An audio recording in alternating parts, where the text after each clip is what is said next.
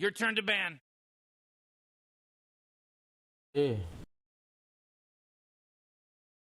5 seconds, Morty. It'll be fine.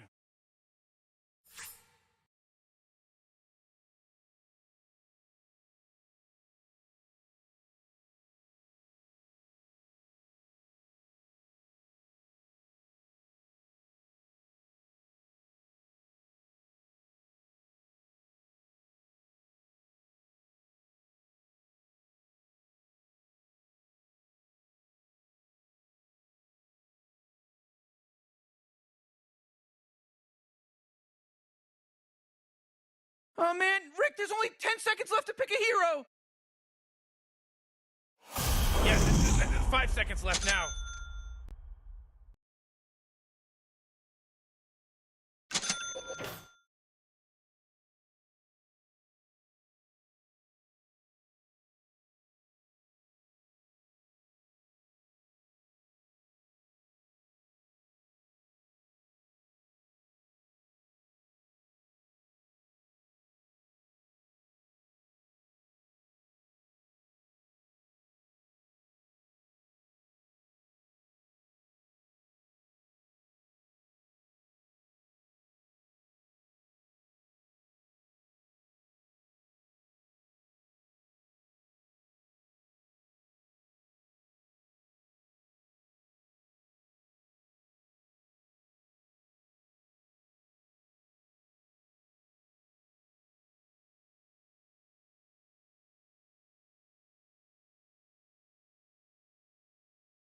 What are we here for again? Trying to help these guys win a game? Win the This one game? is in the Right, yeah, bag. okay.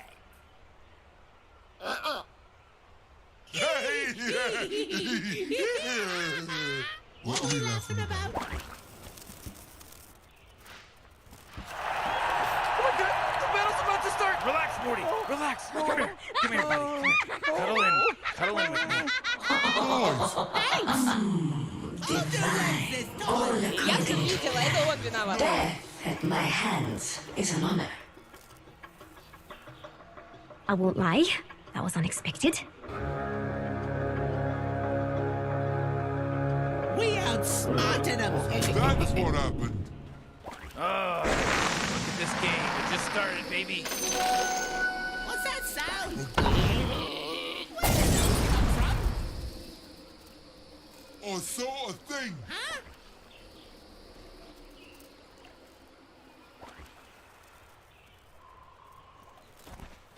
I know the way. To what?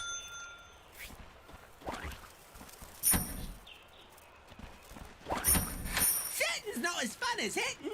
I kind of like it.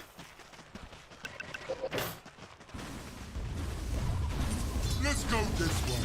I thought we were.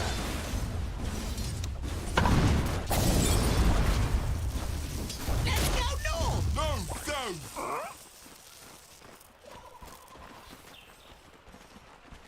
Good idea. Cause it was mine.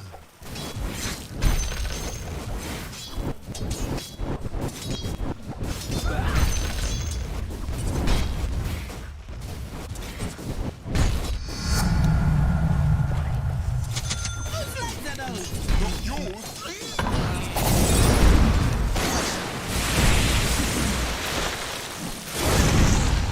I'm under attack. Let's go.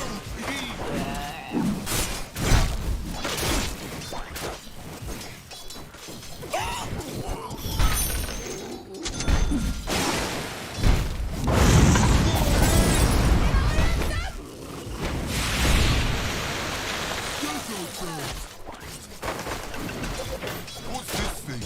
No idea. Let's find out. Guess we better. Yep.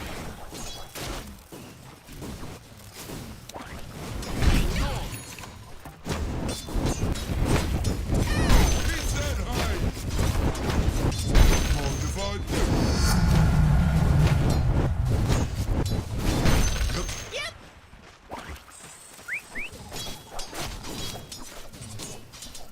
Should have put that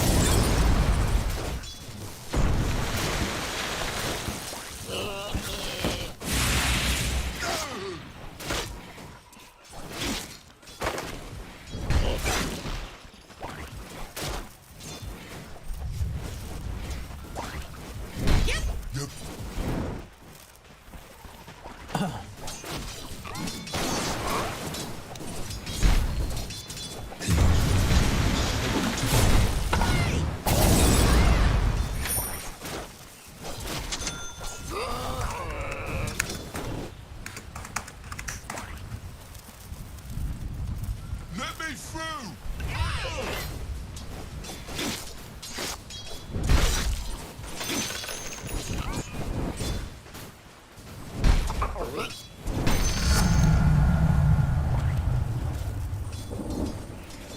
Good idea. That was mine.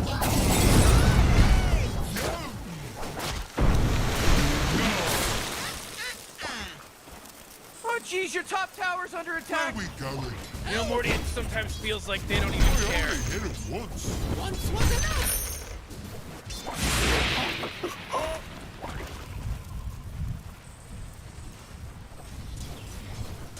Let me.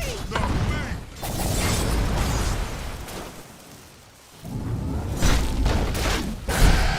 Let's go, doggy! Come on, hit me! Your top tower's under attack. Away. Oh, man.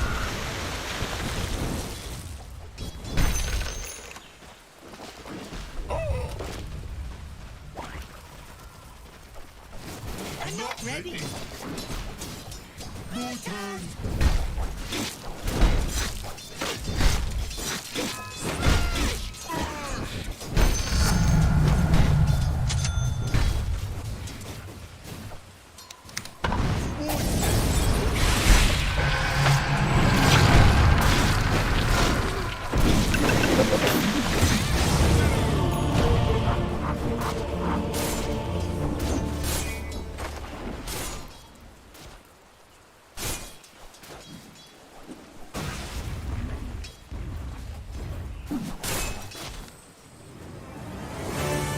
Where do you think you are? Ogre Magi. You?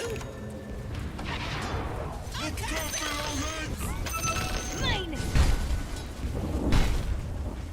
Oh, Hey,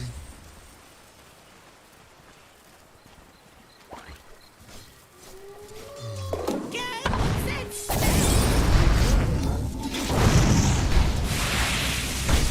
Oh, jeez, your middle tower's under attack. hello. Hold mine.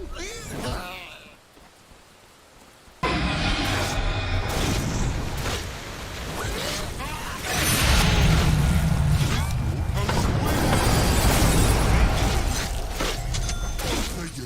After you. Oh, come on. The middle tower's under attack.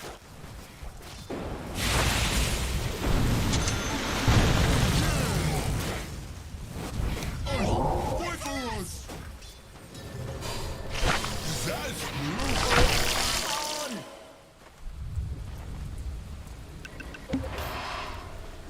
Guess we better.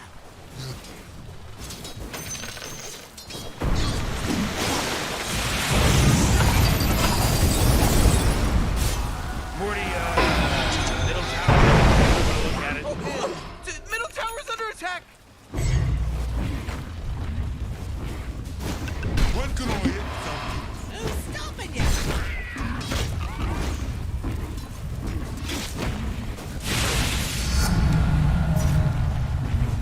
Let's go, Smokey.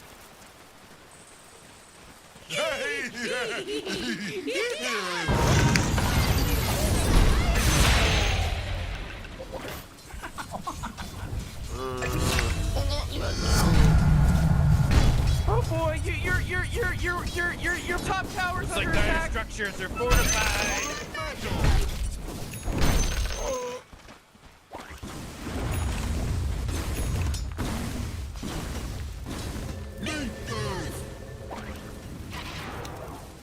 Oh, middle tower's under attack. Oh, not good.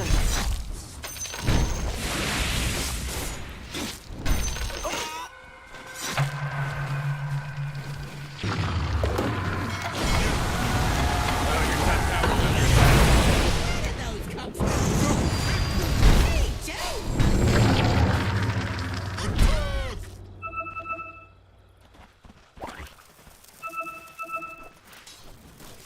Guess we better. You are too.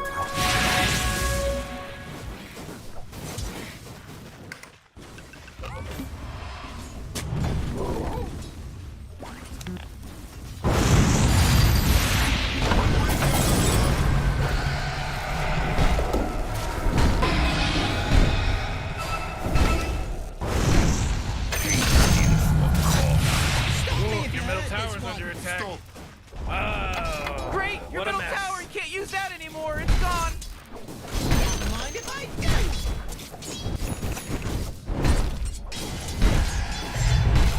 I know the way. Do what? Let's go,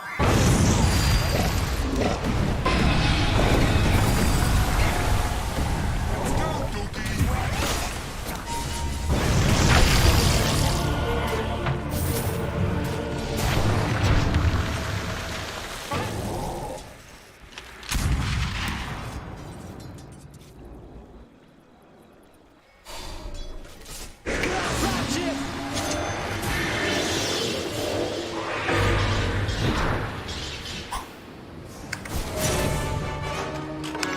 You again? Oh, no.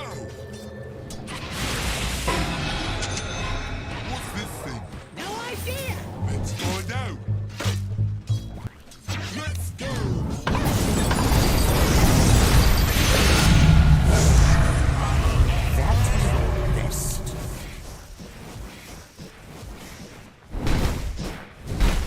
Where we going? No.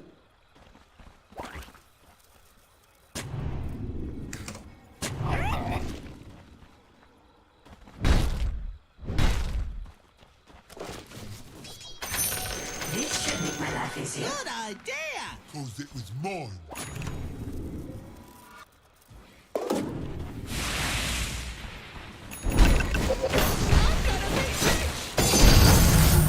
Where does the light come from?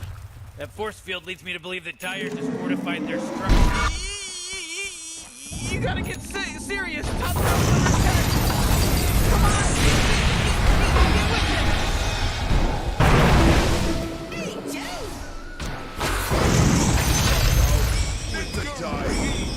Oh, the top tower's fallen.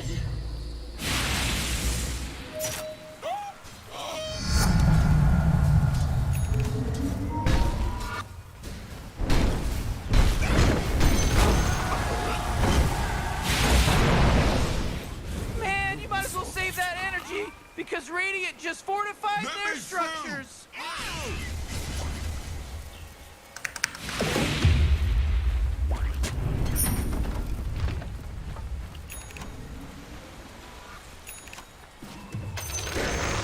Hooray! The enemy's bottom tower is destroyed. Hooray!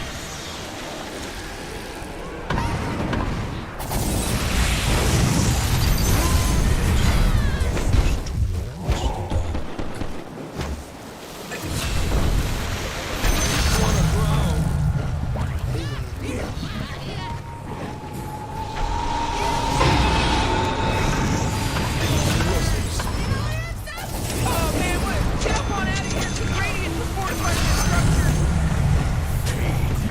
Yep.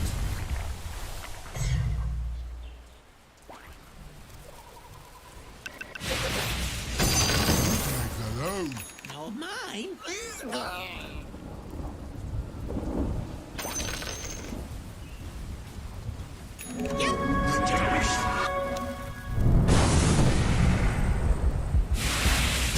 legs are those? Not yours.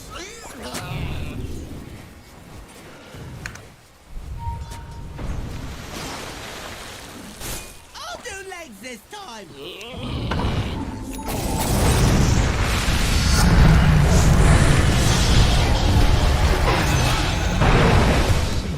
You're supposed to go down with your ship.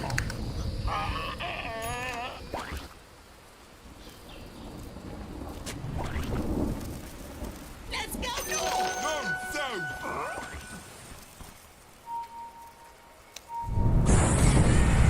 Guess we better. Yep.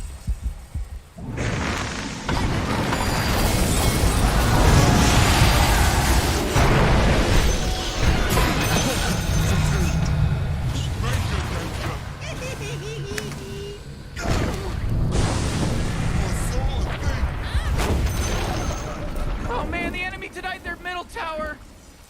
Hit the road. Ow!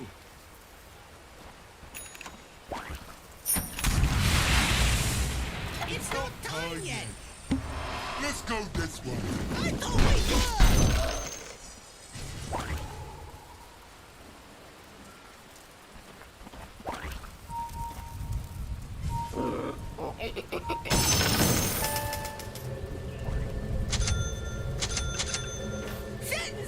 fun, is it? I kinda like it.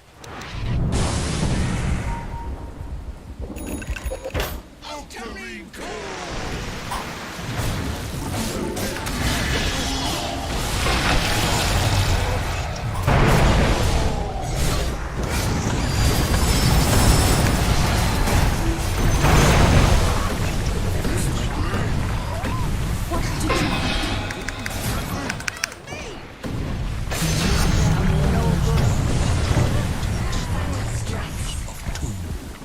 When can I hit something? Who's stopping you?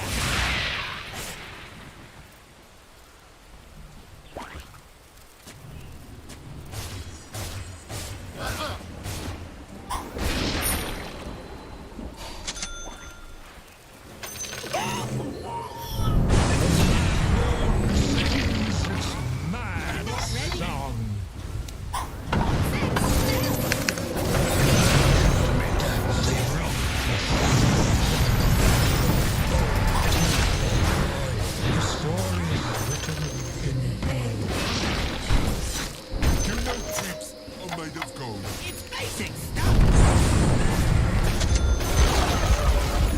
The enemy's top tower's fallen! Careful, old lads! This way! Get away!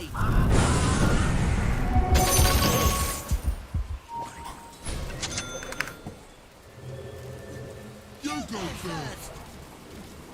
It's not time. It's bigger. Not as big as me!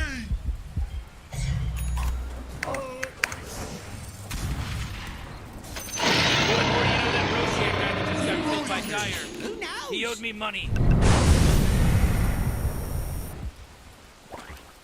Let's go, Squawky.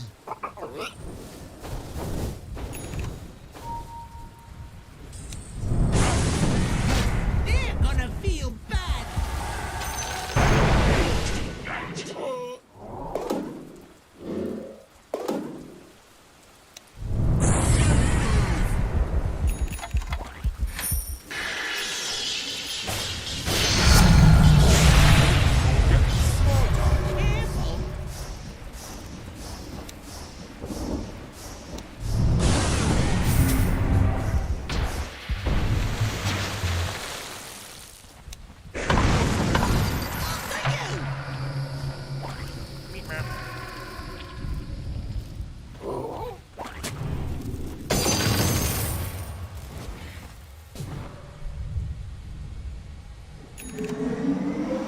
Turn!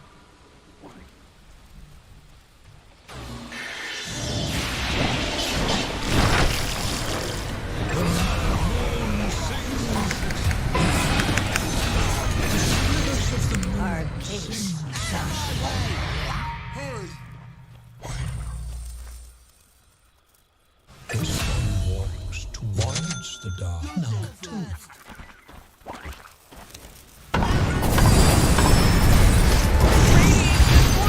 Structures! I saw You know what I'm a talking thing. about? Got something for ya. For me?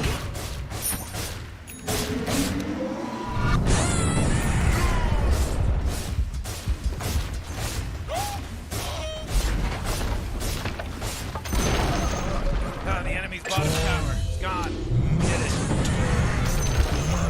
Oh, the enemy's middle tower's gone. Turn them right. You might as well save that energy. This radius just fortified their structures. There we go again. Where? Bigger. Not as big as me.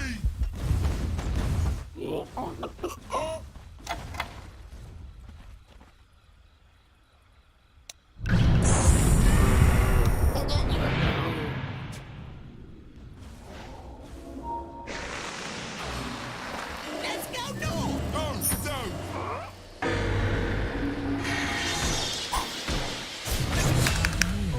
Seems it's Oh, you They're gonna feel bad. Not yet. Let's go, doggy!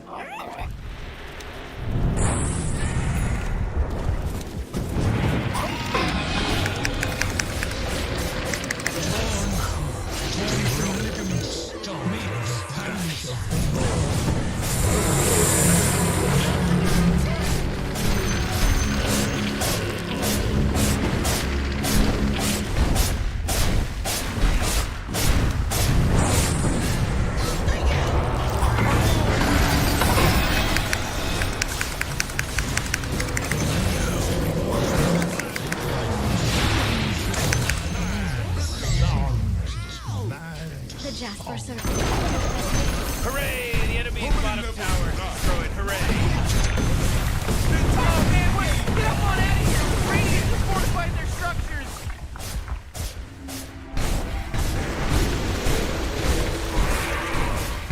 I know the way. Enemy's bottom barracks are gone. Some say a prayer. This just in! The enemy's bottom barracks are destroyed! That's what I call teamwork.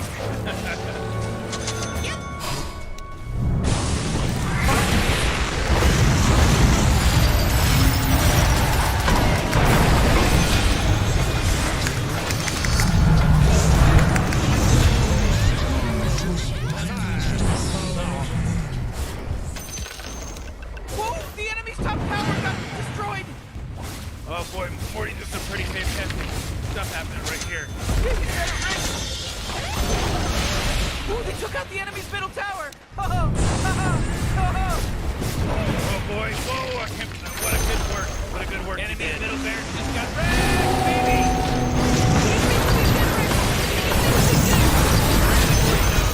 Make it fit. The enemy's top barracks just got riggedy wrecked, son! What's this? No, I didn't. Oh man, I can't believe it! You got mega creeps! You got a bunch of mega creeps! Good idea. Cause it was wrong.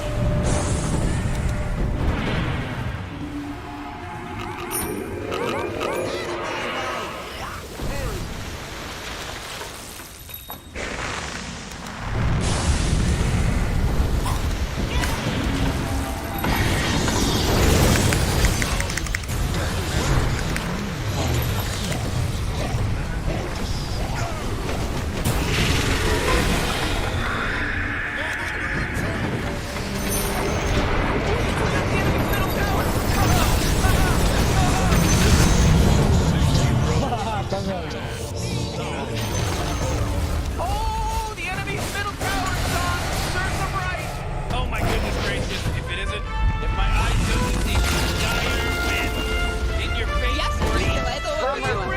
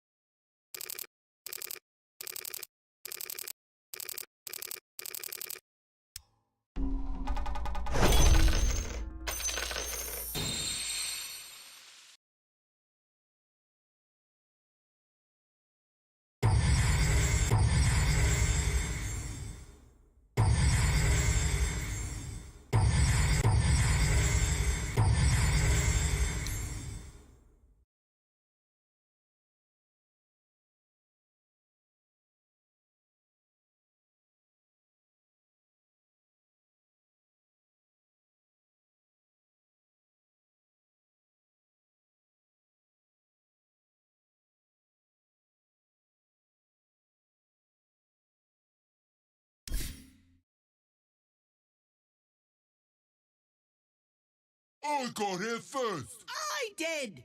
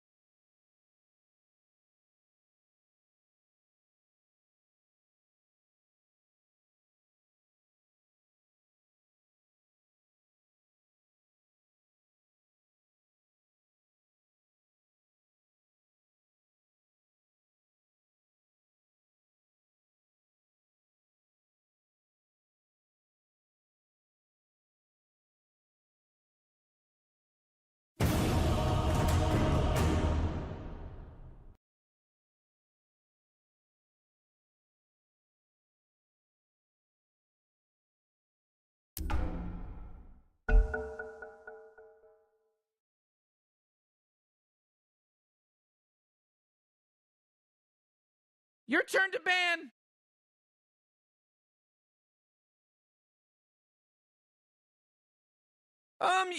You better pick your hero. 5 seconds.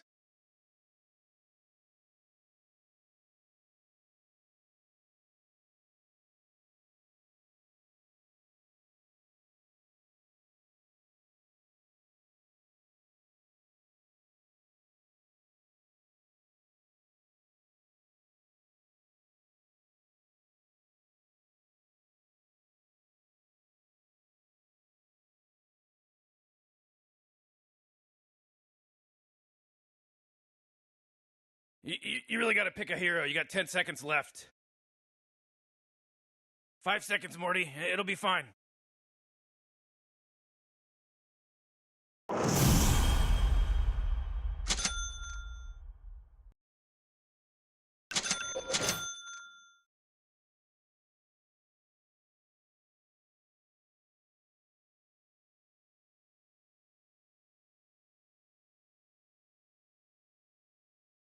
Uh, 10 seconds to pick your hero, you moron.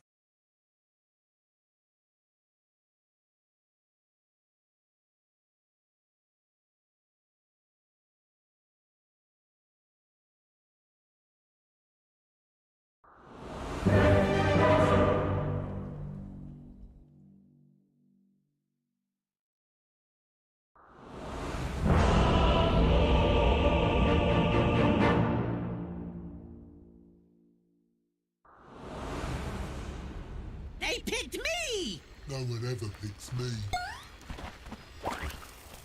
Let's go this way. I thought we were! Huh.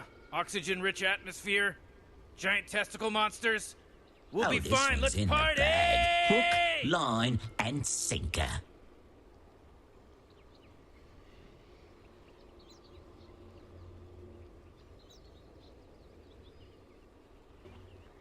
Whew. 30 seconds until the game starts, Rick. I'm getting my things ready, Morty.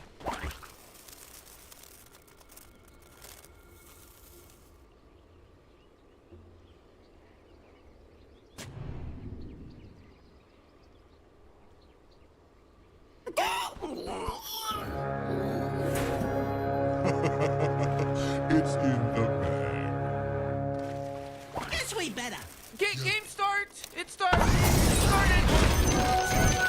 How do you know when it started? Try it and something.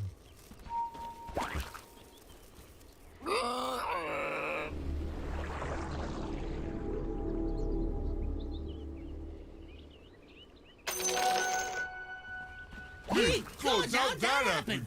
What the? How'd that happen? Whose legs are those? No, Я все видела, это он виноват. Whoa! Hey! Nice! Good idea! Thought it was more.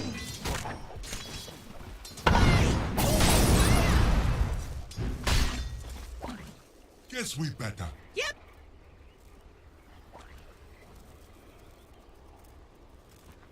Oh! Okay. I'll do legs this time!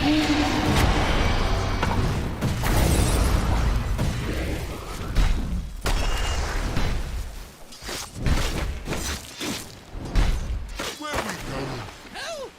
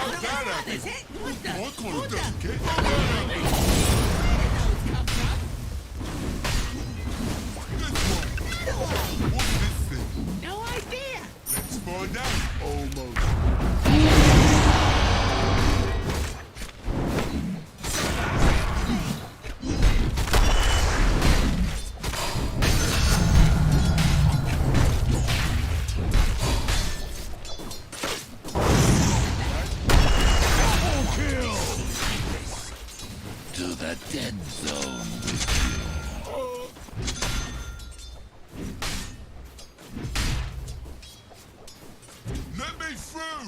Ow!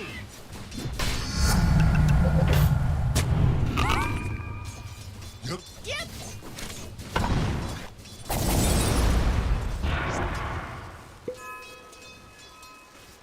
Let's go, Squawky.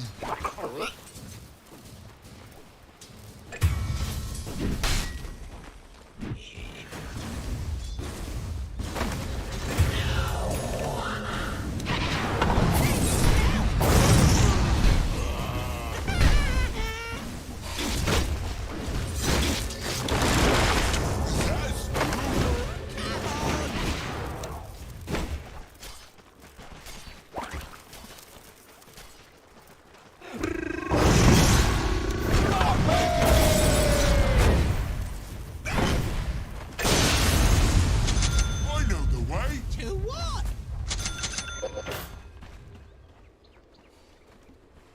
Expertise. Where we experts. Oh.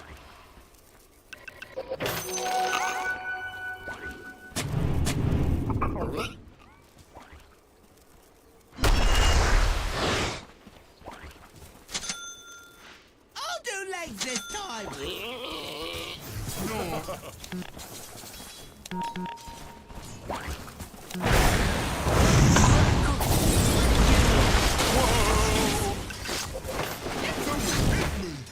too. Oh. Okay.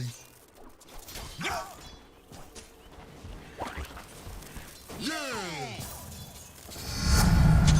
Where'd that funny light come from? Middle tower's under attack.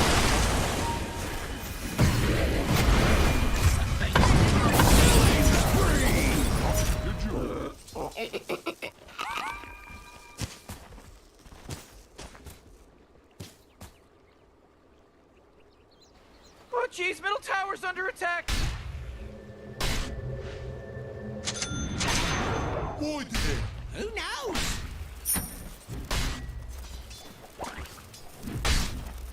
Yep. Yep.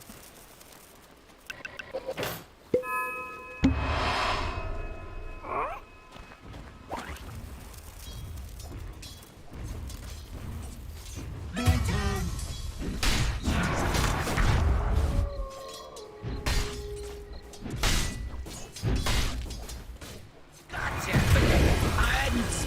You know, Rick, I gotta tell you, my bottom tower is looking pretty good. Radiant just tower under fortified attack. their structures. You know what I'm talking about? Oh, yeah, your bottom tower's under attack. Ooh, Dyer, you gotta fortify them their structures. You might want to kiss your bottom tower goodbye because it's gone.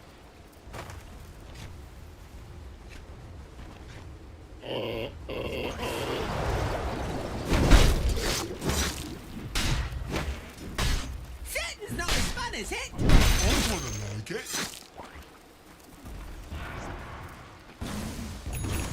If we don't do it, I'm throwing it.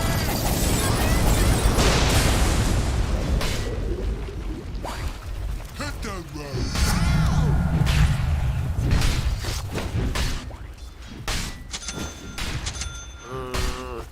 that road. Your middle tower's under attack. Whose legs are those? Not yours.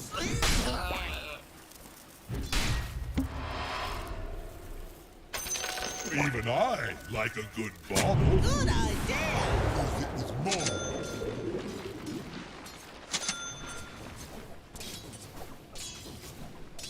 You go first. When can I hit something? Who's stopping you?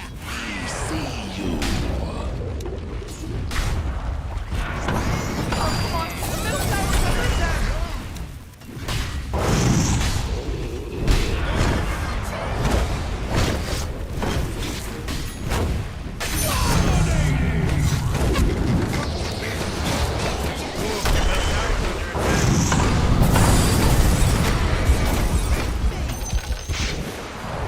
Let's go, doggy.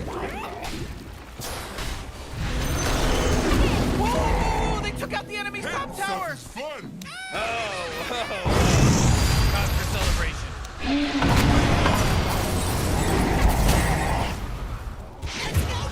No, south.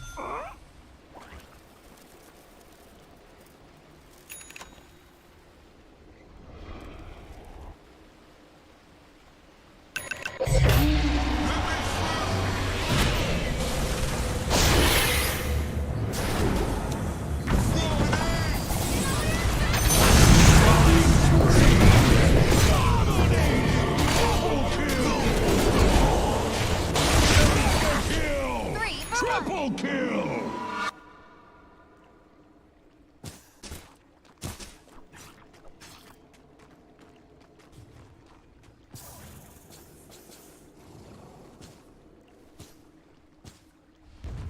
Oh, middle tower's under attack.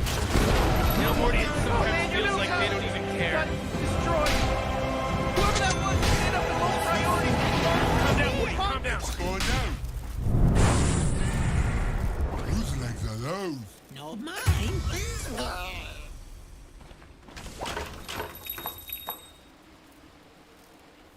Let's go, piggy.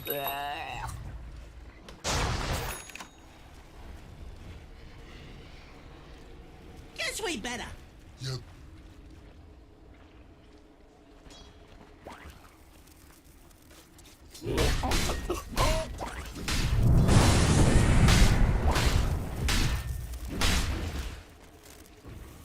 This way. That away.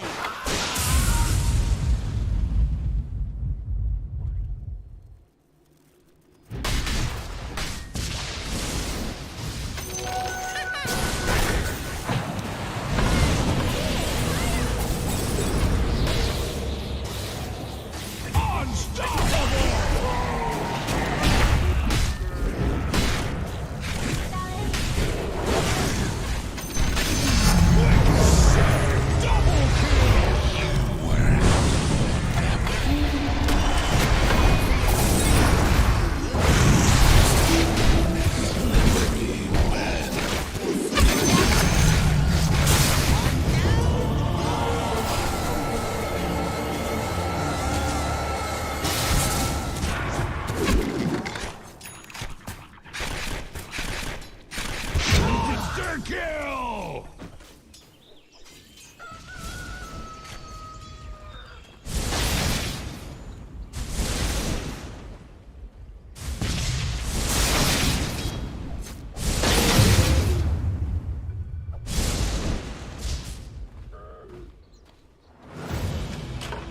Who do you think you are? Look at that, you.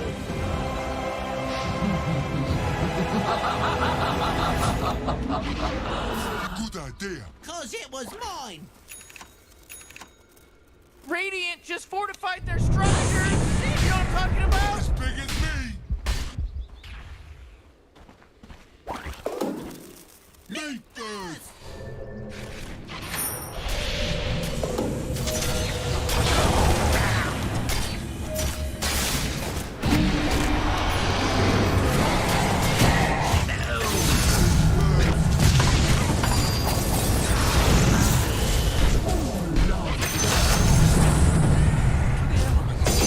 Morty, middle tower.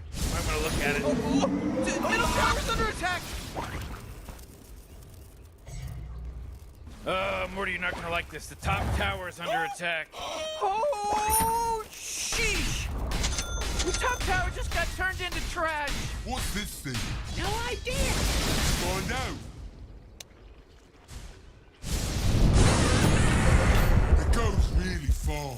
I've seen better. Godlike! Is that a squirrel? Come on.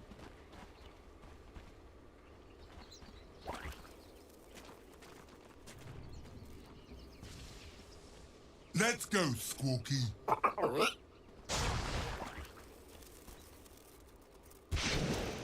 of my way. Hey!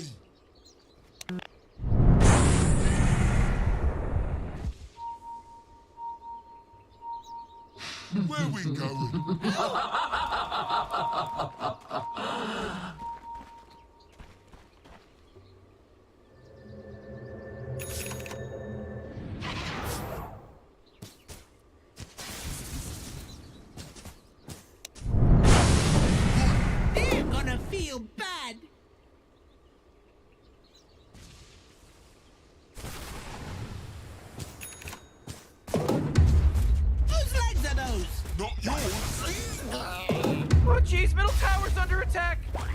Oh, man!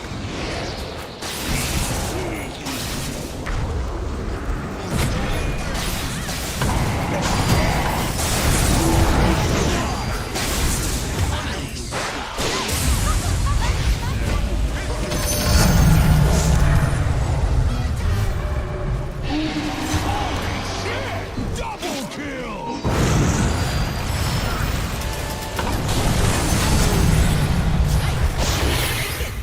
Axe slide! Triple kill! I thought we were! It only happens when you're around.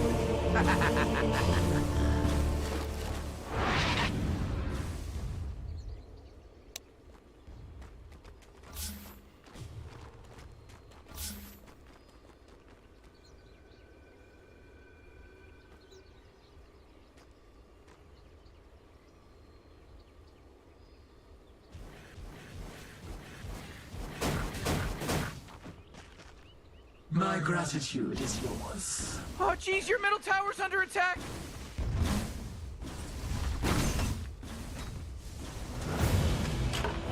You again? Ooh, Dyer, you gotta fortify their structures. Good work. Your bottom tower is gonzo, baby. Good idea. 'Cause it was mine. Let's go, doggy.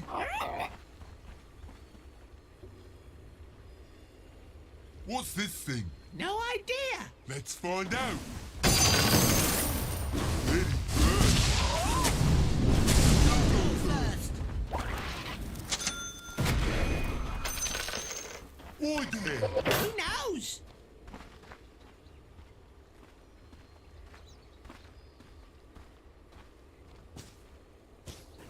I'll do legs this time.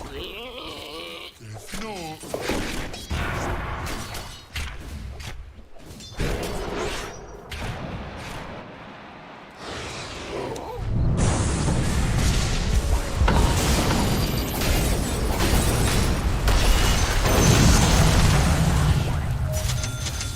One down.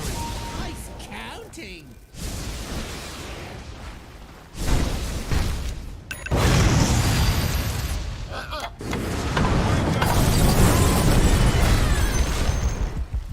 Let's go.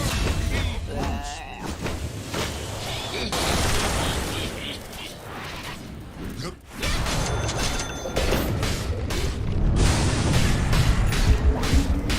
Let's go, Squawky. I'm not ready. Ready. Satin's not as fun as it. I kinda like it.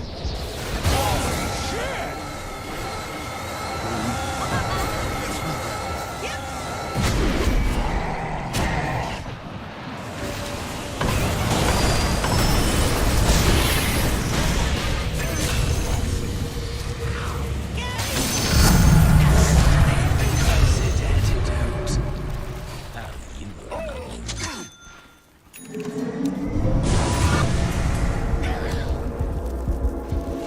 Hit that ball.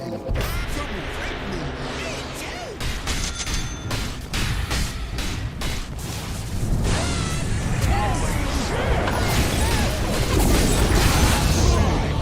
The forest. Welcome. Triple kill!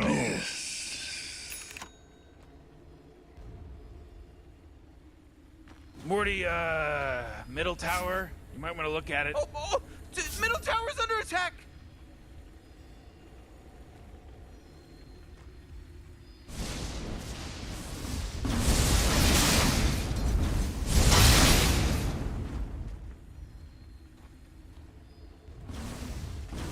Ooh, your middle tower's under attack.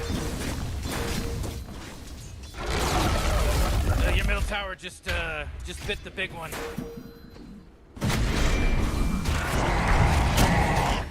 For this, I gave up immortality. Don't get any big ideas. What?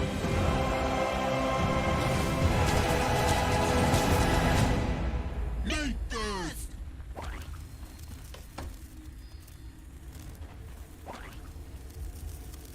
legs are those? Not mine.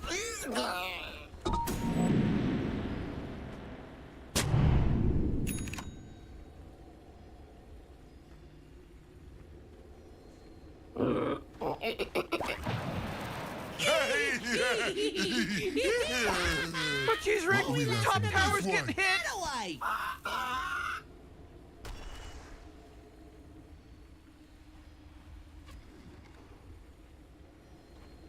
Holy shit!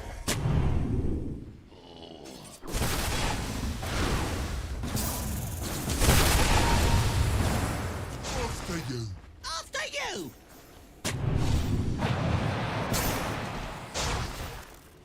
Oh, Hey.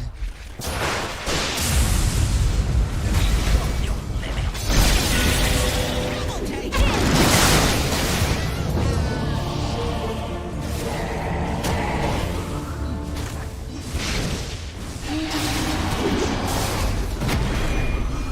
Drop down unfried. Your middle tower's under attack. Man, you might as well save that energy, because Radiant just fortified their structure. Oh, geez, middle tower's under attack. Oh boy, your middle tower just really took a big crap. Oh, geez, they're swarming your middle Ooh, barracks. your middle barracks just got wiped off the face of the map.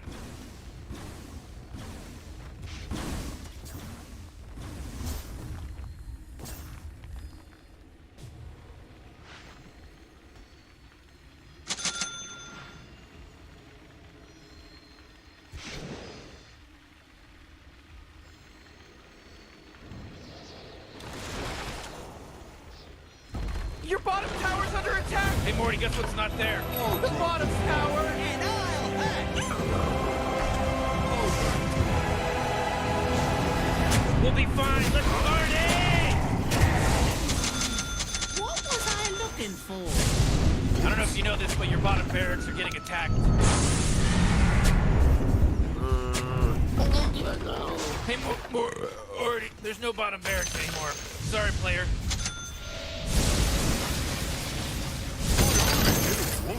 Once was enough.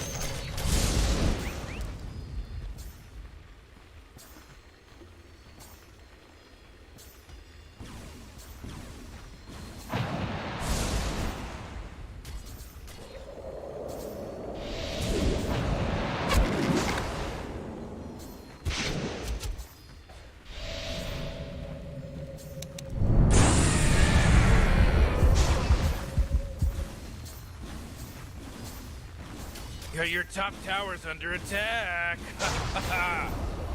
Oh, your top tower just took it right in the you-know-what. Oh, come on. The middle tower's under attack.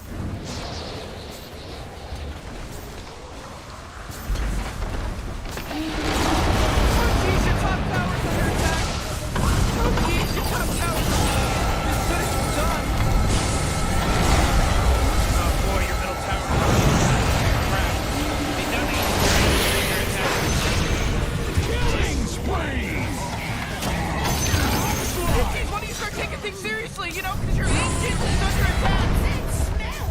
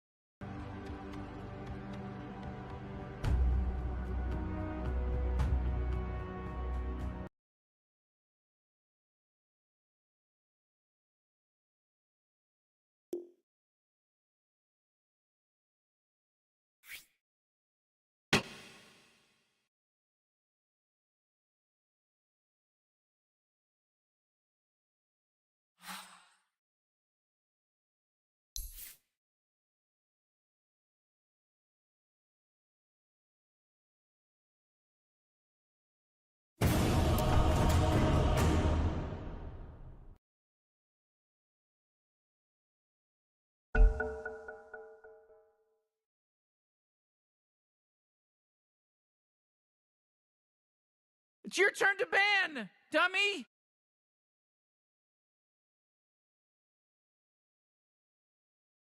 You better pick your hero. 5 seconds.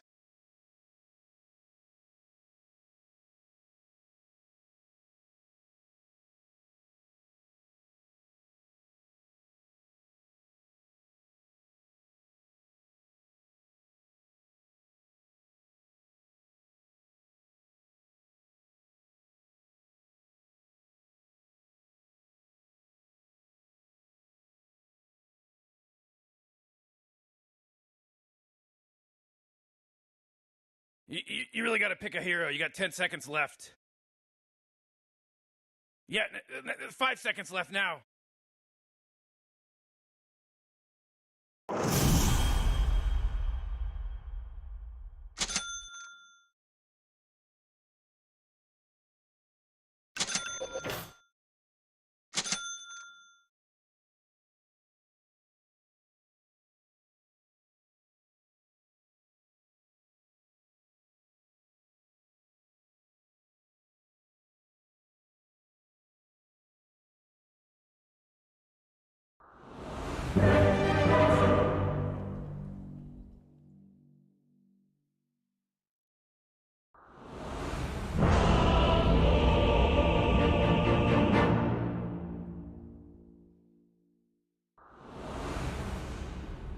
After you! No, me first.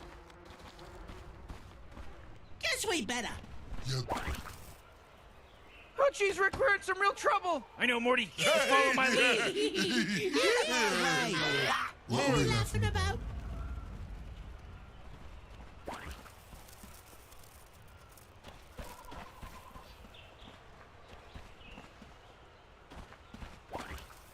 "30 seconds till Jit goes ham in the dollar store, Morty."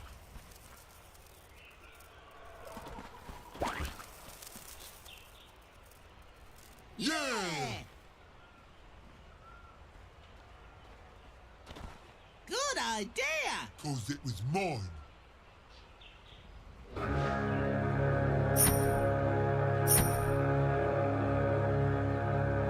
Is that a squirrel? Come on! Who keeps... Who's blowing that stupid horn? How do you know when it started? Try it and something. Let me through! Ow!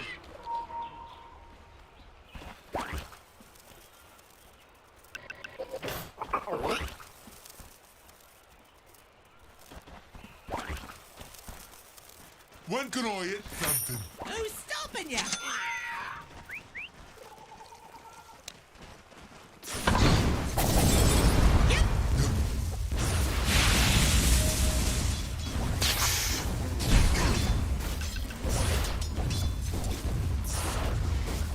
Mind if I do?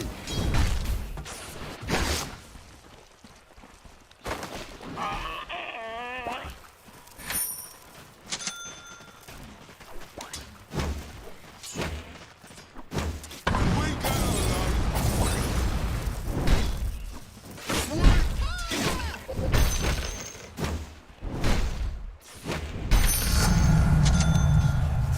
Let's go north! No, south.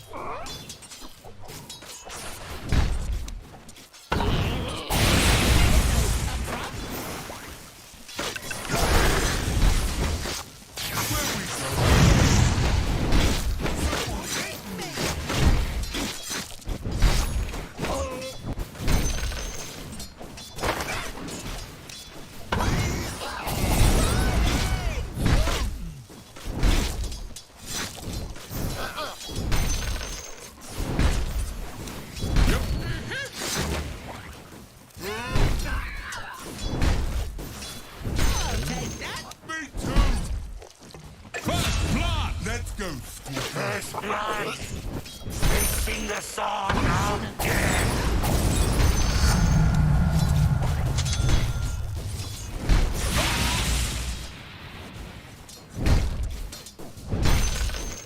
I like this part. You would! You doing good! You too.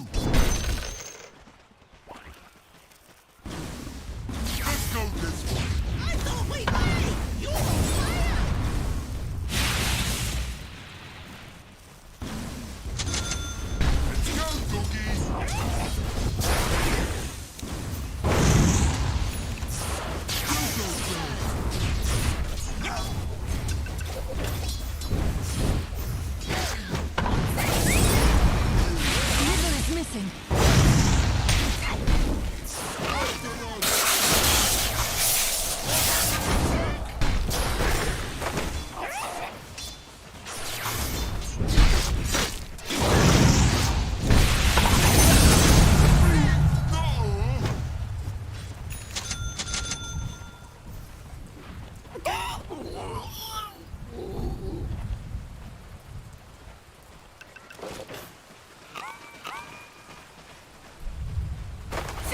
not as fun as hitting. I kinda like it. Yep. Yep. Denied! Good idea. Cause it was mine.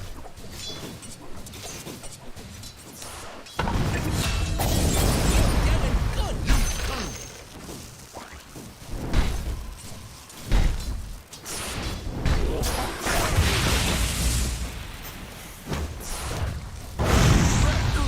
What did you... Someone hit me. Me too. This one.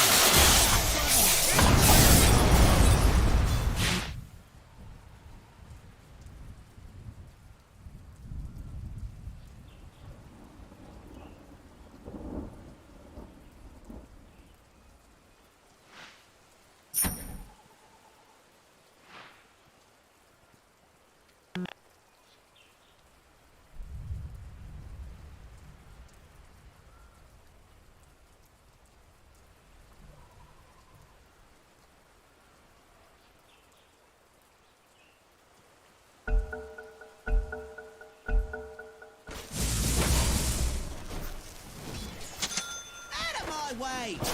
Hey.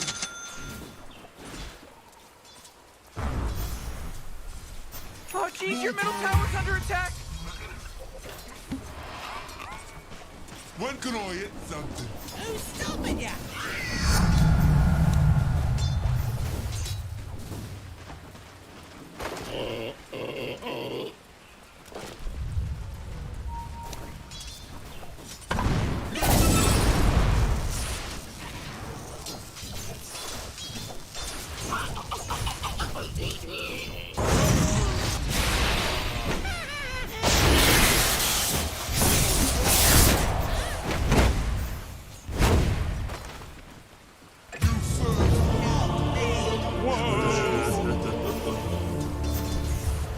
Double kill! Welcome to your death.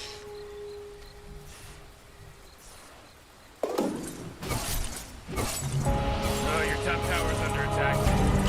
Come on, get with it. Let's go, piggy. Mission top.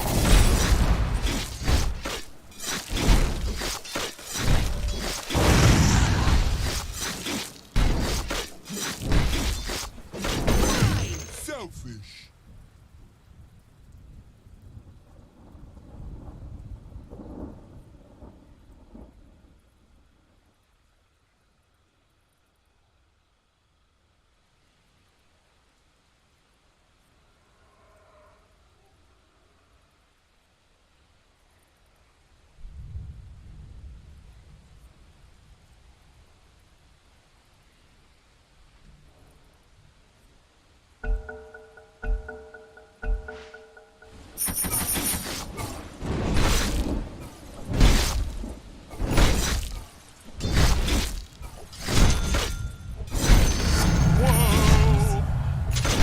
Boy there. Who knows?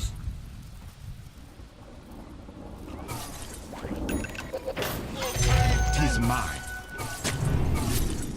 Good idea. Cause it was mine.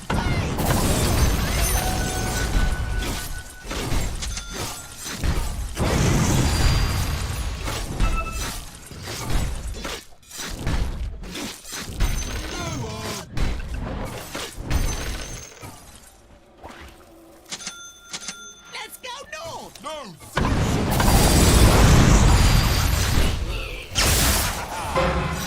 Killing spree! Oh, your bottom tower's under attack. Middle is missing. This time. Guess not.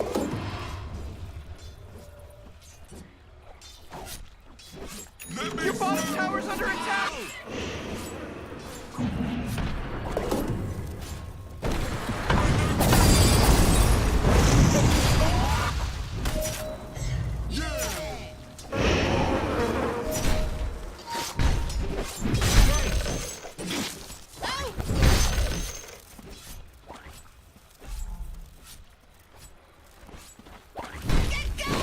On it.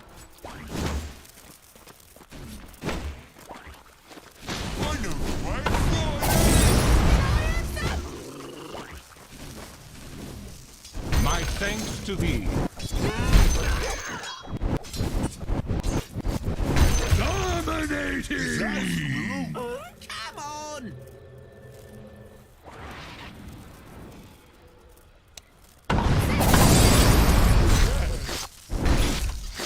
You know, Rick, I gotta tell you, my bottom tower is looking pretty good. Bottom tower under attack!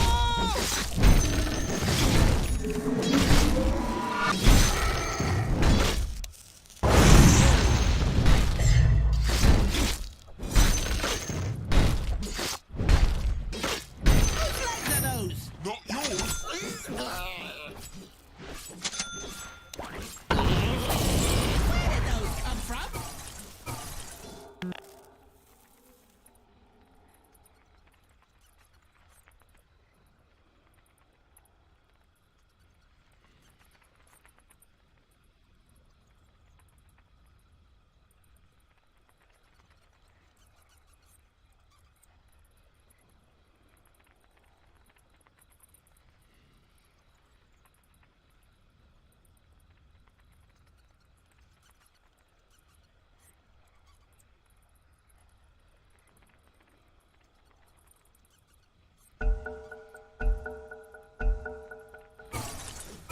Guess who's better? Yep.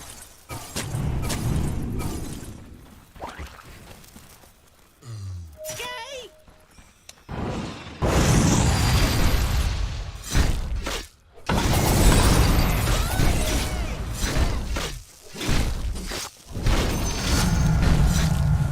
You know creeps are made of gold. It's basic stuff.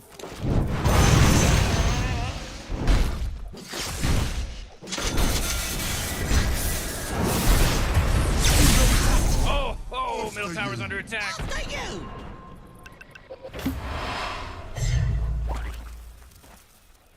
Whose legs are those? Oh, jeez, your middle tower's mine. under attack.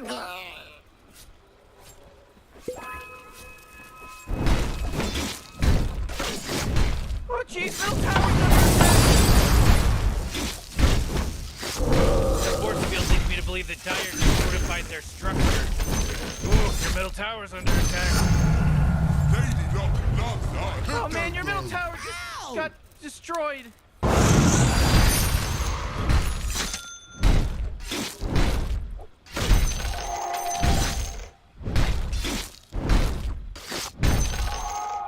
Guess we better. Yep. I'm gonna be rich. What if I'll get rich first? I Can't can't feel my legs!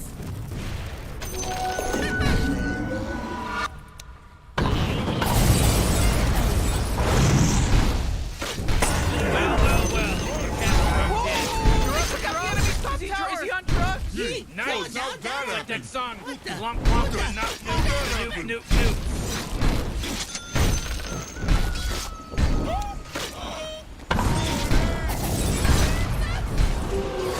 Disability.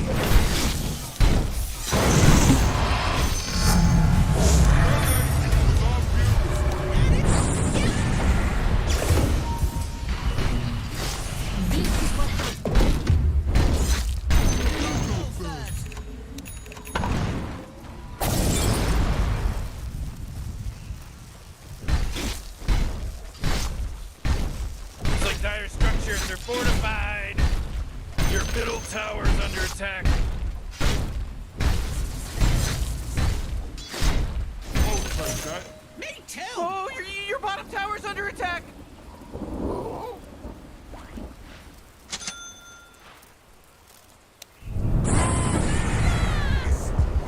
Your bottom tower is Gonzo, baby. The tiny little blip map of Good. your life, you little peanut. I'll do legs this time. No.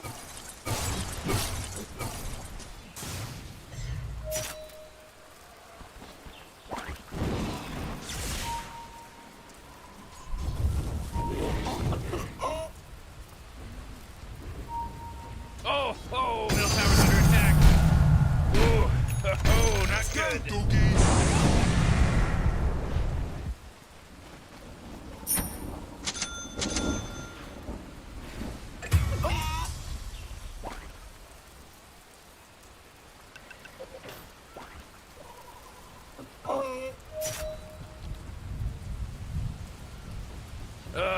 bottom tower's under attack.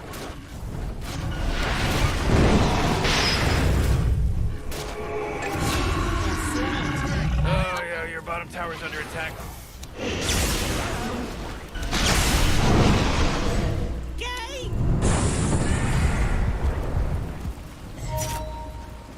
Good idea! Your bottom tower's under attack! It's not done yet! You know, Rick, I gotta tell you, my bottom tower is looking pretty good. Morty's bottom tower's under attack.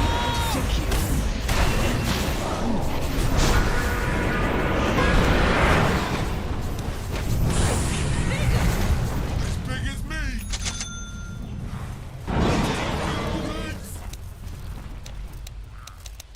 This outrage.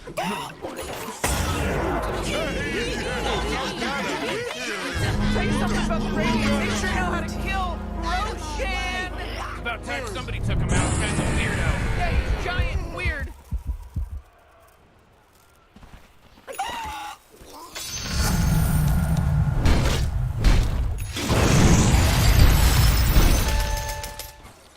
Where we going? Help!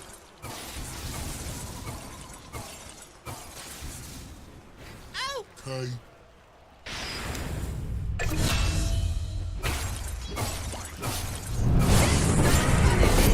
I kinda like it. Oh, come on. The middle tower's under attack. Yeah!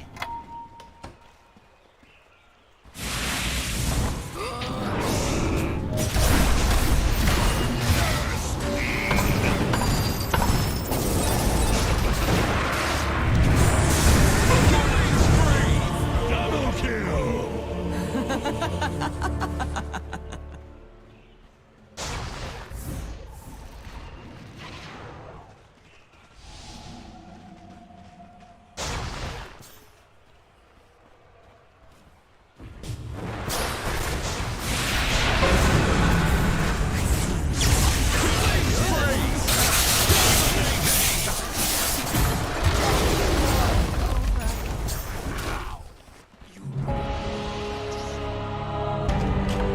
It's good to Oh, your bottom tower's under attack.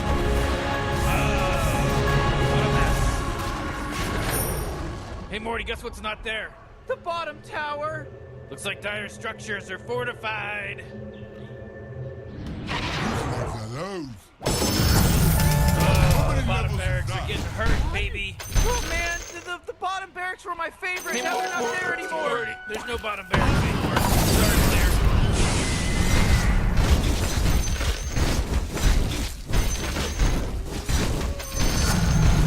There we go again! Morty, middle tower. You might want to look at it. Oh, middle tower's under attack.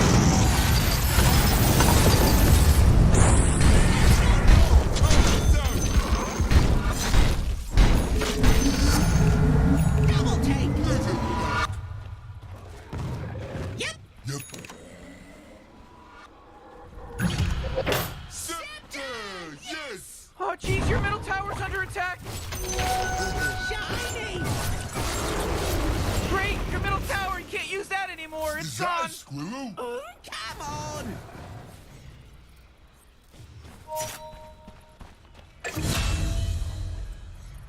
Mega kill.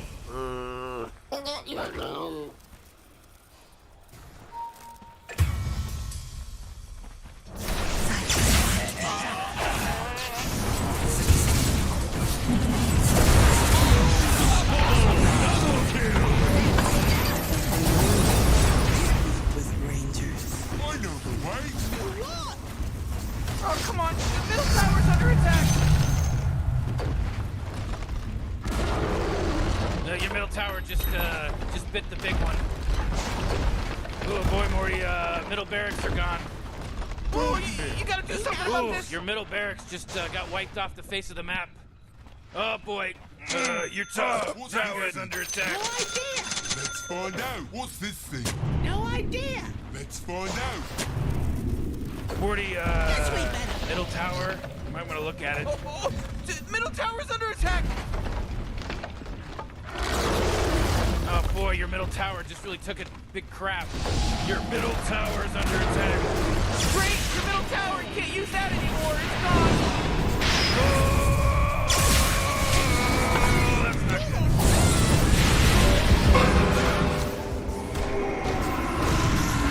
Why don't you start taking things seriously?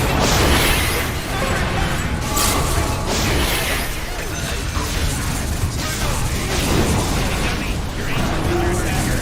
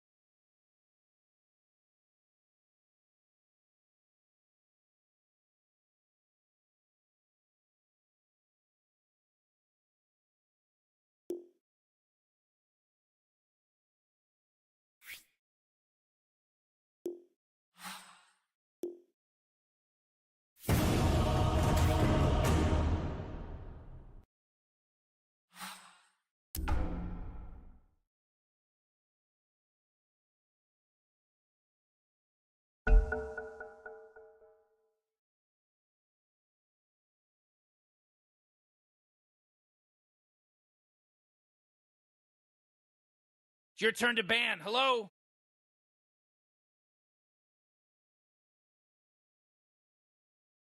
Yeah, 5 seconds left now.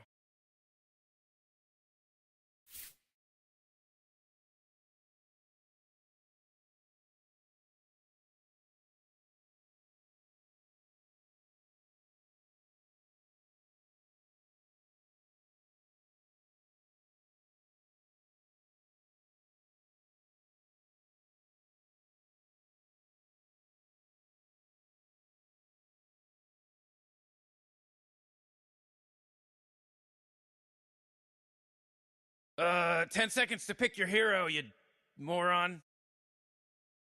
5 seconds, Morty. It'll be fine.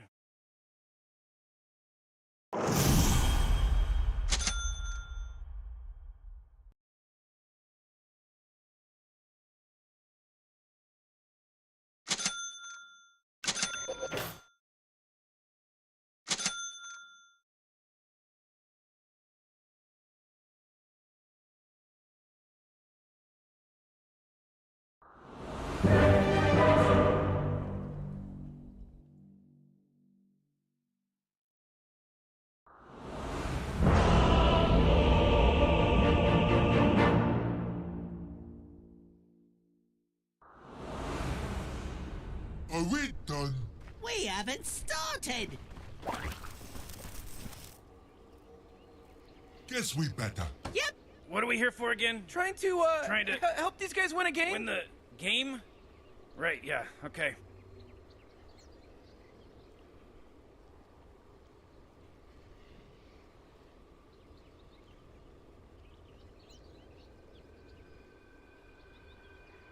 Whew, 30 seconds until this place goes ham.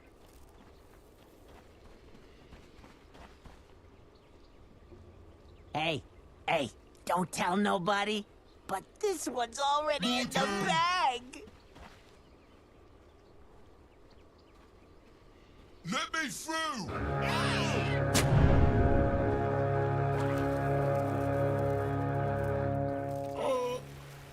Well, there's that pesky horn. What's that sound? When can I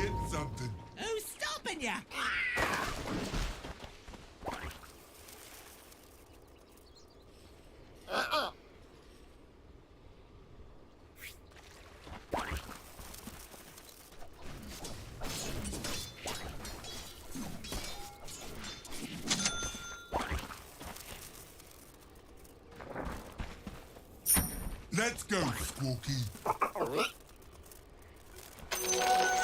Shiny. Expertise! From the experts.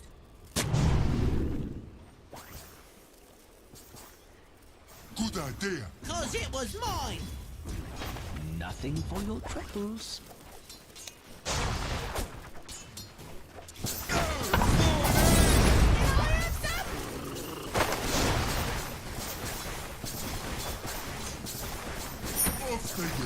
Off they go. After you! Let's go, piggy. Hey! Where did it go? Lady Doc loves us. What a...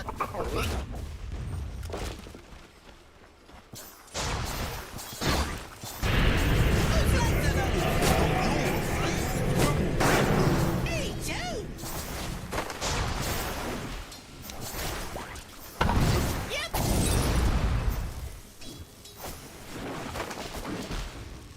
Let me through.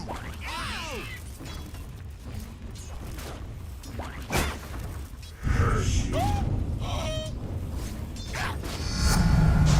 There we go again! Where? Out of my way! Hey.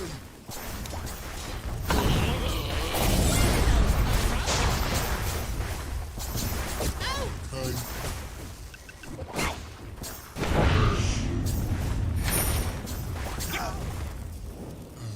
Gay!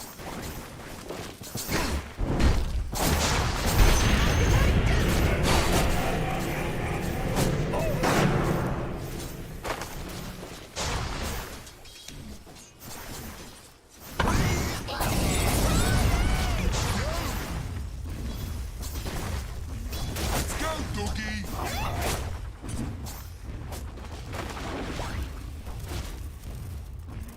Whose legs are those?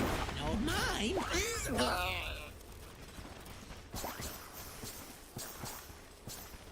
Let's go, Squawky.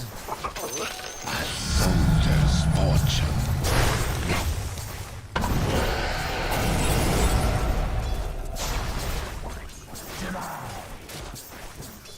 Let's go north! No, south.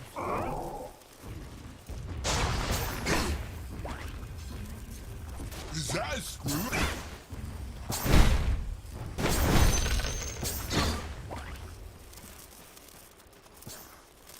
North!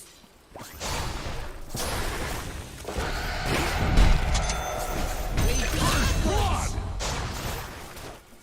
Yep! I just had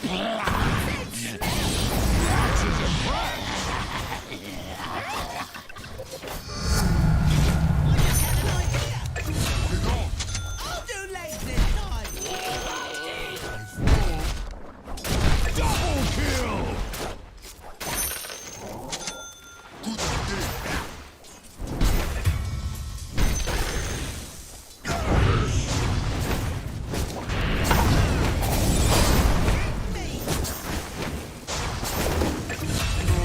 Got your top towers under attack.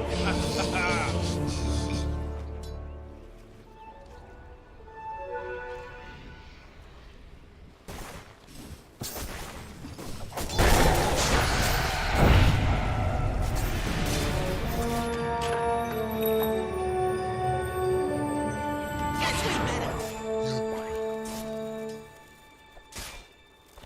I'm not ready! Boy there. Who knows?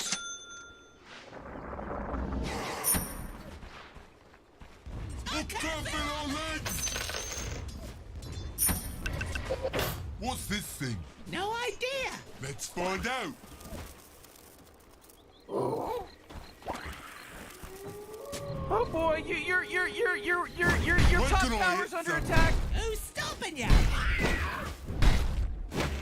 Killing spree! You gotta get serious. Top tower's under attack.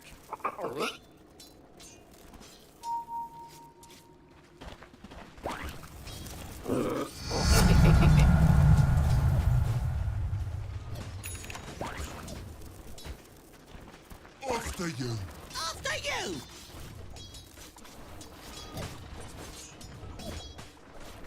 Hit the road. Ow!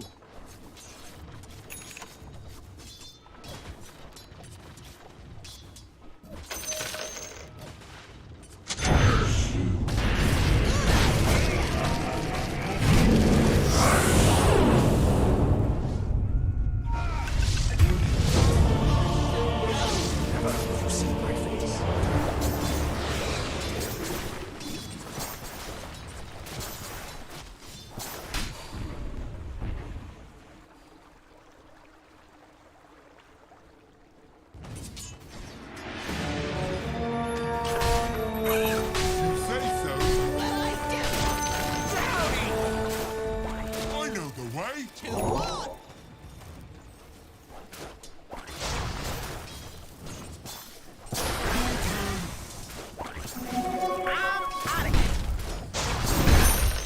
Oh, middle tower's under attack.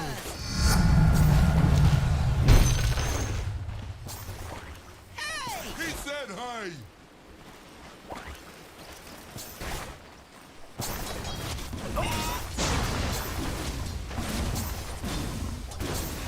Oh, jeez, middle tower's under attack! That force field leads me to believe that Dire has fortified their structure. Ooh, your middle tower's under attack. This way. That away!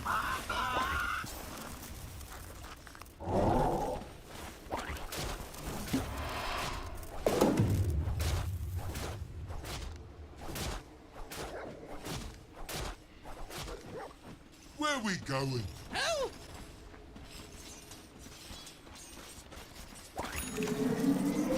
Yes, we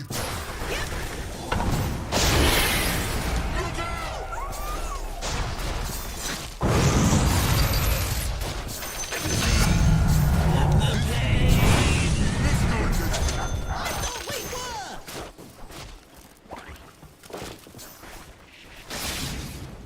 Sitting's not as fun as hitting! I kinda like it.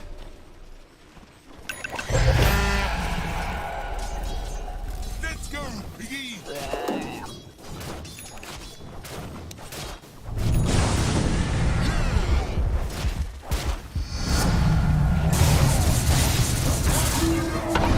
Put that out!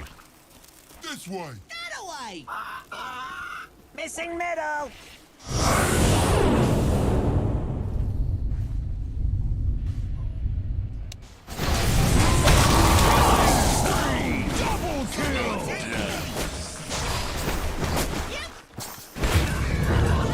You were in charge! Morty, you're not gonna like this. The top tower is under attack. Oh, sheesh!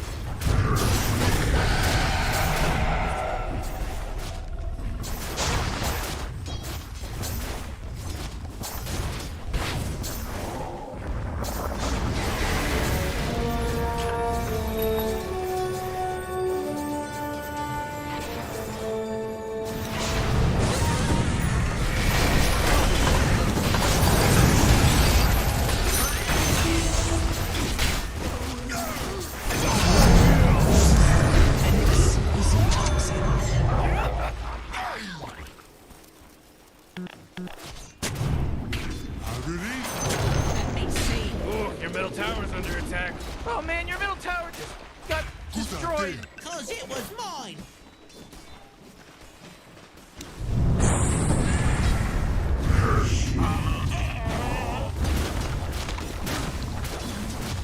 Oh man, what? Get up on out of here, cause Radiant is fortified their structure. Shiny.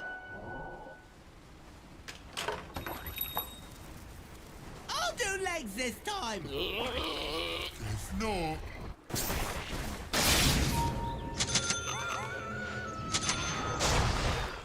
Let's go, doggy.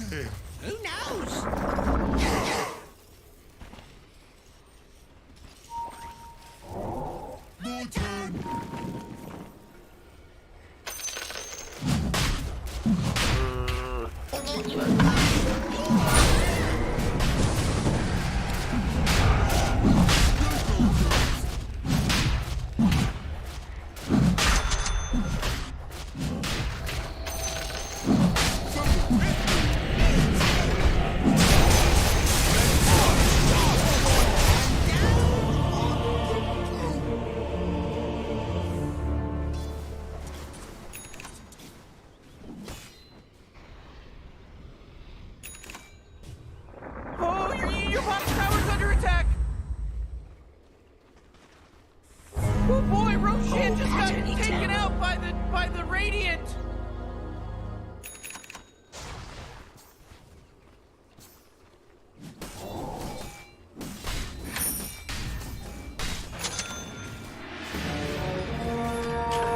Don't get any big ideas.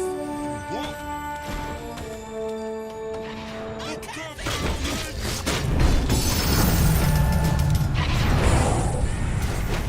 Hit the road.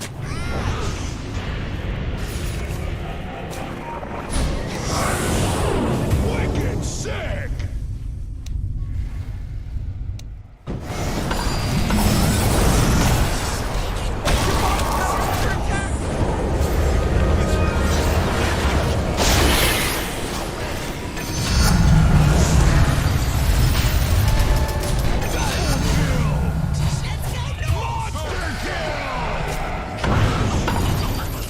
But she's right! Top tower's getting hit! Me. Oh, top tower. Okay. I love it. Killing spree!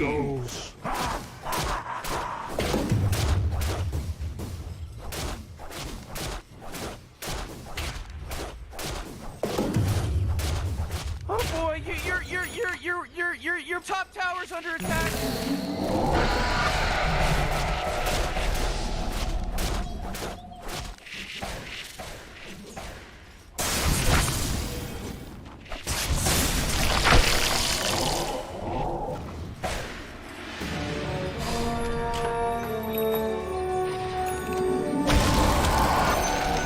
Soldier's fortune.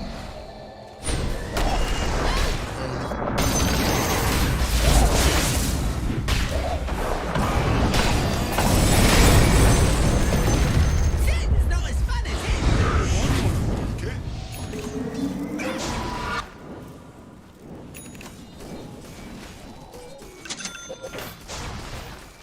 Yep. Yep.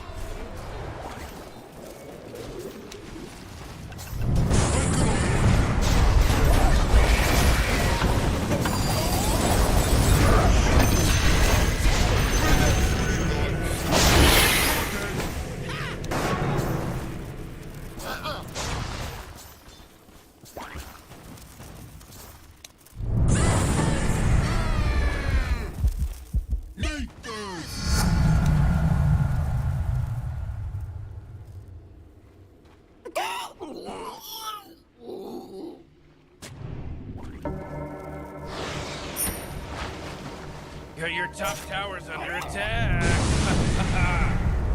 You know, Morty, it sometimes feels like they don't even care. Guess we better.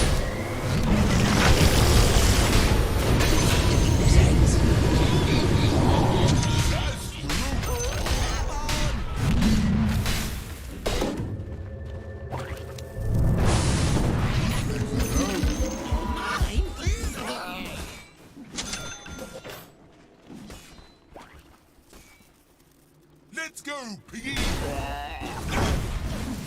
Radiant just fortified their structures! You know what I'm talking about?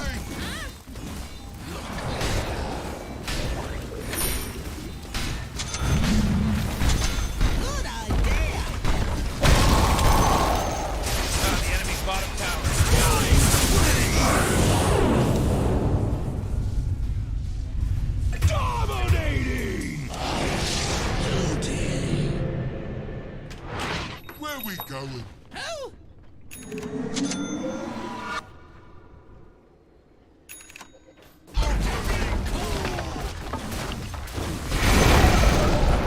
The enemy's top tower got destroyed!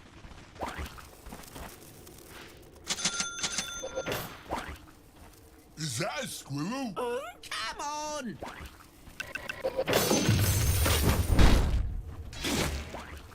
Sitting's not as fun as hitting. I kinda like it.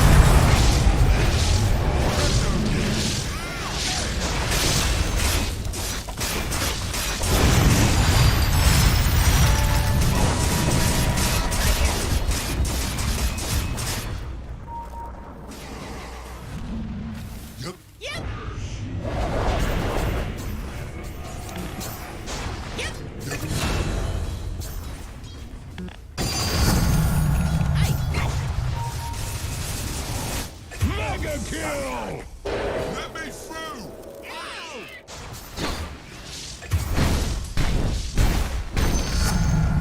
How many levels is that? One? Where we going? Who?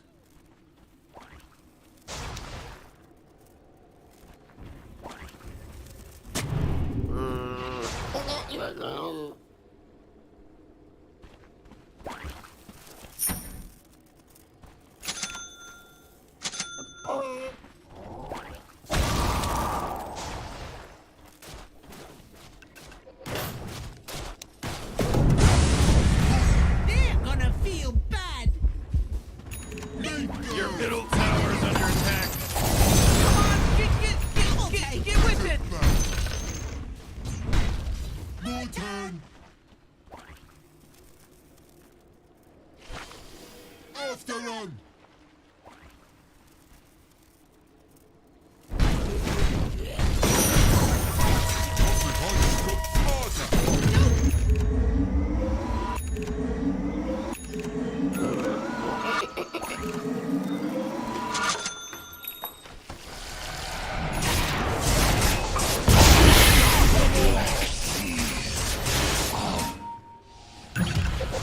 Wicked sick! Double kill! Reasonable. Whose legs are those? Not mine.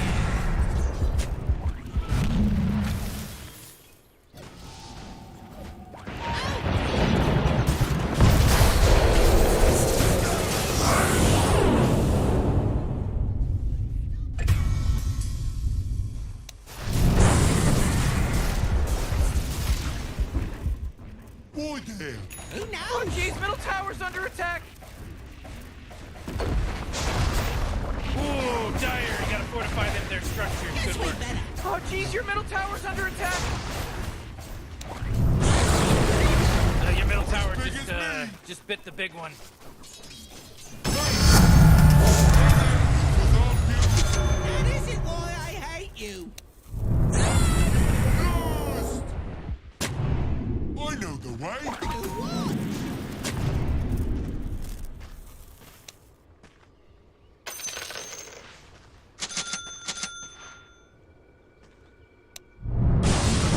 Cause it was mine.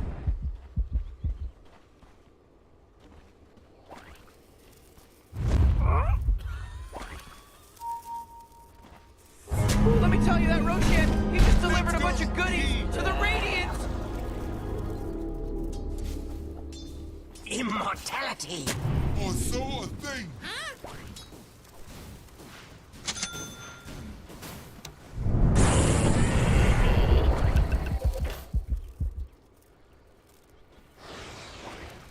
Let's go, doggy! It's not time yet.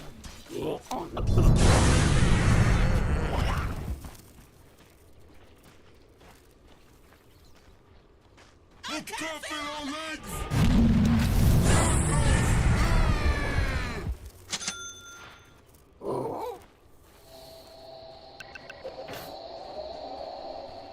I'll do legs this time.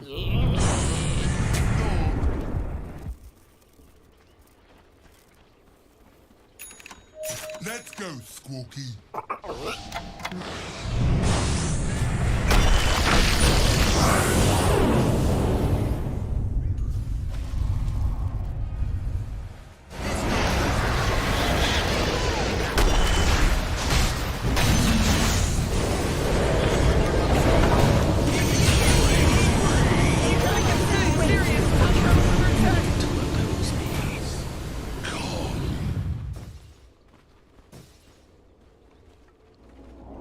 Your top tower's under attack. You know, Rick, I gotta tell you, my bottom tower is looking pretty You might good. want to kiss your bottom Tower tower under goodbye attack. because it's gone. Oh, yeah, your bottom tower's under attack. Ooh, not good.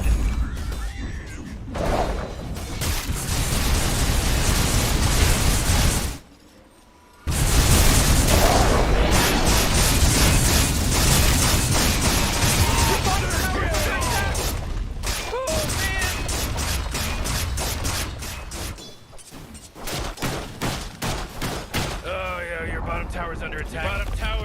Gonzo, baby. Bet you're loving this. You get to be the mayor of my told you town. You're welcome.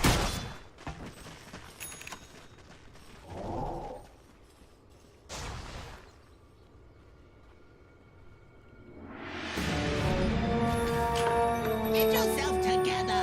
Who, me?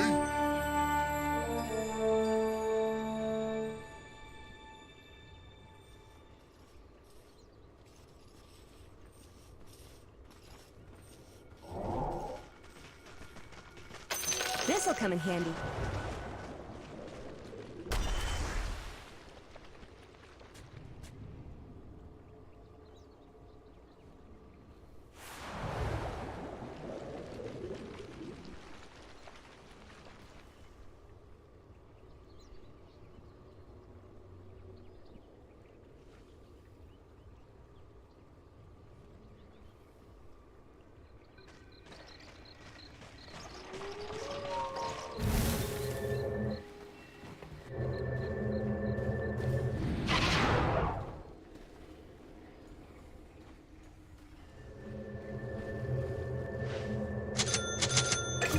What's this thing?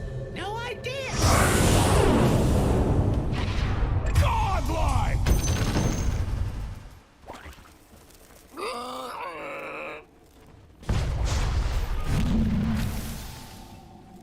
Let's go north. Oh, so!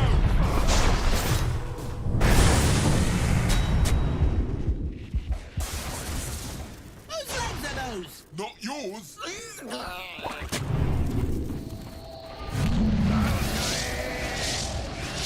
of my way. Our force field leads me to believe the Dyers fortified their structure.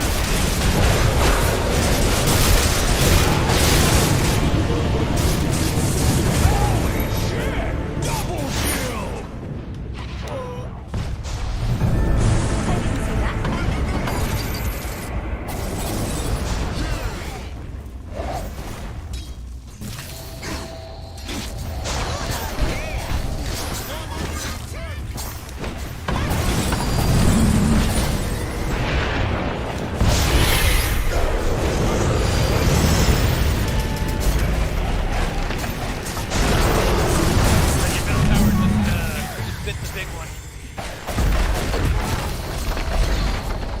Oh boy, more middle barracks are gone. They're fighting against your middle barracks right now. Just got wiped off the face of the map.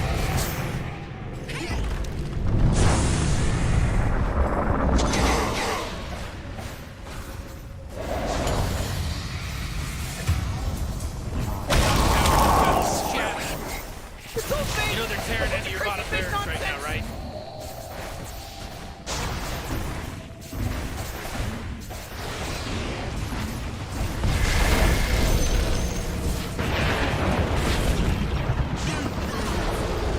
Oh, your top tower's obliterated. There you go. Your top barracks? Yeah, they're gone now. Top barracks anymore. Whatever you do, don't bother turning bottom barracks. You'll hurt your knee. You suck. Great, your middle towers can't use that anymore. It's gone. Hey, what do you think this is a game? You're under attack.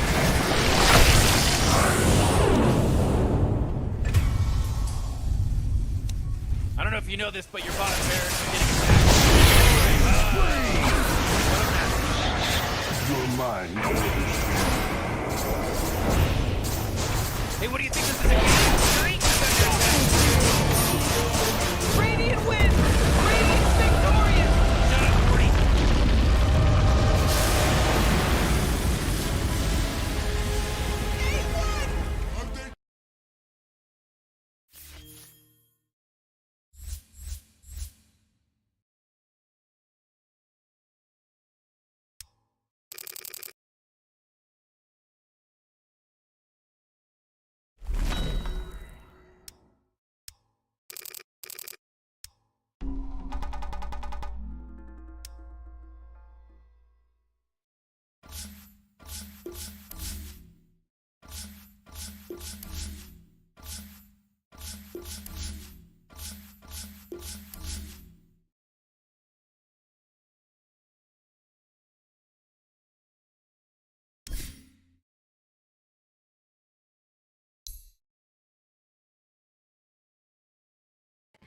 Liquid, they were always one best of 3 away from qualifying at a major. They always felt so close, whereas Secret ended the year with 78 DPC points. I mean, that is an abysmal year. The transformation in the last few months was insane. It's awesome. Let's bring on the players. It's Team Liquid first.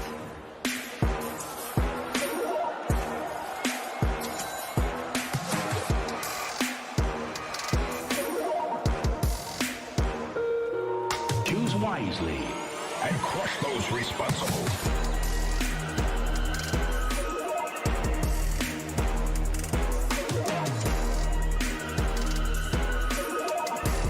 Team Liquid. What a road this team has made it here to the final day. They did not qualify first time round. They did not qualify on points, and then last chance qualifier. They did not qualify first, they qualified second, and here they are on the final day. They're your top 3. It is Team Liquid, and they're getting ready to take the booth to play against the other team that came through to the last chance qualifier. It's Team Secret.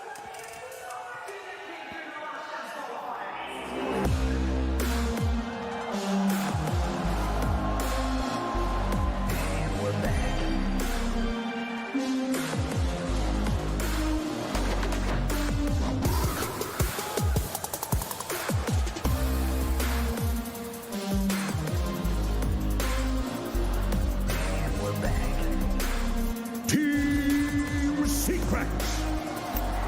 They had the upper bracket route this time around, but still did not secure their place in the grand finals yesterday. They are looking to do so today, though. They have one opponent to go through before having potentially a rematch with Tundra. We'll see if Team Secret can make it all the way here today. They definitely have looked on fire and leveled up through this tournament. Same can be said for Team Liquid. Now, we obviously love talking about both of these squads. We really, really do. But we also really love listening to them talk about each other. Here is Team Liquid on Team Secret. I think Team Secret during this event, they really figured out the meta, and I feel like the way they draft and the way they approach the game, it sets themselves up for a lot of success. First of all, I think Nisha is probably the best player alive. I think he's incredible, and I think he deserves all the success that's coming to him. And I think the same can be said for Puppy. They have good players. I mean, I think they have like the best coach I've ever played with at Scene. So after a rocky year and a few switch ups, I think they found like a group of players that actually click very well. They seem to understand their team very well and how to best utilize the players and how to get everything out of all of their players, really. Having Nisha in their team, that I think is like the best modern Dota 2 player in the world. Like, it's like, I don't know how can you, with this recipe and having Puppy with all this experience, how can you fail with this much like recipe for success already? Like, I don't see any point in, like, I don't see any way, you know, like, for me, it's just expected. I was really happy that we didn't have to play them in the last year's qualifiers, so we both could end up qualifying. And now if we do have to end up playing them, I hope for it to be in the grand finals. That way, I think we'll get a finals that I would be, like, no matter the results, like, I would be kind of okay with. A lot of love, a lot of respect between these two teams, and how else can it be? Zai has played 3 internationals with Team Secret. And of course, Zai and Matu last year, they were at this very point in the tournament. They came 3rd with Team Secret. Now they're on the other side, and only one team can advance. Jenkins, that is heartbreaking. That's right, Shiver. This is a grudge match between these teams. Love and respect. Grudge. Yeah, lots of respect, lots of love. But in, you know, brotherhood, there's also you want to be better than your older brother. You know, you see your older brother playing video games, you want to beat his ass at the video game. Yeah, playing with unplugged controller as player 2. Exactly. Puppy said in an interview that my ultimate best option was that we all play together until the end, regarding Zai and Matu leaving. And Puppy and Zai are the only remaining players who have now finished top 4 and at least 5 TIs. Yeah, that's pretty insane. It's crazy. And I want to say, you know, if I can see a pattern, it was Puppy who placed 5th at TI8, placed 4th at TI9, and at TI10 he got the 3rd place. So I think he's getting at least a 2nd place here. I mean, the pattern has to continue, but I feel that this match is a little personal for Puppy, maybe more personal than for current Liquid, because like Jenkins just mentioned, in that interview, he wanted to stay and play with these players, but they left him. Yep. So surely he's got a little bit of a chip on his shoulder in the sense that it's going to be like, okay, I'll show you. Yeah, and they have, I mean, they have done very well. That, I don't know, I don't think it's a garage carrying them through, but making it here to the lower bracket finals, it is very poetic that they meet again here today and only one can make it through. So I'm very happy to see this matchup. When we heard both Matu and Zai talk about Team Secret, they both narrowed in on Nisha, best player in the world. Yeah, because he's been so consistent throughout the, ever since he's pretty much started playing professional Dota back in the, Kingwin days, even a team before that. Puppy is the one who recognizes talent so quickly, and Nisha has been so stable. I don't think I can recall a game where Nisha had a really bad game. It's just how good he is, it's pretty insane. And speaking of that, I remember in an interview last year after TI10, Nothing to Say was asked about the mid laners that he faced at TI, and he said that overwhelmingly and by far the most difficult player to go up against in the mid lane mechanically is Nisha. That it was just a tier above everybody else, and most players are kind of scared of going up against Something that about guy. this player, he does some cool play and then you see his face on camera and it's just a big smile, you know, he acknowledged it, yeah, I did that. He loves Dota, yeah. And he has a good smile as well to do that with, for sure. Yeah. And he's going up against a guy on your screen right now, Mickey, there on your left. I must say, I mean, Mickey last year, he wasn't even a mid player. He played carry. This guy has leveled up tremendously. Yeah, both Boxy and Mickey, honestly, there was a lot of criticism of these two, or I guess people were not sure of how it was going to go. Swapping these players' roles in order to make way for the new players that were joining Team Liquid, and they're carrying so tremendously hard in this tournament. I mean, I feel like obviously we're at the top 3 right now, so every single player has shown up in some series in some way. But with Mickey and Boxy, it really feels like a bit of a redemption arc, because it felt like a lot of people didn't believe in them, but their teammates believed in them enough to play with them. Even Taiga saying yeah, I stepped out so that way because I did still believe in them as players and that they could do it. And man, they've shown up. I agree completely. And I also think that fluidity of when you recently switch roles, when you were a carry from Liquid. There you go. Nice. But when you recently switch roles, when you go from a recent carry player to a now mid player, I feel like those players have a much better understanding of when and how to pressure the enemy carry.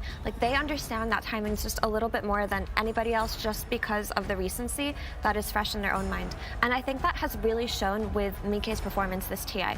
It felt like he has stepped up in every possible way, but he's always hitting his timings. He's rotating to the correct side lanes, and he knows when the enemy carries timing is and plays around it. So, I mean, hats off to him. It's not the easiest transition to make, but he has done it seamlessly. I mean, throughout the year, some people had questions, but I think that all of those questions are answered now. It lets them swap roles as well. This team is one of the teams that they don't.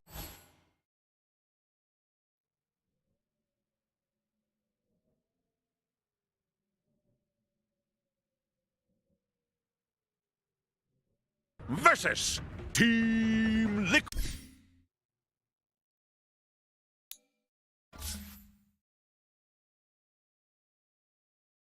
Team Liquid.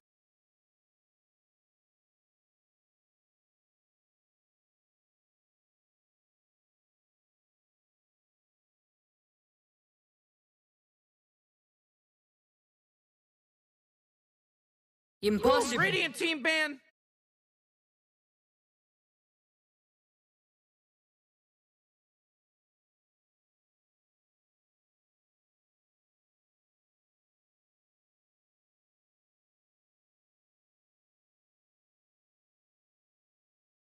Oh man, Rick, there's only 10 seconds left to pick a hero. You better pick your hero. 5 seconds. Go, Dire Team. Pick him up. Pick him out.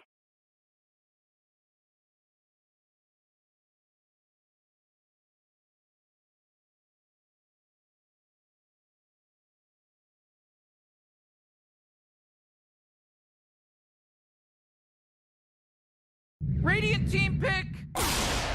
Enigma.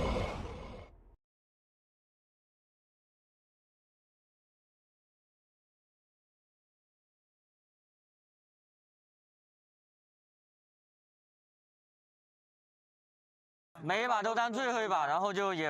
really got to pick a hero. You got 10 seconds left. 兄弟们， Yeah, 5 seconds left now. 兄弟们， Come on, Radiant Team, you gotta pick him right. Silencer. 你行，你行，你上，你上，你行，你行，你上，你上。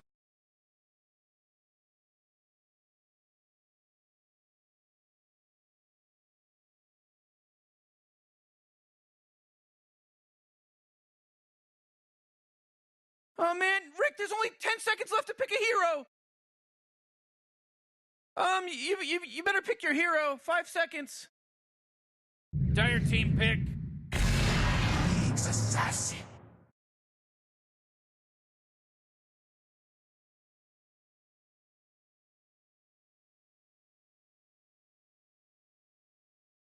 Oh, Dire Team banned. Dusk.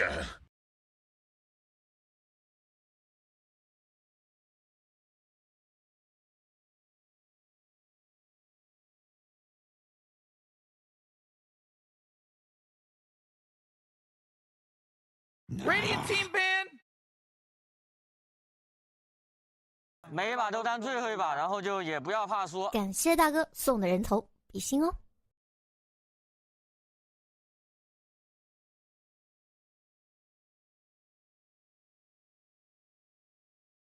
10 seconds to pick your hero, you moron. 5 seconds, Morty. It'll be fine.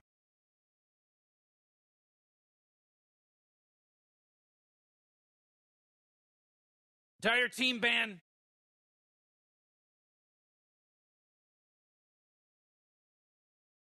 Radiant Team ban.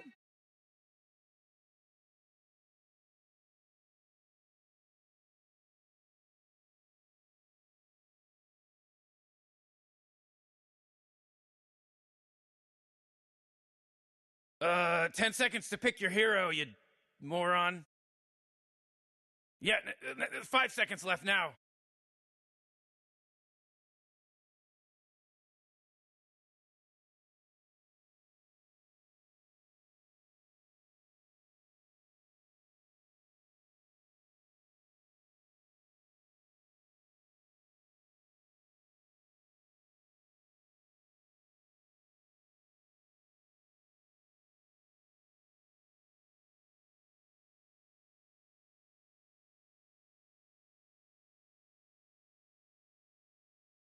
Oh, Dire Team ban.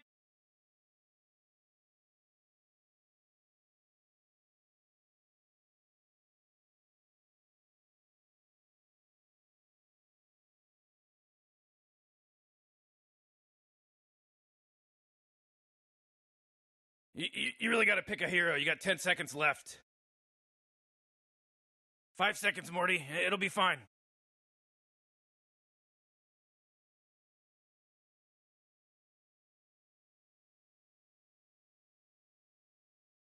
Woo, Radiant Team ban.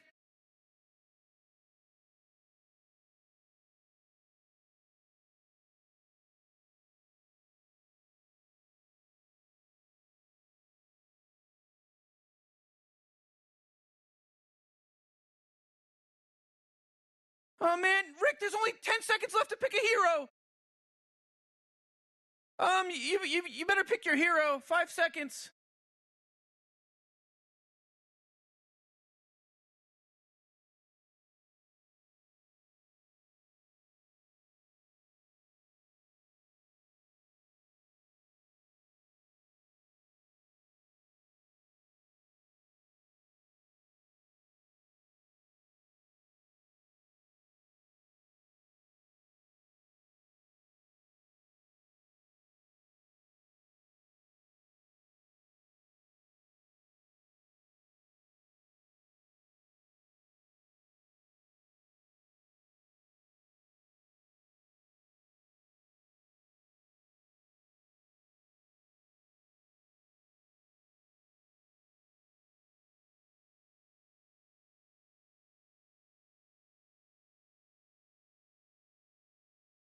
Come on, Radiant Team, you gotta pick them right. Sniper. Come on, Dire Team, pick it good.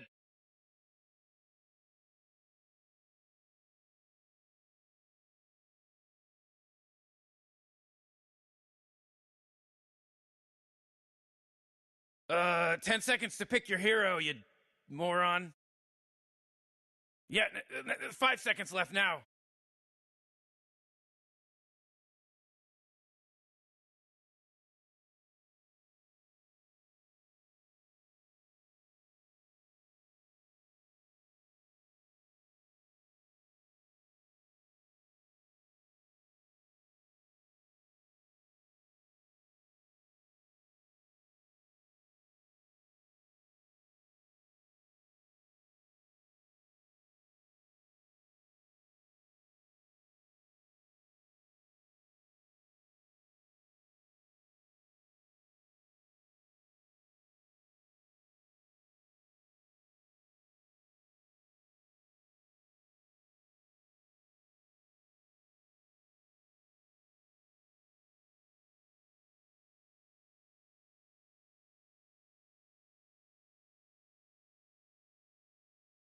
Go, Dire Team! Pick them up! Pick them up! Night Stealer.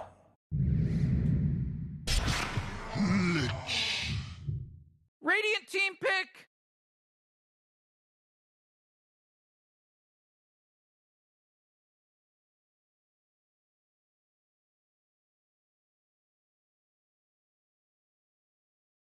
You really gotta pick a hero. You got 10 seconds left.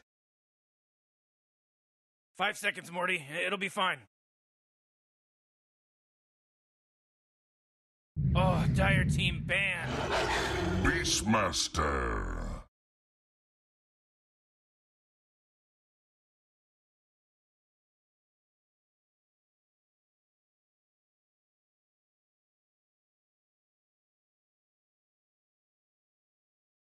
Oh man, Rick, there's only 10 seconds left to pick a hero. You better pick your hero. 5 seconds.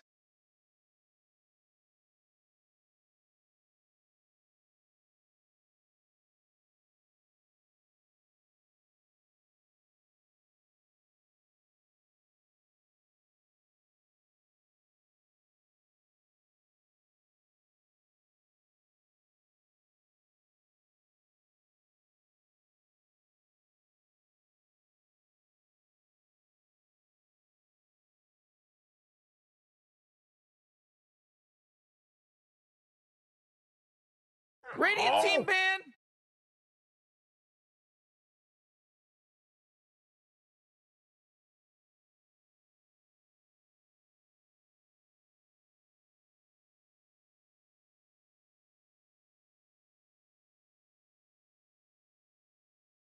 You really gotta pick a hero. You got 10 seconds left. 5 seconds, Morty. It'll be fine. Dire Team ban.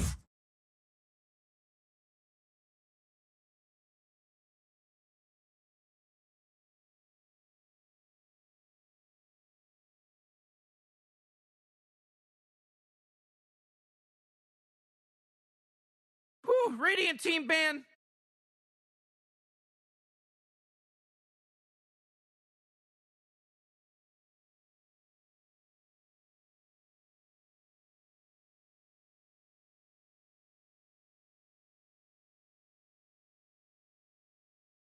Ten seconds to pick your hero, you moron. You better pick your hero. 5 seconds. Come on, Dire Team, pick it good.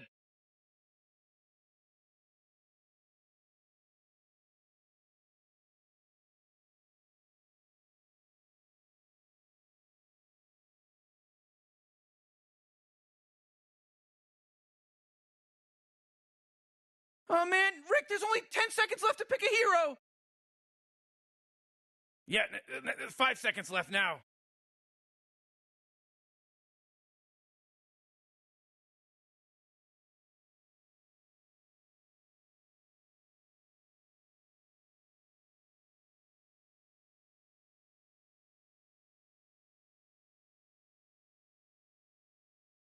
Radiant team pick!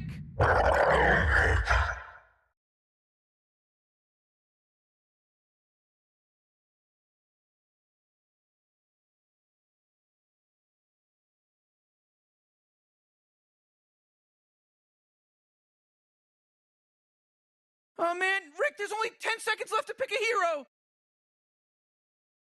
Yeah, 5 seconds left now.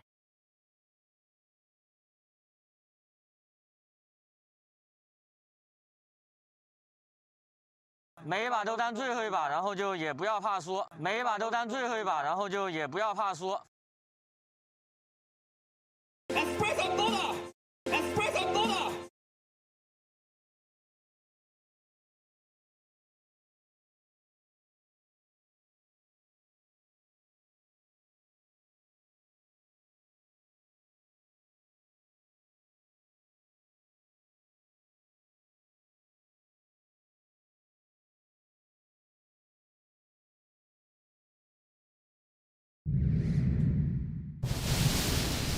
Choose your hero!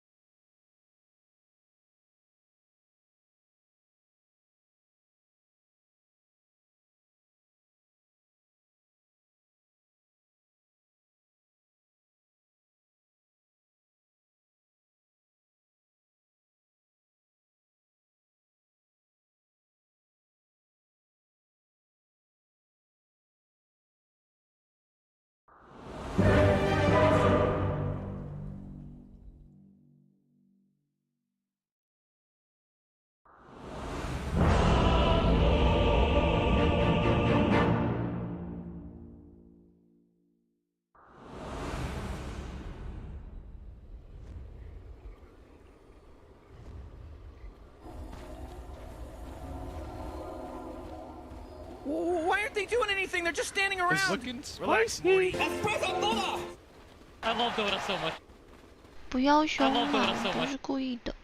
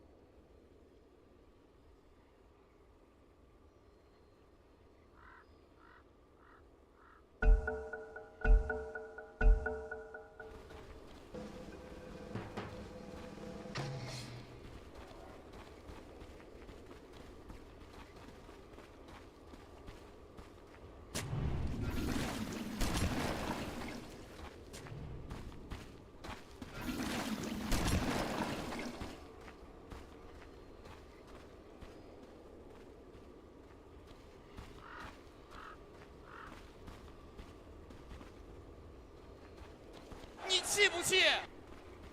每一把都当最后一把，然后就也不要怕。你行，你行，你上，你上，你行，你行，你上，你上。 Who would have thought? Who would have thought? 30 seconds to game start.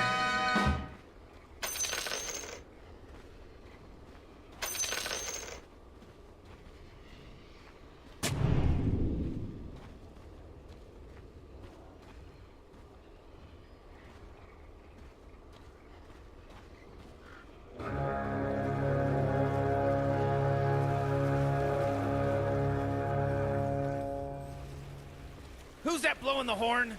Somebody stop blowing that horn.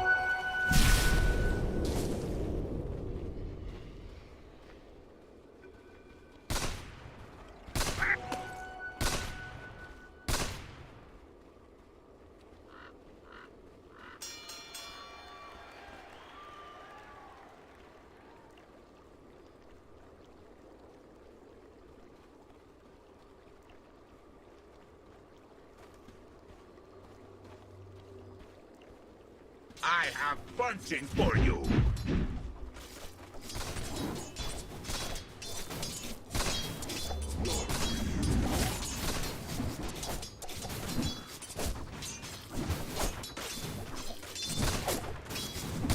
Dire's top tower is under attack.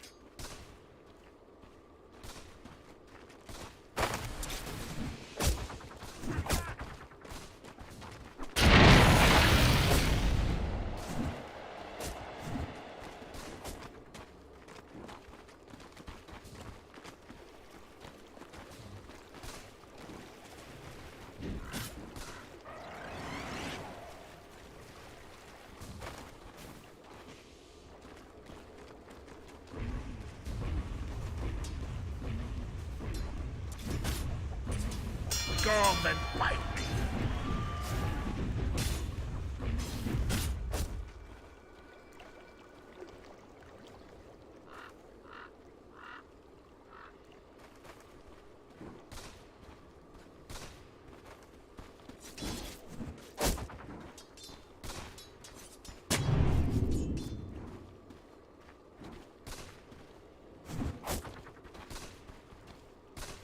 Times on his way out. Again, this is very annoying you have to deal with of the your creeps the whole time through. Hasn't been able to have a great time against Chris. Back and look at them.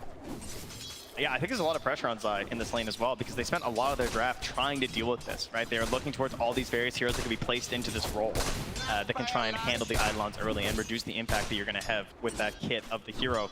And at this point, it's not looking too hot, obviously, especially with those nerfs to the Eidolons taking so much more magic damage. The shrapnel can actually hurt them. Mango doesn't want Sanya and Zai is just salve up. So that one, see the pressure that's put on early by Lich. Keeping him back there at arm's length. Feel the tension in here. I know, man. Everyone's waiting for that first couple of some low heroes all around. One of those things too, where these two teams, there's so much respect for each other. They played against each other a lot in the DPC, and you saw at the beginning some action that's going on. Series. Safe drafts, safe lanes, everyone just chilling out. But safety is not necessarily the best thing for Team Liquid, as we're discussing throughout the draft here. This idea of getting this early lead, getting this early head start. 3 minutes in, they're not really there yet. But they do play a little bit of intercept there. Boxy trying to keep his Enigma from taking too much damage, but using a lot of rounds of that shrapnel. Boxy trying to walk away, trying to survive. A couple more punches, one more hit. He's not going to go down. Barely keeps himself alive, but you can see the pressure that they're putting on bottom. Those branches, keeping him up. Backpacks him, salves up, wants to stay in the lane, keep that focus pressure here for Zai. That opens up a little bit more space for themselves too, since that was all of the shrapnel charges uses from the sniper. Back Boxy, wants to get a little bit aggro. They couldn't get the kill. Come at the king, best not miss. Can they bring it down? Chrysalis though. Couple more punches, slowed. Fairy Fire backs away. Flirting with some body blocks coming in from Zai, but they will get away. That aggressive vision plays down there, almost helping them get that kill. Try and get a couple chances, just narrowly missed by the sentry that was there from Team Secret as well, but doesn't result in the kill this time, just burns up a lot of that regen that was there from Chrysalis. And Puppy got a little bit of time off, just kind of wandered around, got some stacks, scaling things out. Up top, Zayas has also been very free. As you can see, Zayas is still level 1. He's about to be level 2, to his credit, but he's been giving a lot of space to Resolution right now. And this is not really the dynamic that we've seen a lot from these two, right? They tend to play very together in the lane, very kill-heavy, kill-centric, whereas this time it's like Rezo's going to be planting himself in this top lane as Beastmaster for a very long time. And I feel like Zayas is actually playing a little bit more with these. Primal Beast, he cometh. Mickey is there, gets the first blood. Takes out Chrysalis, and this is the power of this hero, really. At level 5, making these rotations and still not missing out on much mid. Oh, Boxy just a little off the mark there. That was max range. A bit close on that one, but yeah, I mean, it kind of speaks to how these lanes are going because like Mickey almost feels pressured, I think, to make that move around, right? And you're thinking about all these heroes that you're hoping to bully in the laning phase by just out-damaging them. Morphling, unfortunately, not the easiest one to do that with. If you don't have an actual kill threat, you don't have that chain stun to worry about, he can just sit on this max agi, and he's got that big damage to actually compete with a Primal Beast. So Team Secret looking very strong at the moment. This has been constant from them. Level 5 on Rezos, but Man's coming on in to contest this pull again. Still has to deal with those blinking away at him. And that now it's mainly Enigma that's been the one sort of been left by the wayside in terms of those other cores. Likewise, though, bringing down that sniper's net with all his denies. They're going to move towards the river here, though, as they try and contest the runes. He's going to spawn top. Couple punches. Nisha right there. A DD is very strong on Morph, but will manage to get out of there. Mickey gets the jump out.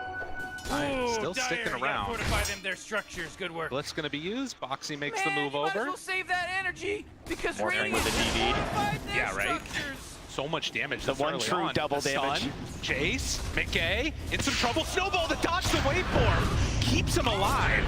Mickey is just going to head back home. Nice rotation as Boxy gets that mid from going down. Yeah, going to find himself a bit of XP here on the Tusk. I do think that's important as they are going to need some help rotating through these lanes. It's never going to hurt getting that XP early, but Nisha just keeps on going with that catapult. This is so much damage onto this mid tower with that DD in hand and keeping that catapult alive. Tower's under attack. They had a really good push onto that mid lane at just 7 minutes. Mickey hops on back, gives a free bottle over to Boxy. Gets a grab. Wait a minute. No. He's gonna get out of there, I think. He's trying to switch over strength for him. Snowball. Stun. Couple more punches coming from the tower. Mickey alone, Puppy rotating in as well. But they aren't quite gonna be able to chase him down to Boxy. Gonna try to TD out. No such luck with these treads on hand, but they're still too strong. So it's very low damage right now, right? Like, outside of the Morphling, you know, the actual damage moved by like a Nick Assassin isn't too great right now with such low level. So it was a good attempt, I think, from Liquid. I think they understand, again, that they really need these earlier kills, so trying to grab someone like Nisha, like how often do you see a Morphling die that fast, right? Yeah, where they just get caught on that low strength. Now, chase into the trees. Down the shrapnel, Zai is maybe in a bit too far as he's gonna get stunned in Secret, ready to turn this on to the Enigma. A couple more punches, and it is gonna be enough. Zayak picks up the kill.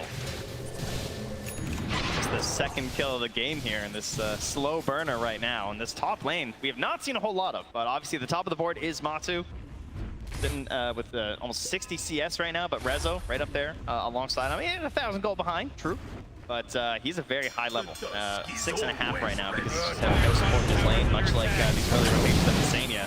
But this rotation here should bear some fruit as the snowball will come out, but Boxy starts the high ground. Not quite this time, there's a tree in the way. Pick up another one on the board. Rezo even making a little move over here.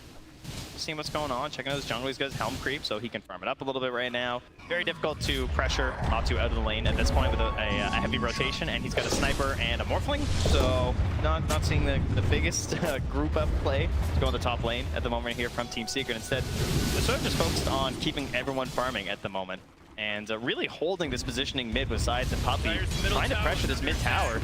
And besides, you know, the Frost Shield's not up for 10 seconds. This looks pretty free. Yeah, they're taking it down. No glyph available, moves in, gets the tower, doesn't get the last hit. That time was spent with Primal Beast farming the jungle a little bit and was able to pick up some nice hits of farm for himself. As I can't quite get the connection there, but they do give up that mid tower. It feels like Liquid really need to find some sort of a play across the map here with Mickey. I mean, you can't really wait for the BKB. Even with the BKB, there's obviously so many counters versus it, but I'm definitely feeling the pressure of them making moves right now. Chrysalis, snowball, ooh, barely gets there in time. They're like, oh, but no, gets interrupted there. Zai, well, they might still be able to chase him down with all these Eidolons. Is it going to be enough in the end? A couple more punches, and it is. But Liquid getting the TP out after finding the kill. Mickey actually TP's down right after as well, though. So, I mean, right on the wave as well, like fully spotted out from Secret. He's actually going for the punish. Oh my god, moves on in. I don't care if you saw me, I'm still coming.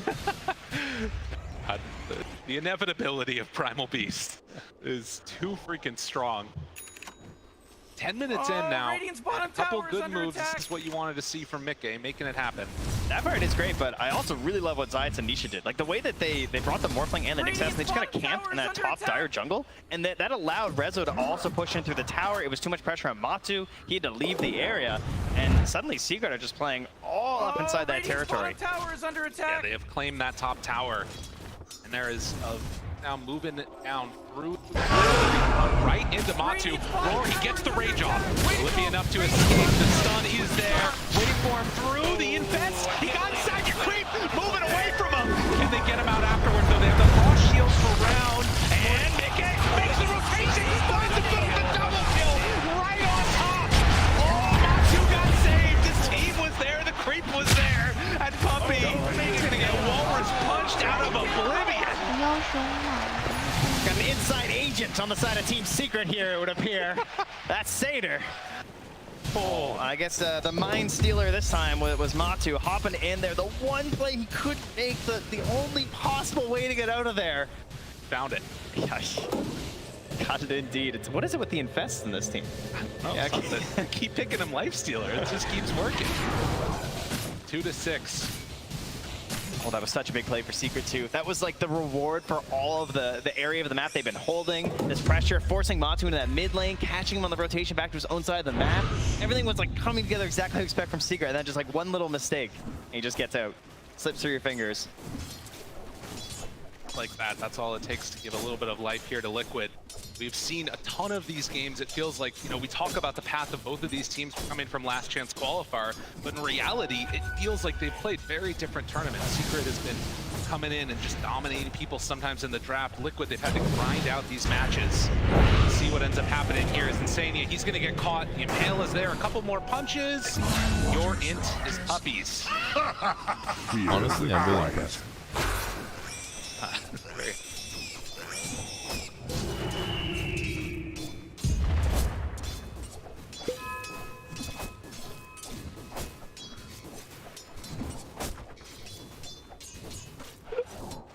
You are close to regeneration.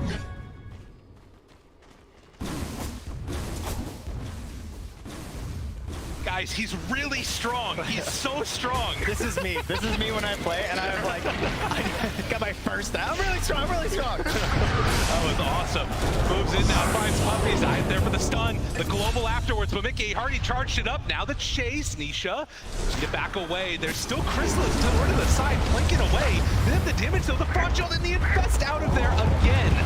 So they lose Zai in exchange for Puppy. Also picking up Boxy there again. Now Mickey. Oh no, needs to get out. TP away. Does he have enough? He does.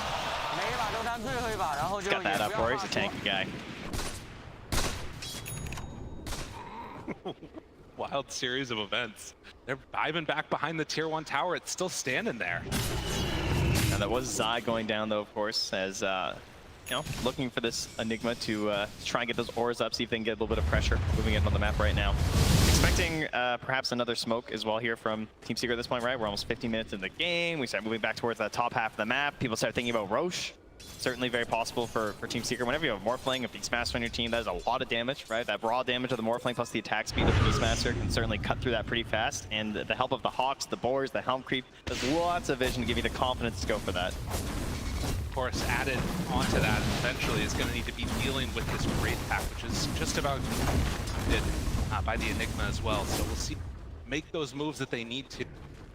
Still another invasion coming in as they want to get aggro. They find resolution right on top with the trample, the Walrus punch, and hold on, one more round of onslaughts, more than enough. Anisha, okay, turns into the Tuscan, now ready to battle. They caught him caught here to the side, and Sanya trying to stop this one. Oh, the Chain Frost, it's bouncing, but not when he's bouncing. Mickey does go down. Nisha is looking for more, and Zayas with the wraparound. Oh, they're all on top of him. They're up right on top. Able to catch him, but Tumba Man man, trying to armlet toggle for all he's worth, but they're all falling. Secret keeps the pain train a-rolling as they all die. Now the 2 carries hanging out. Grabs Matu's courier. Can he get out? Matu trying to run away. Nisha, I don't know if he has the damage for this, though. Chrysalis is being chased by Eidolons. He's trying to get there. He's trying to get out. He's high-fiving the tower. The infest out of there gets him away. What in the heck was that? Liquid are forcing these fights deep in the territory of Team Secret, and they are just committing all the rotations to come and get in there for the defense. And what an amazing carapace as well from Zeiss to cancel that black hole. Things getting perhaps a little bit dangerous with your Morphling actually getting in there, and Nisha playing on that knife's edge, but he picks up a lot of kills, and now he is firmly in control at the top of the board there. 8K net worth right now as he moves in towards that Manta. You can see some of the sort of woes of that laning stage, I think a little bit for Secret at least. Normally this would be the point where a sniper is free to just blink away and start hitting you, you're all gonna die, but just didn't have that damage yet. He only has the Dragon Lance.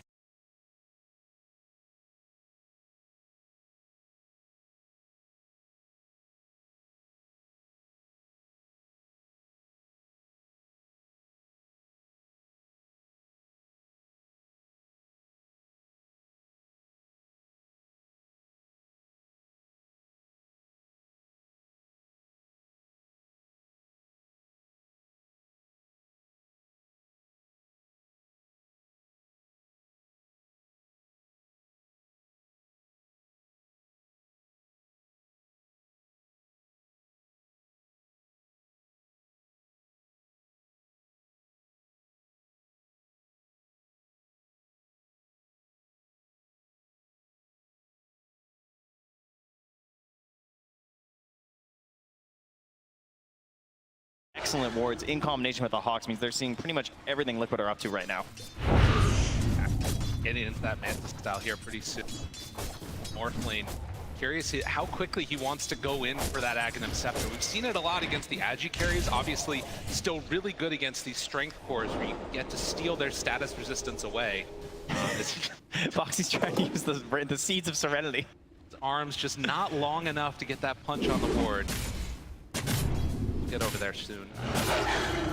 Yeah, it's gonna just keep, maybe worried about them playing around it or something. You can see Vike's doing like little loops, not exactly sure where they are, as they don't have the best vision. They've got one lingering ward up top that is sort of spawning some of these moves to the top half of the map, but overall Liquid playing a little bit dark right now. Bought some there as well. So now, also that courier that Zeiss placed really deep from the Nyx Assassin is so good. It's like it's spotting couriers constantly. It's just seeing everything that they're up to. It's showing like everyone inside that dire jungle where they're positioning. It's so strong. It's one of those things that like bounty hunters and Nyx Assassins can often get placed. Now at least. Throw out a Spike Carapace there, trying to contest for the rook. Risha picks up the illusion. And the Dire are scanning right now. That's how unsure they are of like what's happening right now, right? Yeah, they're behind him. We're ready to go. Gotta watch this Carapace. It's level 4 right now. Could botch an initiation that comes in, especially if you're not careful with that first EKB play. Playing around this area, Nisha, they roll in, miss on him, but find a couple more. Spiky gets out, the roll in, finds him.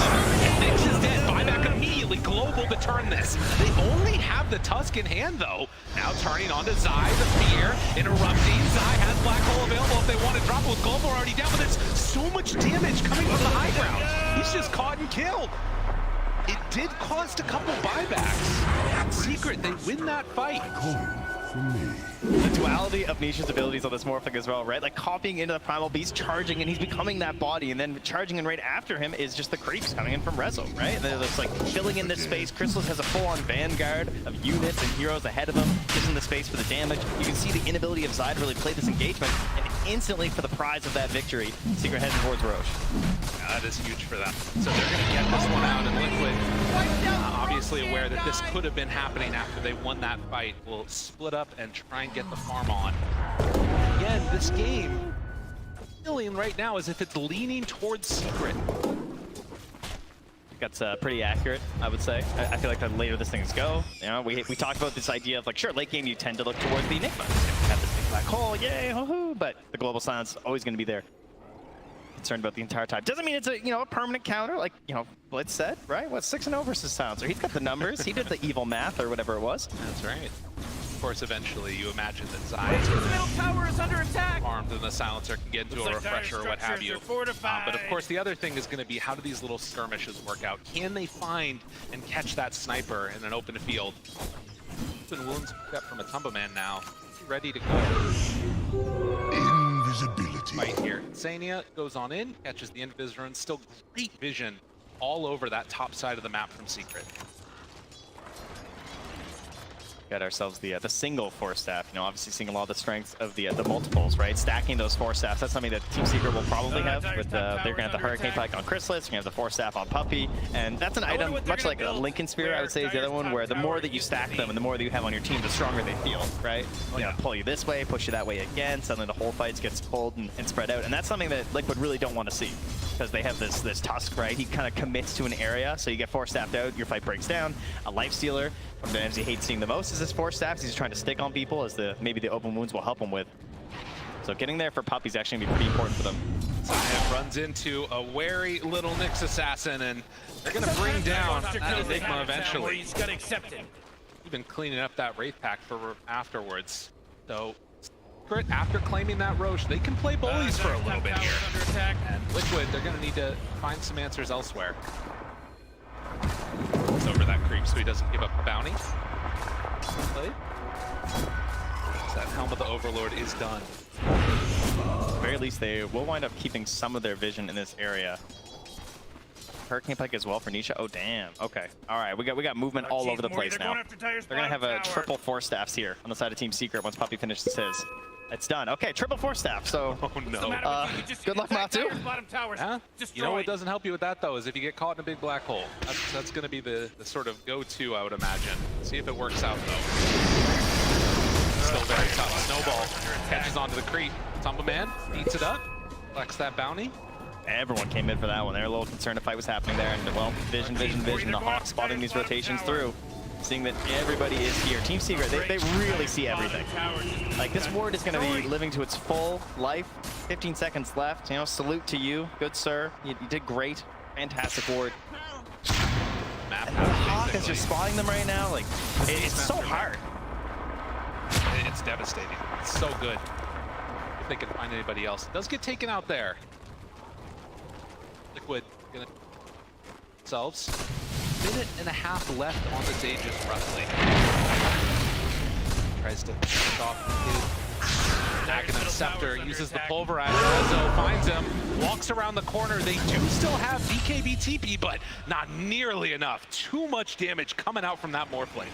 And moving everyone together, gonna catch that wave as well. Bring that back up, get in here, get this outpost if they want. Retake this territory, and Liquid, I mean, what can you do? Do you want to try and make a play on the other side of the map? That's really the only place they have a ward, but they know there's nothing going on down there. They have a ward inside their own jungle that's probably not going to last that long, as it is just like sitting upon a pillar, so it tends to get obviously scouted pretty fast. Zions runs through with these sentries, so just waiting out this Aegis right now from Team Liquid and seeing if they can find an opportunity for a fight. Right by Boxy there, some creeps coming in, they spot him out. Ooh!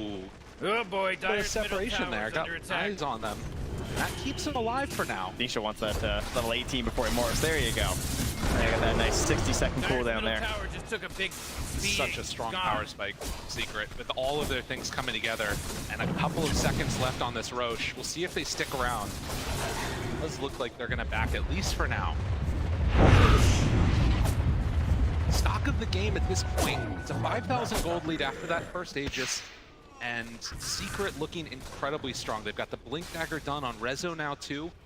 For Liquid, what do you see as their sort of avenue and how they need to do this game here? I mean, I think Big Game's got a pretty interesting idea, right? Going for the Aghanim Scepter there on the Primal Beast. Say, like, total team fight victory attempt, it would feel like, you know? Just trying to, they just have to, like, find some fight. They have to force a fight, they have to stay in it, they have to try and get these stuns, trying to find Chrysalis on the back lines. I think you just have to assume the Globals can make it off. Yeah. It's very unlikely you're going to catch the Silencer first, right? So it's going to be a long team fight. It's going to be very reliant on like the repack having a big impact, but kind of very tough versus a Morphling and Sniper. So you could even play probably in far that extra status. And the other hard part is that they don't really have best heroes for just like pushing out the waves, right? I mean, how Boxy has to play on a Tusk, not really for this. head on home. They don't have those sneakier exploders that just like pop the creep, get away, try to delay this game. So sooner or later they're gonna have to find this fight. And what I like about Team Secret is that they already had the tier 2s very early. They got this Aegis, and they didn't try and like pressure the high ground or something ridiculous for that first Aegis. There's no point, right? Like, wait for the second Aegis. You're controlling so much of this right now between your Warriors, your Hawks, Nixon sets, and so much vision. They see what Liquid Draft do, and I'm sure they're well aware that they are taking the lead. Yeah, they don't even, like, we're talking about the Agnum Scepter, but Niche is just going for the Scotty. He's opting to go for this beat them down right-click build. Well, another sacrifice here, keep it over to the god. It's going to brought down. Can the rest of them get out? Again, he's ready. Snowball to try and get him away. Is getting committed. Chase, a double for the more. From the more insane, getting all back from this race. Now with a kick from the really good Foxy is also going to go down. But how about it? Fucking bash, hoping to go toe-to-toe. But Secret, they are having none of it. Devastation up on the high ground. It's 26 minutes in. This is a later rest. This is so much just complete total effect damage. Just the patience from Team Secret. They knew everything that was happening in this game and just waiting for that time. They see that Liquid is taking time bomb of how they play the strap. And sometimes it can be okay if the support like that when Kenia dies because it gives you a little bit of vision and it maybe burns a couple stuns, but then you can go for that fight. Maybe it's their best moment. Secret were willing and ready. My goodness gracious. It's all over them here, and they will claim 2 sets of racks as soon as one of those boars or something comes on up to the high ground. He's down, get to 1 kill. Assassinate the assassin. It is a Pyrrhic victory if I ever saw one. Down after that high ground push. That's a big one. And that's how it's good, you know. This goes in, a couple heroes are in vision, you think, okay, is this our chance? And they go back, war occurs, Mick is forced to commit. Didn't really have a whole lot of value. And then of course, Nisha becomes better. Zai found again. Nisha immediately out of there. The haste alive. And chase after boxing out. Scotty done, they gotta run. This is on to already 3 dead. This is looking so rough for left. He's got a lifesaver bomb inside of him, but Nisha ready to go down the triple kill. Nisha will not be denied. As they kill them all off. Love Dota so much, but it's Secret. They're coming away with this one. Different stories the teams have had. Team like one of these teams that maybe haven't looked the best in terms of the draft. They managed to follow the game. They find that way, but Secret, they pick great shots for these good lanes and they just dominate. It seems like they have a solid plan, they stick to it and get the W. And this looks exactly like their other games. Such a dominant performance coming in from Team Secret. A little bit of a rough time you can see there. Player is happy about it, and for Liquid, they're going to have to go back to the drawing board, figure out what went wrong, and come out with a different draft. And Secret showed something a little bit different as well this time, right? Having Rezo play this Beastmaster, it's not as like combat heavy. You know, it almost feels like this snowball style that they've been relying on a lot with Zayt and Rezo. Instead, it's just, you know, Rezo play a normal Beastmaster game, and this was just amazing macro gameplay by Team Secret, right? They read everything Liquid were doing, they responded, and it just felt like they knew what.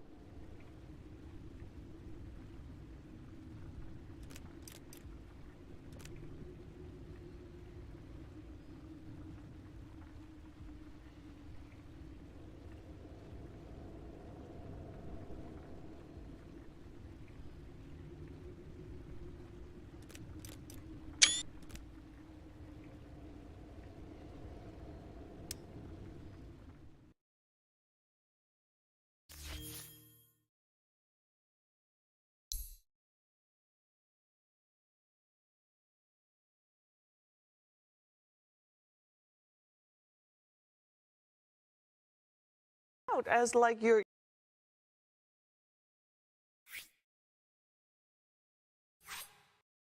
your traditional Team Liquid back and forth series.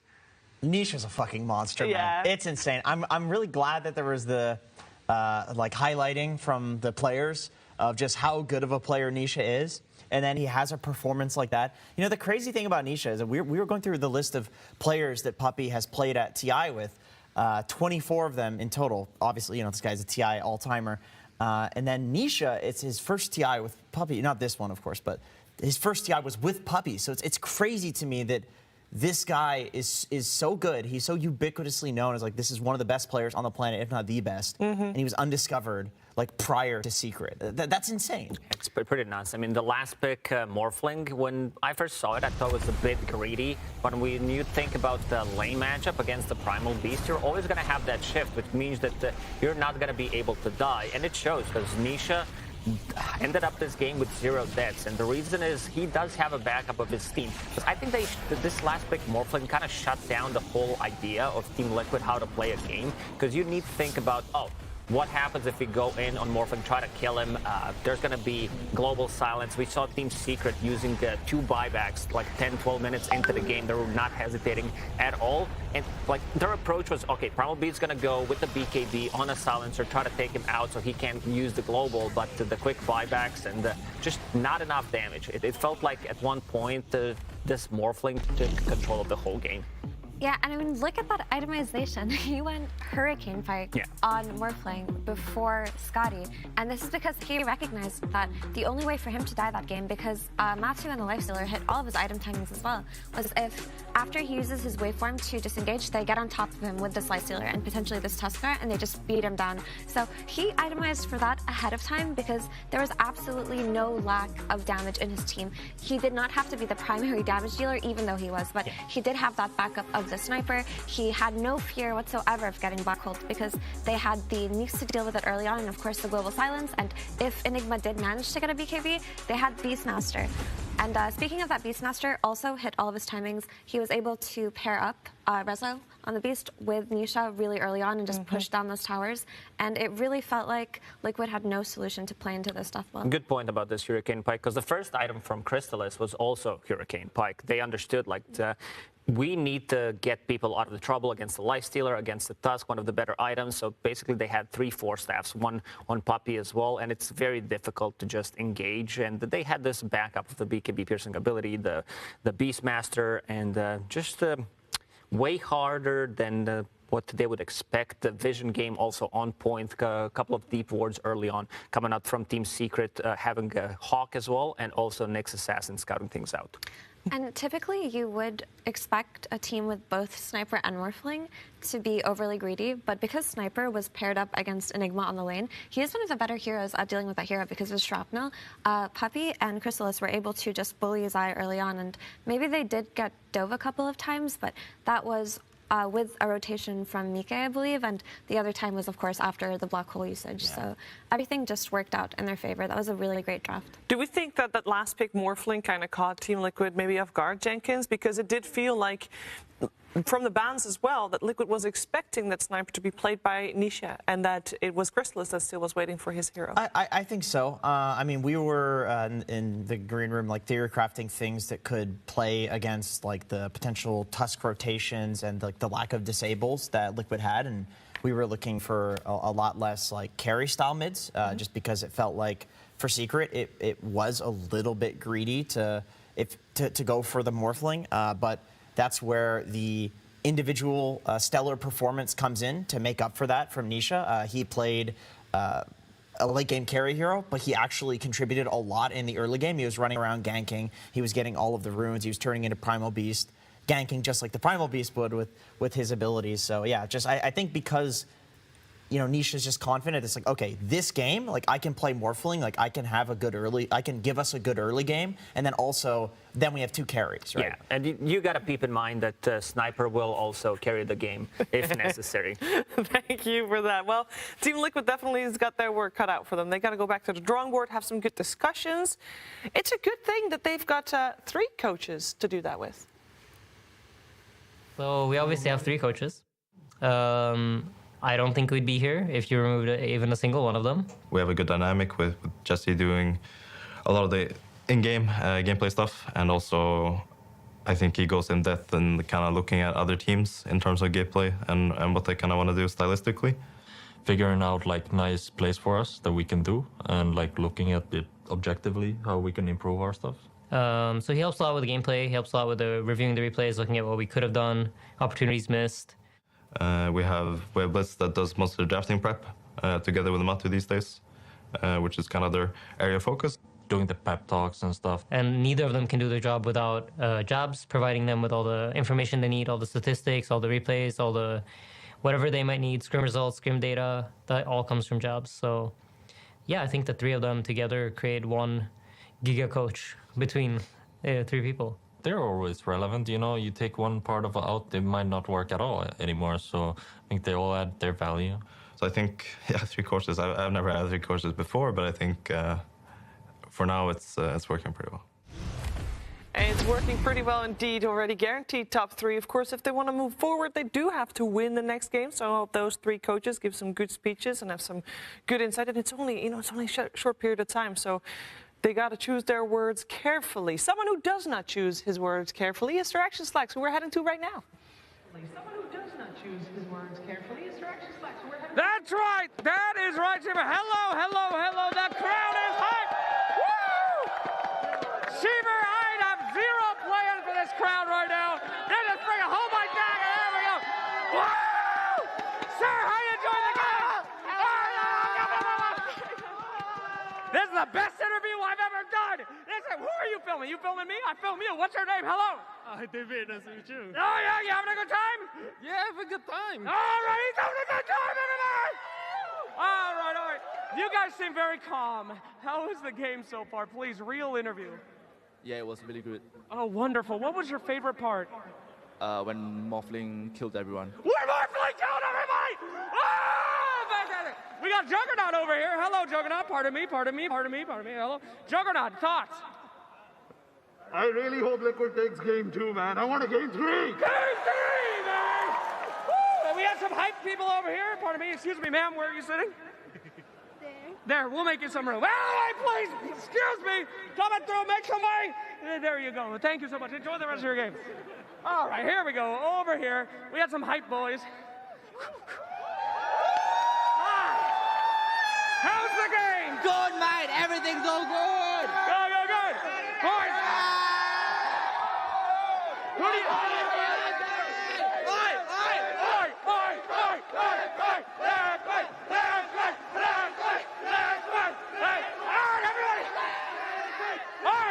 Shut up! Back to you. Thank you. Enjoy. Thank you so much. Oh, no. Everything was going great. Shut up. All right. Well, thank you for that, pulse of energy that we just get from the crowd over there. I hope that Team Liquid's feeling it too, because they're going to need it. And I think, indeed, a lot of people in the audience would love a 3rd game. So Liquid needs to step it up. What do they need to do? That's the main question. How are they going to bring this back? Because they got a little bit blown out of the water, that one. I think, yeah, that was pretty stompy, but it wasn't due to individual skill or just how good these teams are. I think in the draft, their Enigma got very solved, and they really had no means to deal with this Morph. That was kind of a gotcha. So I think that they're definitely potentially scrapping the Enigma for next game, but if they get a more even draft, then I don't expect them to be too concerned, right? I don't feel like they're beating themselves up over this one, to be completely honest. And we know that they really prepared, because we saw it yesterday in their series versus Aster. I mean, they had 5 days, and they have 3 coaches, like we just saw. Yeah, they better come in prepared, Jenkins. Anything in particular you want to see them do different, or you feel like this was just an off game, indeed, because of that draft? We've seen it before, and I think we'll see it again. Matamba, he's won a TI, so he's got 1 ring, but he prefers 7 rings, if possible. As many as possible. And I think this is when you bring out the comfort picks. This is where, Sniper becomes value, where Pudge becomes value. Pull out the lone druid, give the people what they want. Yeah, give Sniper, give people. I mean, I think two heroes that got figured out at the main stage. It was Enigma, and I think Leshrac especially, because it just doesn't feel as strong as it did during the group stage, even last chance qualifiers. But I got to go back to Jenkins' point about picking, something a bit different. Because Matu yesterday, when they last picked Night Stalker, he was like, well, this is not going to be my last game at TI, because he was pretty confident about it. He was, and if he's going to be getting the last pick for his hero again, well, then he might need to pick that Lone Druid. If he thinks he's not... I don't know, if he picks Lone Druid, that would just mean that he doesn't have the confidence there's going to be another game. So we'll just see if there's going to be another Night Stalker pick coming out in this one, because I think a lot of people, apart from these guys, of course, are hoping for a third game. The players will once again take their seats in the indoor stadium in Singapore, and I think they're ready. They look all very relaxed, actually, I must say. They're just strolling up, Effie. No pressure.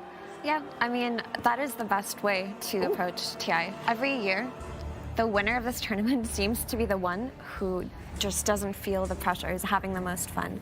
So the demeanors look good, Secret looks great, but I mean, Liquid, they didn't seem too bothered either walking onto that stage. They did not. And earlier on, we heard Team Liquid have a lot of respect for Team Secret, of course. I'm very curious to find out what Team Secret thinks of Team Liquid. I think overall their team dynamic, like it seems like they're pretty bonded to each other, and I think Mickey.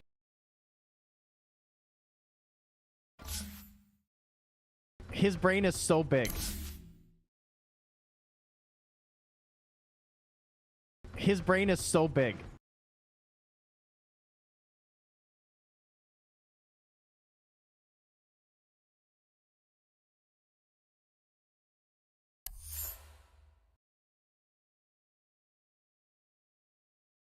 While we were playing LCQ, what the hell, like, other teams were doing at that time? Like, you can see 2 of the top 4 teams on this event from LCQ. That's you know, storytelling right there. I think, Rezo, they were just watching you guys play, just like they're doing right now. Am I right, Jenkins? That's right, Cheever. I don't know what you're saying, but both of these teams have been through the fire and the flames. And guess what is no secret, Cheever? That's that Liquid puts out fire. And so I think we are going to get a Game 3 in this series, Lacoste. Absolutely agree with everything you said. You've been on point this whole tournament, even before that, throughout the DPC. Best analyst out there, so nothing but admiration for you, Jenkins. That's so nice. But honestly, Secret have been on quite the journey this year. I mean, for fans at home, I'm sure it's been difficult watching them throughout the DPC tours, watching your favorite team not even go to any of the 2 majors this year. But the entire redemption story these last couple of months have to be something out of a fairy tale. You swap out one player towards the end, right? Because Zayats did come in during Tour 3, but the team still did not look great. Something was still missing. All of a sudden, Ice can't go to the Riyadh Masters. They bring in Resolution and everything clicks. It's like this last magical piece of the jigsaw puzzle just fit in perfectly. And it just speaks volumes on how having one player can change the dynamic of everything. Even though Nisha has always been a monster, that hasn't changed. Puppy has always been an excellent captain, and Secret has been consistent in their coaching and in their preparation. But all it took was Rezo to just come in and fix everything. Yeah, they were very consistent in their deep sea placements as well, because it was 5th every time. Yeah, consistency is good if you're, you know, top 2 or top 3. But yeah, at the end, Resolution was the solution to Team Secret's problems. Nice. Now, it is time. It's all about peaking at the right time. Will Team Liquid get another shot, or will Team Secret go for it? Let's find out. Team Secret versus Team Liquid. Game 2. We are here again, game number 2. Team Secret facing off against Team Liquid, a dominant first one. And we're back again with our lovely draft panel here. Taiga, Amar, you got to see some action. I just want to get real quickly before we get too far into the draft. Taiga, what's it like going out on this big stage, playing in a game like this where it's potentially your elimination match? I mean, it's pretty... I will get pretty nervous, obviously, because like, playing in such a big stage, I wish I was here. I'm not here, it's fine. I'm cheering for my boys in Liquid. And especially with this C crowd, I've been in Malaysia, the C crowd is absolutely amazing. And I actually just feel, you know, more comfortable just playing in front of the crowd because they're cheering for you, you can hear the crowd chanting, and it's amazing. Once we're in the game, you don't feel nervous anymore. Yeah. I used to feel very nervous and I used to choke a lot, but I don't think that's the case anymore. So Praise to that. Yeah. And Amar, what about for you? What's it like when you get out here on the stage and the blood starts pumping? What's going through your mind? I think nothing going in my mind. I just need to focus on the game, my screen. Nothing else matters. And then What's going through?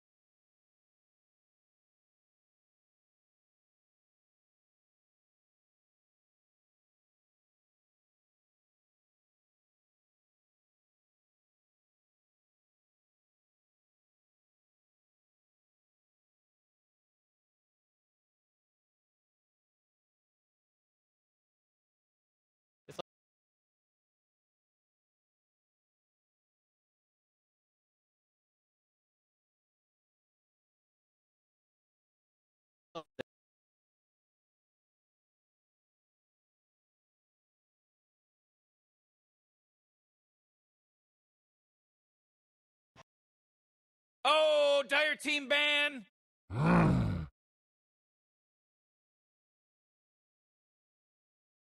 Whew, Radiant Team ban!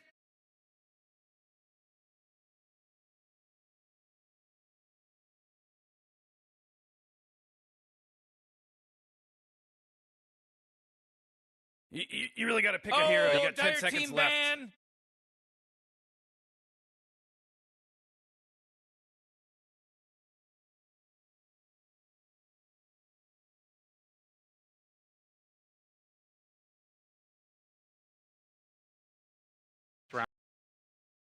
Whew, Radiant Team ban!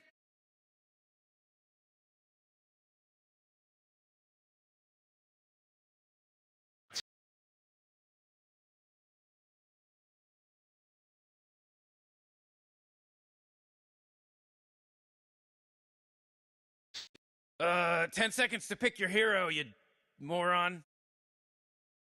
Yeah, 5 seconds Dire left team now. ban.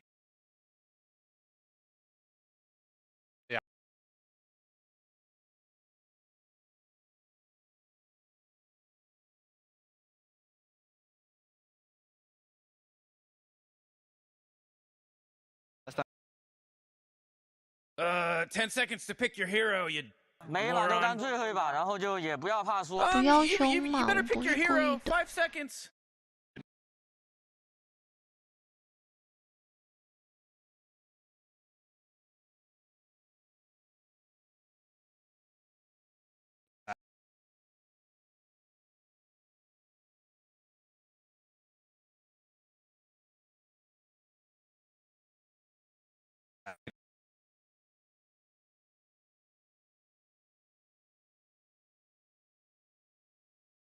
Dire team pick.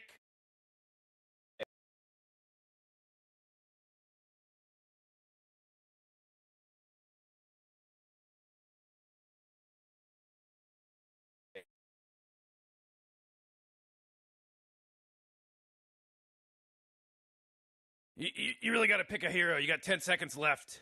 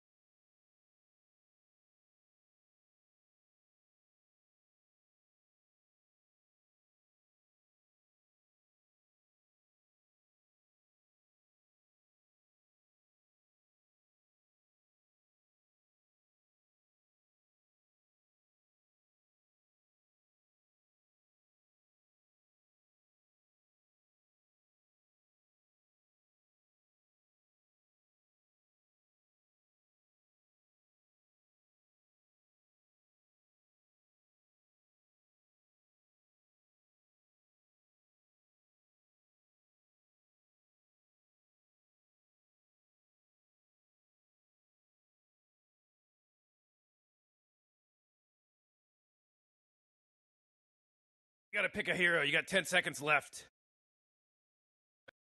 You better pick your hero. 5 seconds.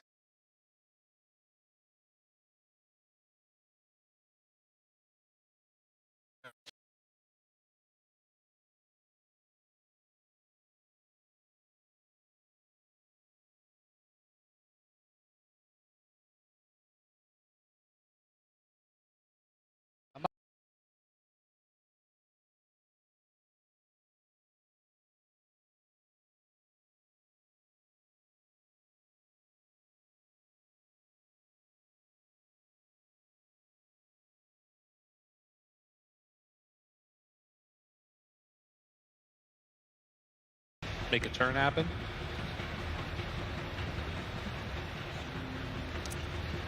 I'm actually not so sure what they can pick right now because they usually want to pick next punch, right? Maybe they could go back to like picking Asaf and Lina right now and save that last pick for Marty, because I think Marty can play a lot of heroes in Dora. And I think for Mickey, on the other hand, he probably wants to pick his hero now. That's how I feel like. And it does feel like he wants one of those like big range damage dealers, like you said. I mean, Lina's gone, but yeah, the SF does look very solid. Sort of fits with some of the timings that you could have as well. Try to get yourself like an earlier Roche, gives yourself a bit of a base to work off of here, and stand his ground when you get into these situations versus that Monkey King sometimes with a good ulti or BKB. Oh, and down just to 5 seconds left into the reserve time on that last round, but they go for the Tiny. A big swap up there, not that physical damage hero. What's the goal here? What you're seeing? This is the comfort hero for Mika. Like back in the Hon days, like long time ago, he would always play Tiny Hon, and he was like, for me personally, he was like the best Tiny out there. So maybe they're just coming back, you know, playing comfort heroes. Like maybe it's potentially the last game of TI. So why not? They immediately ban another comfort hero, right? We're getting rid of all the comforts. Get rid of that lone druid. Don't want to give Matu any of his signature heroes right now. I mean, who knows? Maybe this Tiny actually goes carry, because I know that Matumba can play Tiny. That's a good point. Yeah, there's still that flex. And that's what you said you wanted to see, Taiga, going into the end of this draft, was Liquid with the last pick with a lot of flexibility still. Yeah, we might even see Moth2 playing mid and making him play carry Tiny, because it can actually hype him. Zayat's trying to figure out what's going on. The look on his face is like, what are these guys playing? What's going on there? I'm seeing a lot of great Carapace plays, that's for sure. Tiny now in the pool too, Jakiro. Team Liquid's turn to ban. So Naga Siren taken out of the pool. No chances for any stall action from those illusion carries. But with last pick, the Team Secret draft, we already highlighted the team fight. What is it that they're missing out of their last pick, assuming that this Monkey King is the carry role for Chrysalis? I think they're missing like some kind of scaling hero for mid. I don't think Primal B scales as much until like very late. I think Monkey King is like the same. So I feel like they want to have, similar to Liquid, they want to have some kind of mid carry hero. And most of them are banned right now, so it'll be interesting to see what they pick. I mean, definitely they want range carry, but they also don't really need to, because the Monkey for sure will carry this game. Like the Monkey, one of the strongest late game heroes. It's just that the hero can also be a space maker. Like he has two ways to play. So if someone carries him to there, you know, Chrysalis of course very comfortable on that hero. Something like the Dawnbreaker still being in if you want to like find that Rezo hero too. I mean, I just think that maybe like, I mean, maybe they just go for the, I mean, SF looks bad. I mean, I guess, I mean, they want the range for sure. So like they get their game plays where the Crystal just sits on the trees, makes this brood like life hard and just stays in his lane. Ah, co-op, okay. Whoa. So what's the thought there? Well, co-op is kind of also semi-core, you know. They're essentially running like three semi-cores, like how we used to do back in the days with OG. So I actually like the draft a lot. It makes a lot of sense together. But I think they might want to put Tiny carry if they can do that and somehow fit the puck in this lineup. Down to the last couple of seconds here for Team Liquid. 4 seconds to decide their fate. And it's going to be... No random. Oh, the sniper. Right. Interesting. Thoughts as we get into this game here. The drafts have been completed. Sniper versus Queen of Pain. What are you guys thinking? Who's going to come away with this? Are we going to a game 3?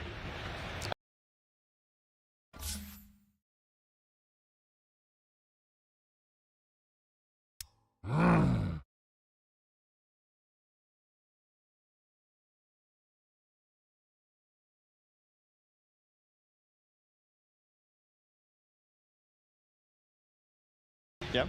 How do, like, let's say we're looking at Team Liquid though. Like, what do they need to do, Amar? I know you're cheering for Secret. What do they need to do, Amar? I know you're looking at Team Liquid though. Like, what do they need to do, Amar? I know you're looking at Team Liquid though. Like, what do they need to do? Podría ser el empate o el 2-0, hermano.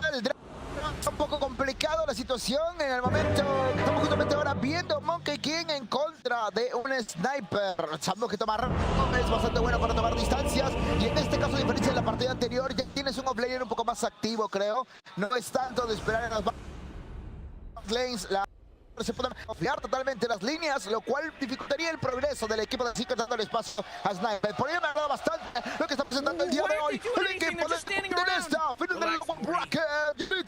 Para nosotros un placer llevar la transmisión de primera mano en el idioma oficial de español, papá.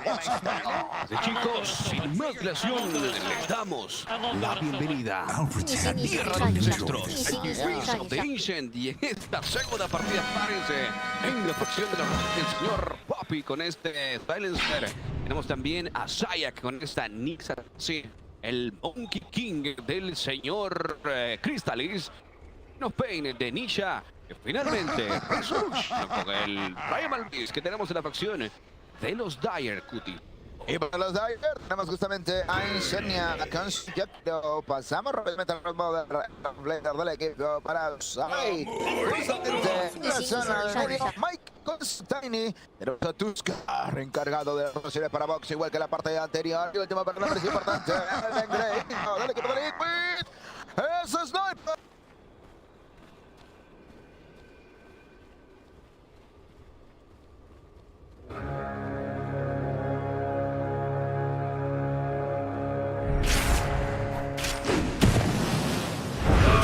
Now it's on, baby. GG's. 不要凶嘛，我不是故意的。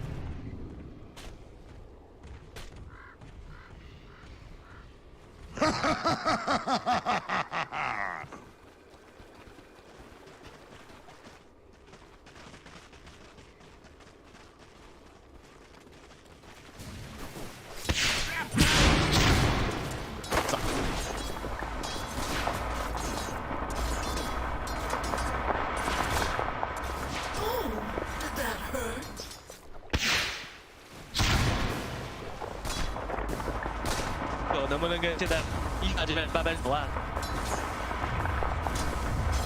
其实，就虽然说小小走一个边线，那很大的。Amigos, en esta segunda partida, Liquid con...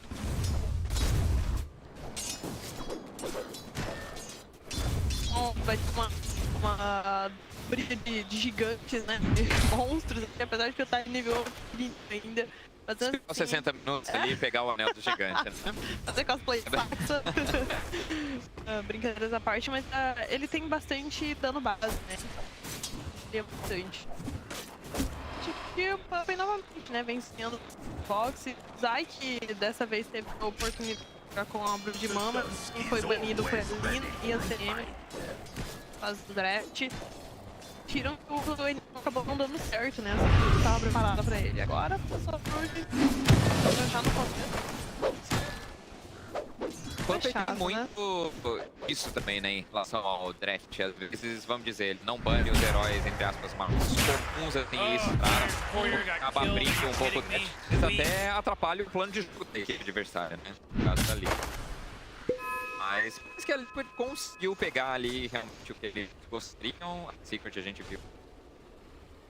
Monkey King do Christian bem cedo, que é o maior herói dele, né? Eu acho que ele mais jogou na vida. No meio tá gastando todas as cargas do estilhaço e essa rotação do boxe perfeita. Porque uma runa, o boxe garante outra e o Nisha vai ficar com sede, né? Ele ainda tem o golinho da garrafa, mas tá dificultando porque não vai ter esse refil. Olha como esse estilhaço incomoda. De forma que o Nisha jogar recuado, assim, e ele tentar utilizar o golpe sombrio, vai tomar dano, acaba também atrapalhando finalizações e ações. Ups, isso pra dosar. Mas é interessante que você tava falando do golpe Nisha e ele colocou 2 pontos naquela habilidade. Então não alterou a build. É isso, se o sniperzinho chegar perto. Mas parece que vai acabar criando mais dificuldade para ele nos próximos minutos. O sniper também, ele põe às vezes 1 ou quem sabe até 2 pontinhos no atirar longe. É normal, obviamente, ele roubar o estilhaço, mas fica difícil pro Nisha se aproximar dele e conseguir fazer uso dessa habilidade. Sim. Saiu com pouquíssima vida aqui. Bom, e assim, a gente vê nas questões das finalizações, né? E apesar de ter 5 negações, ela tomou 4 negações do sniper e tá com 6 scripts menos. Bastante coisa, né? Pode ser um dor de chance o Fado fosse garante essa que consumiu a mana, não precisou nem arremessar, nem se ele tinha ali a habilidade, ele ainda não colocou na avalanche, mas o primeiro abate agora ficando pra equipe da Liquid. Mickey, aliás, essa dupla tá saindo muito bem no top, 4 minutos de jogo, e enquanto a Liquid dominante. Nossa, e é muito dano, né, do Insane com a baforada dupla, o fogo líquido também. Acho que o pessoal tá vindo no jogo 3. Que vocês estejam ouvindo isso, porque o Cristal está na rua aqui, hein? Todo mundo quer um jogo número 3. E bom, é o começo da partida, né? A equipe da Liquid tem esse dash ali. Tem um potencial early game forte. É o Tiny pegar uma adaga, vai conseguir, né, quebrar rapidamente essa torre do bot e o jogo da Secret. Vê pra que build o Cristal vai fazer, mas é o box e o Zay agora pra cima do Terry da equipe da Secret, por debaixo da torre. Eles conseguem a finalização. O Zay já nível 4. Lá em cima, mas não troço que vale a pena porque somente os 5 da Liquid. Conseguiu tirar pra parar a dupla ali. Joga fora.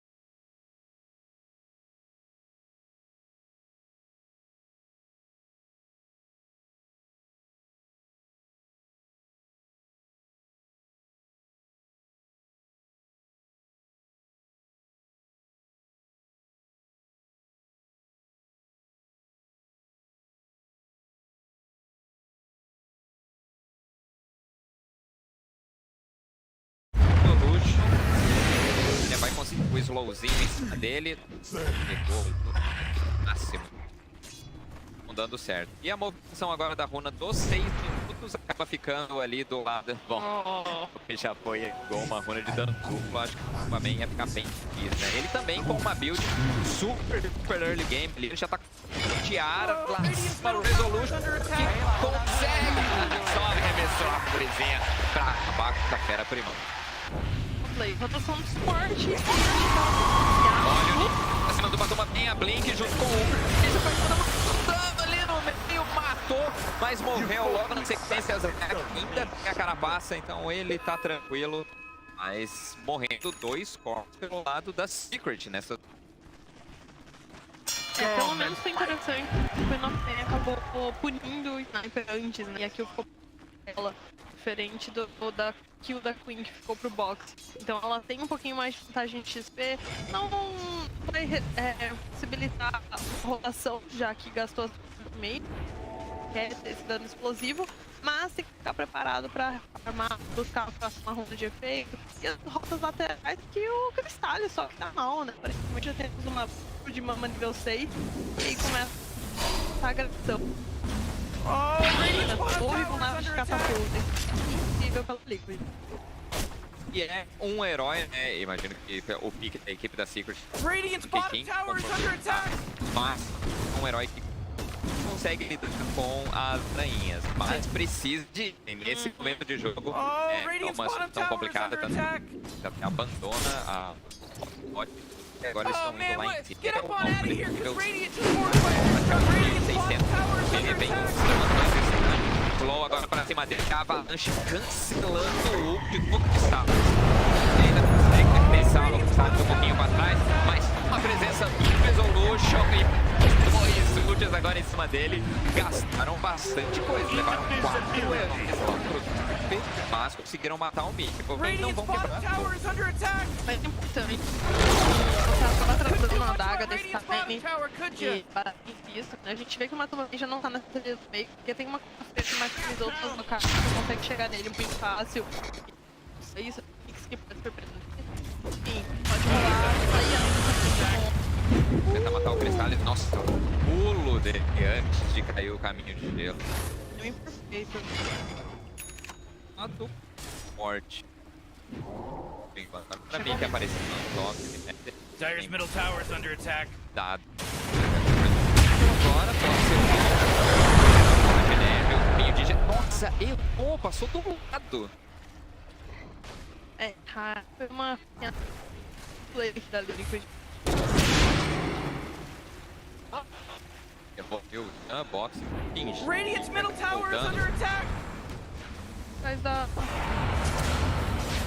São paradas. Vou por aqui. Uma tumba reconhece que ele pode ficar bem. Assim como ele reconhece que ele não pode mais ficar além dos anos. Não, eles vão ser punidos. E aí eles começam a tentar ser um pouco mais ativo, tentar resultar em kills. Porque o no mapa tá um pouquinho apertado. A torre casa, aí engole um pouco a floresta de baixo. Dire's middle tower is under attack. Porque pulverizar se dispone como a onda sônica.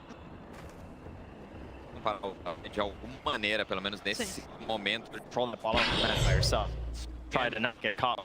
That's a low miss though. Dire's courier, he bit the big one. There's a job opening in case anyone's interested. Will survive through that game. Resolution.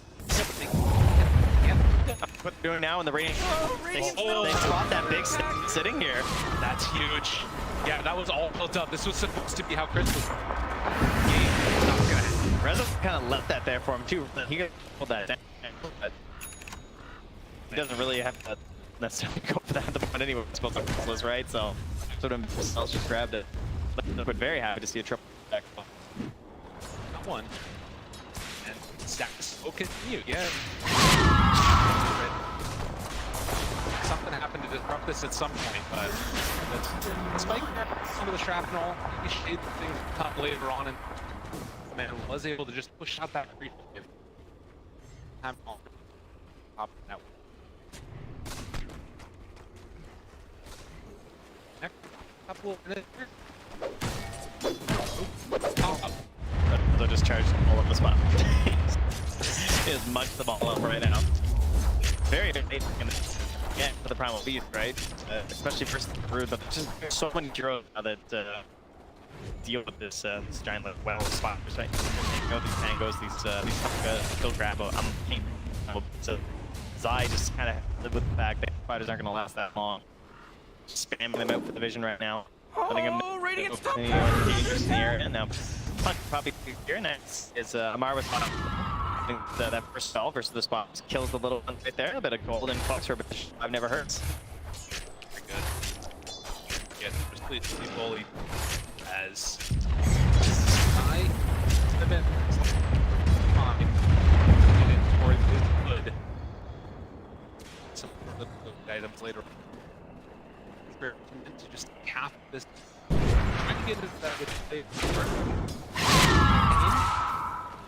and sort of question I have is down this. Good boy, right, like want to Foxy. But instead is going to see going down exchange for Zion. So here, trade off Zai. Radiant's top tower is under attack. But managed to escape from there. Kings. Backs away. Yeah. Crystal moving over for this. I mean, not the time of punish on a monkey. He's already back up top after some damage. So Crystal's well aware of how to abuse it as well. That was pretty aggressive, sir. Brought down. Radiant's middle tower is under attack. Looks like your silencer was maybe level 6 or something there, you know. Oh, save. Not the case quite yet. Dire's top tower is under attack. That's another. Let's watch the position 5 silencers. This is like trying to get an early buyback. Yeah, just like you never know. Right? First, the right off you just get the buyback, and the alt turn it. It's going to tire you.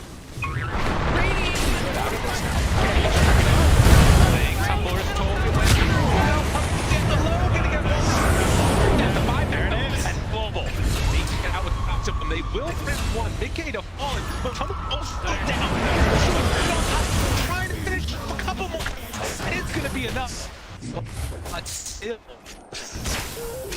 your dive. See, this is why you play 5 silencer. Because they've got Vindictive and it's okay. It's alright, I'll just back level, it's fine. Ends up net positive as well. As you can see on the recap, earned himself a solid 79 gold for throwing away his life. What a gamer. Plays. Everybody from Secret shows up. They immediately are able to find something on that backfire shot. Hits him up. Yeah, no way to escape as well. Rezo just getting the claw. Just dead. Slain as well. Back in the game though. Well, you know, there's one outside that hole. I back then. Right now. Wow, Foxy. Separate from Chrysalis there. On all of their cord.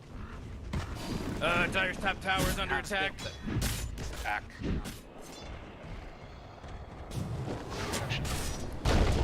Okay. Dire's top tower is under attack. On the map. Good. Dire's top tower is fallen. Gaps that large of the core. Right? There's a pretty gap between all the cores in the game. Nothing liquid.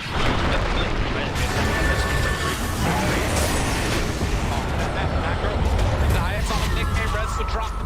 Good kind. Ninja hanging on that macro here too. Good bet on this. Take the chase down. That is isn't it a limit? There in time to help out the fight. Just a little bit longer, they might be able to make something happen. No. The monkey king puppy goes down. Dead for 25. Chrysalis still trying to escape his path. High chasing. Dire's top tower. On top to slow down. Monkey king. He's such a huge jet. Down Chrysalis, they will. Liquid. This bears fruit. Yeah, Chris is feeling the tree. He was the one on the course for a while. He's trying to catch him, and he's been trying to catch him in these fights. He's been TPing in every time. But the secondary ultimate on this hero because he can farm any of the map. TP and he wants to fight with a boundless strike. Liquid, they're ready for that attempt. Foxy run. And find more. He's got this link to jumps in. How they erupted the top, but they caught a couple more pitches. They're not getting killing free. Matu, a couple hits. Get away. Resolution being Mick, so far forward. Another round of avalanche, but can't get him. Yeah, there's no top target there. Crawl away there, and that was starting to take a bit of here. Gets control. They're gonna grab the next roof and faster back to farming. God, all really that's Mask of Madness on damage.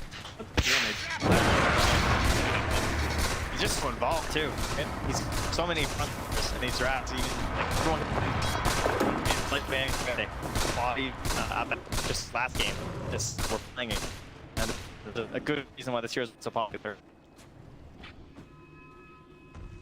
They just have no neck. Still looking pretty good. Like as you mentioned. So awesome chance. Ice path. Little eventually walks into a puck.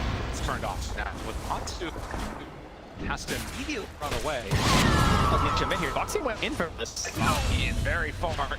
It's denied, so Dyer's middle tower's under clean up attack. that bus. I think it was Zai being in. Looks like Dyer's structures are fortified.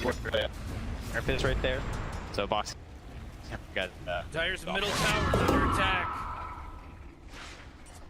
Again. Head down. They can get any extra pressure. Towers. Onslaught in somehow. After killing the fighter. A Tumba here gets two. Now look what I've seen first up top. They spot the forward, so they're all gonna rotate their way down the side. Stretch is in, trying to get rid of this tower. They have a warrior on the current positioning.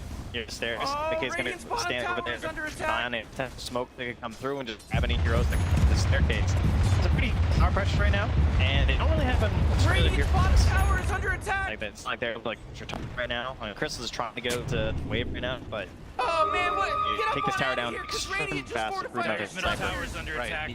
Last game and what we just Oh, Radiant's bottom tower is under did attack. not eject the towers, but so on push pit. It really secret line. This will come in handy. Much more. Radiant's bottom tower is under attack.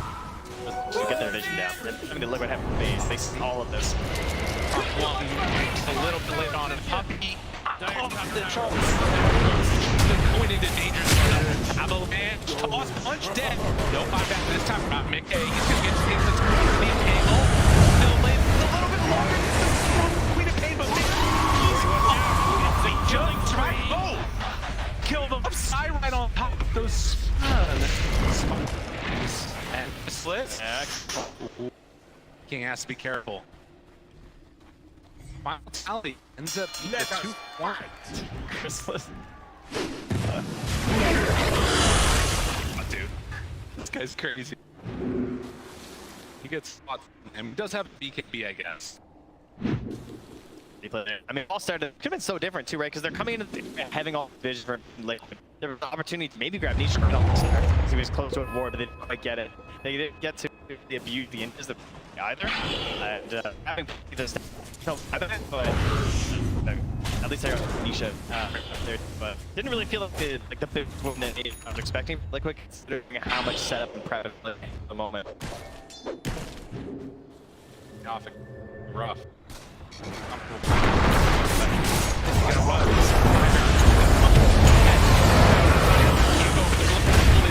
Nice match connecting the two. Don's underneath. Whoa. Dropping low, but he's already died in the silencer. It's not enough for Liquid. Warrior got killed. Are you kidding me? By the assassinate. And plus, Foxy trying to chase this guy, but can't quite find him. True. In the meantime, going on into Rush Pit, it looks like so. Seaball over. Use the Liquid.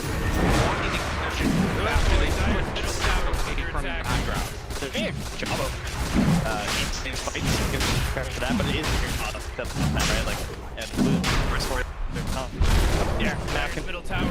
Gain that victory off of that. Like, here. Slaughtered by the Dyer. So just in case they get to that one. Obviously, they have the pain, have the speed. There is a concern that he can get back in an unstoppable way. So protecting Matu, a potential second left in these fight. Been up. It did also give a lot of their farm going, and was on Nisha. The timing's here strong. Talked about for lead scheme to get out of this game. Games really knows his limits. We'll have to watch. It's your towers open. Not much liquid to get here on the bottom. Grabbing that farm, trying to stack Matu up just a little bit higher. Obviously, we need our panelists. Talking like this idea of the semi-cores, the king, the queen of pain, and we'll their capable of fighting. Also, fairly capable to like scaling. They have obviously He's dominating now. He's was dominating. not what something it was going to be as he Radiant's middle tower is under attack. Global down, aegis in hand. This is like party. Feels like he's been working on this first end for like I think Radiant's middle tower is under attack. Immediately in the game, it just keeps going. And the goal for the buyback as well, I'm sure.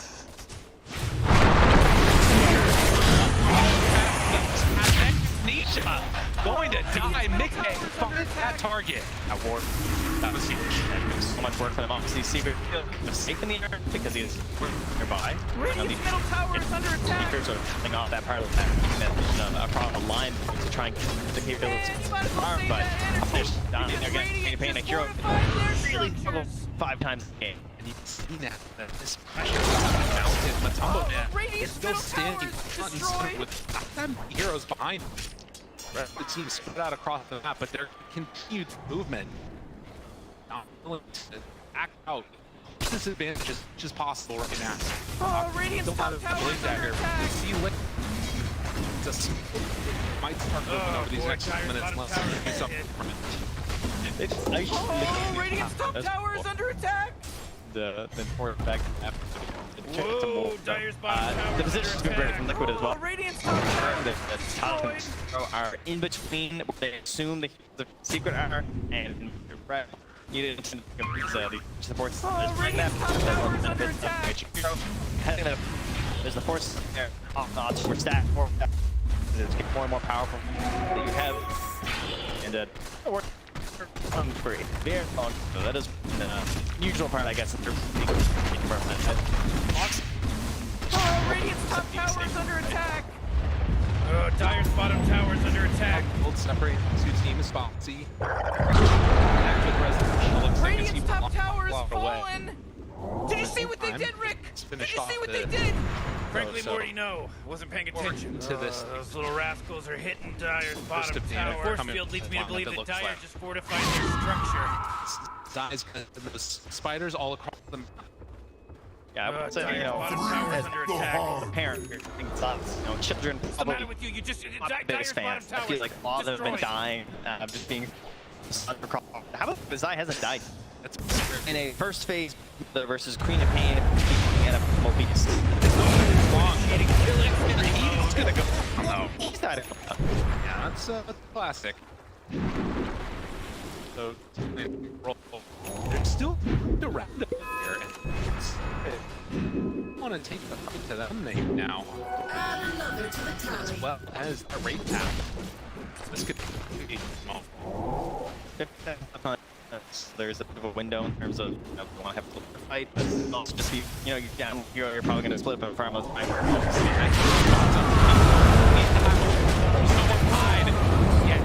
After curse, you talk about having to get some goes down. It was impressive. Go, man. What like to say? That's fair. A minute. Say just inspiring. Round before.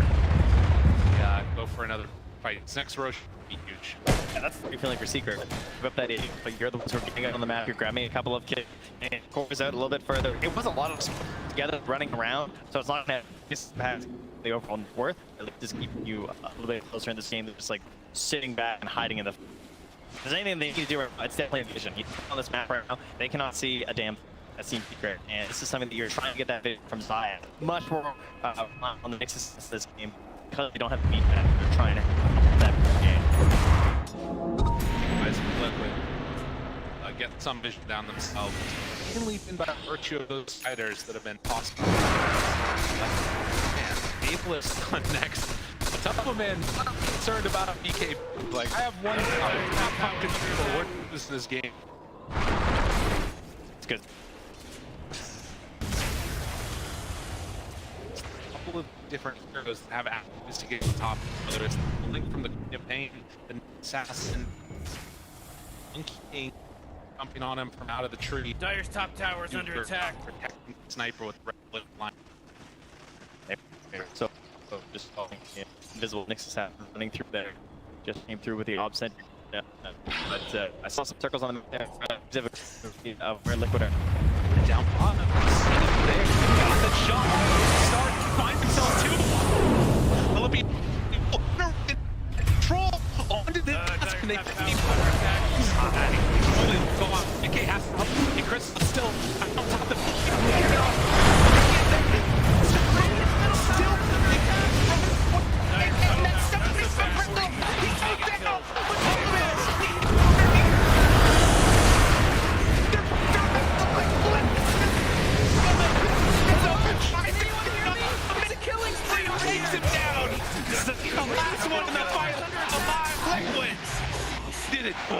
That was a fight positioning there. Wukong's commander survived.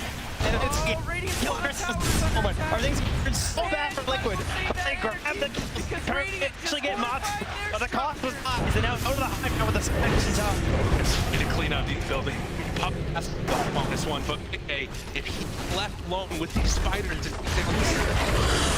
easy movement into the rack. Bottom tower is under So attack. he's type of flat. Wait, bottom tower is completely gone. He's a little. He tries to tee up. He's gonna be fine. Get it to 3 power. Substantial gold fleet. Take a the replay. Started to get with the character. Actual play layered on top of the gold. He can't held his BKB for after, so he's able to get involved in this fight. Using a big spell. So runs wild. But this was big, right? The Wukong's comes out, and they actually get a lot through the Primal Beast. That's pretty scary on the left-hand side, but then they Mick barely surviving as well. As it turn that fight around. They have no choice but to fully focus on Matu. Right. Barely able to come on and clutch. I mean, about it, no beat on the sniper. He just has to keep clicking. Was able to do enough to her damage before we died. That's it worked. Open 2-0-2. Oh, they're right on top of all these. With be aware that 2 people were respawning a relatively long time. Yeah, come on back. So they'll take a long time here as Mark continues to just around this often combo for everyone mid lane. Obviously, one game where the playing with you get it as fast. Top tower is under attack. Looks like Dire structures are fortified. Hit a couple times by Secret immediately. Oh, come on, Radiant top barracks are getting attacked. Constant spiders rip at us. That's just calm. He does it, and look at that. Side keeps the pressure off. He shows for Nisha. Easy, but it's there to interrupt too. Just more and more TP keep coming his way. They just stay around here? I mean, they're around. Or they're not going to the whole time. And look at the line draw. He's still like. That's still Roche. Before it's up, and will decide to go up and fire that. This is one of those big macro plays you're going to see up in Dota if you're new to the game, is that pressure that bottom tower to pull them away from that Roche, but Liquid wants to keep that territory. They want that vision here to have the good fight around Roche. Now they have the good fight in mid-game. He finds the good pick off Boxy. Can they bring him down in time? Resolution so low, and Chrysalis on the back. Where is the Tubman? He's not there to help him yet. He wants to go to turn Chase, Nisha finds him, gets the kill. Mickey, he's got to get out of there. BKB wants to run, nowhere to go though. The bash is out. Nisha will manage to survive. Secret, they win that fight off of that global. such a necessary fight for Team Secret right now. Grabbing Matu, the perfect way to set up this fight. It's the one that can't happen for Team Liquid. And so much was committed on this round. He's ready to start, but he's able to get off the BKB. Spider whole game had to take a second to process what just happened there. I is gonna run away. I think Liquid might be feeling the same way here. Is obviously they didn't commit for the instant buyback on the sniper. That means he really doesn't want to do it now, and they're going to start moving in towards that pit. Liquid, they have some vision around here. They do end up scanning near their high ground to see if there's any smoked heroes coming by, but it might be time to go for a little more risky play here. Yeah, gotta be careful. We're watching the brief play, but in the game, he's pat down, have good vision. Boxy, he's right away caught and killed. Does have buyback still, but Tumble Man, they're so close, and Roche is actually quite low enough. Zions finds Insania, but they can't get him. Find enough time for the rest of the team to show back up. Buyback is there from the Tusk. Matamba Man tries to show. Mickey to the damage, gets the blink away. He's still so low and doesn't have a way to dodge this, but Nisha survives. 70 HP. I don't quite have it. Insania's now dead. Matamba Man, oh, he's in Death Valley. Crystal is right on top. Needs to get away. Boxy there for the punch. Matamba Man, though, he survived through it all. Liquid, they did it. They actually did it. All the delays coming in from the supports. They kick them out. They force a secondary fight. Nisha forced all the way back home as well. Now they're in there. They're grabbing Roche. They can't get back here in time. Oh, and another Aegis claimed by this sniper in the midst of chaos when everything is at its most crazy. That's when it feels like Liquid somehow managed to make the best happen. Secret, I mean, that one dream fight where they managed to get Matu right at the start, that's what they needed in that Radiant high ground there, but now he's got himself the concussive grenade there with a shard, so a little bit extra help there. Look at that. Hex done on the Broodmother now. Obviously, Secret still have an incredible team fight, but they need all their heroes to be back up. Chrysalis alive in 15 seconds, while Liquid, they want to try and claim these buildings now. Oh, Radiant's middle tower is under attack. Does have that Aghanim Scepter done. Zone back for a moment. I mean, it's still so hard to go high ground here. Enchanted Quiver picked up as they are another big creep wave coming in through top. I'm curious if Liquid even want to try and push it that hard here, if they feel comfortable going into the later stages. Yeah, it's a bit of a, again, a tough one to go high ground here. You really don't want to be stuck inside of Wukong's command. Get the botch down here. And just wait for the BKB, right? Yes, he has actually fully purchased it now on Matu, so certainly much more capable of engaging and putting himself in slightly riskier positions, like hitting a tower. If you're Team Secret, though, I mean, he's still the #1 target, right? Obviously, with the Aegis, there are some questions to that. Maybe you can try and just disable him and try and pick off someone else like Mickey, but he's got that BKB, and Poppy, there's so much pressure on him as the silencer. Like, when do you actually pop this ulti, right? Yeah. You try and go for an offensive play. They find it. Chrysalis immediately there with the BKB, gets the Force Staff away, gets Matu out, but the Pulverize is there. So round one, they keep him alive. He does finally fall to the Sonic Wave, but they needed that for that second life. He never popped the BKB though. He did hold it that whole time. Get the concussive grenade, drew it out a little bit further, and losing Chrysalis is huge. That was so enormous for Liquid, and taking this tier 3 tower now, going on to the high ground. Secret, I don't know if they have enough left in the tank. They're going to soak up with everybody. They gotta find it. The big stun is there. The big interrupt. Resolution trying to kill him up, but it's still no. Boxy was there. Sonic now turned upon, but Tumba Man ready to clink them all down. Resolution trying to escape, but there is no escape. Matu is here. Matu is strong. Oh, Nisha tried to hold him back with a halberd. He was just there, stuck plinking away, helpless in his BKB, but it didn't matter. They didn't get enough done during that halberd. And now they've taken the high ground here, moving towards that mid lane. Liquid looking to force a game 3 here in Singapore. This would be huge for them. Again, such a dominant performance in Secret throughout this tournament in that game #1. Liquid needing to get this to force it. They want to keep their hopes alive. Punches are out. The buyback is there from the Nyx Assassin. Jump in, Nisha trying to force them back. And without those BKBs, they needed a second at least to reset. Liquid still no Aegis in hand. There's 40 seconds on the BKB for Sniper. All the buildings have been crumbling though. It's just now 2 melee barracks remaining. Oh, sorry, 1 melee, 1 ranged even. Worst case scenario here for Team Secret. Zai gonna have that constant spider pressure. You know what's interesting though is that in so many of these games, we've seen some of these teams that have fallen behind really early in multiple racks, and it still comes down to needing to win a team fight. If Secret can keep winning those, could be their recipe for success. But right now, at least Liquid in a firm control of this game. Yes, many of the players on this Liquid roster are, you know, no strangers to some mega creep games.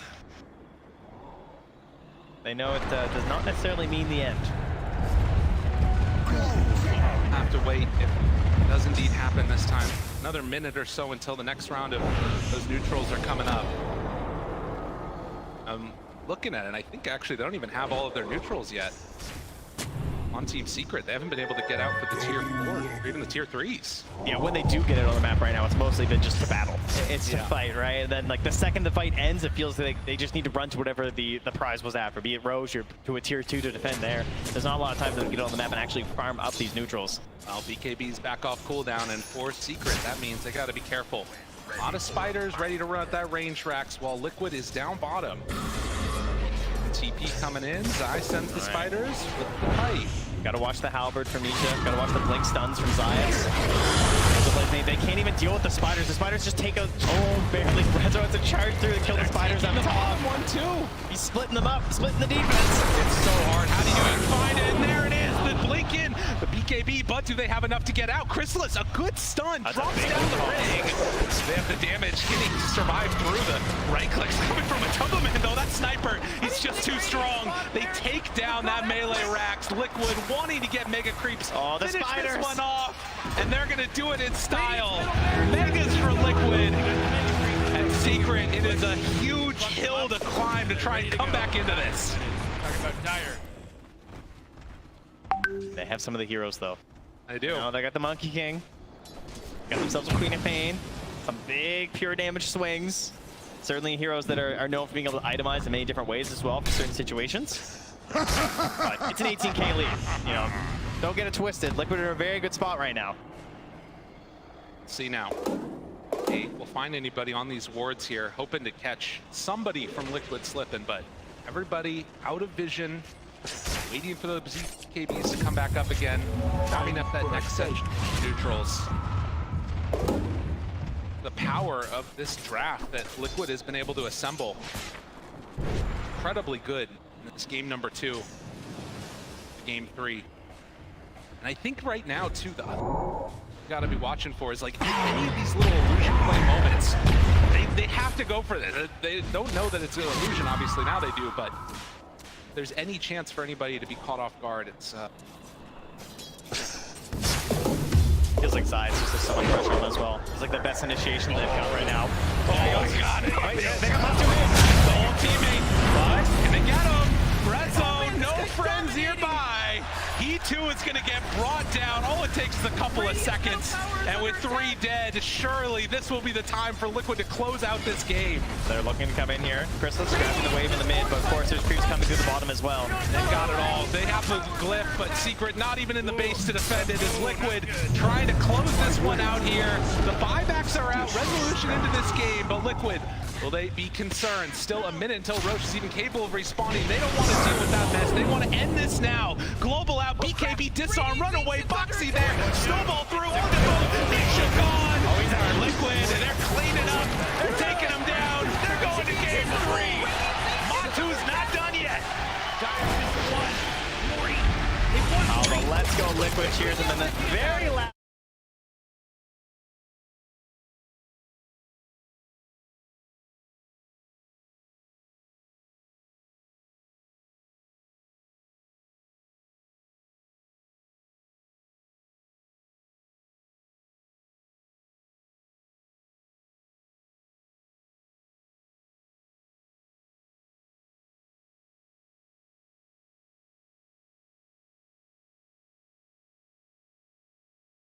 Appreciation to the team that forced this one to a game 3. It just feels like a couple small plays here and there, right? One force step, one position, one stun of someone out of place is turning these big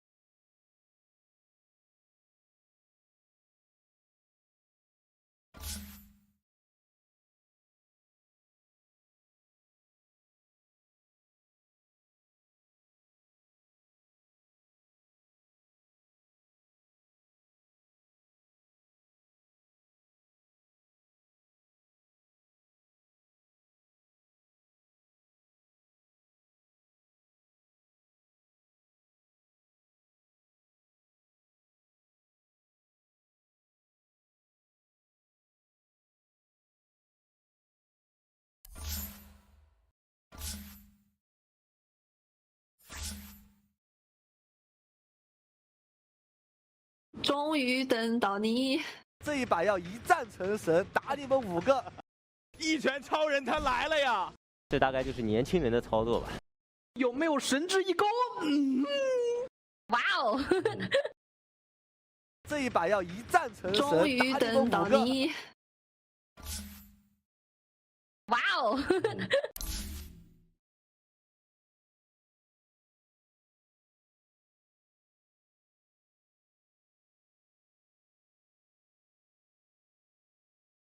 一拳超人他来了呀！哇哦！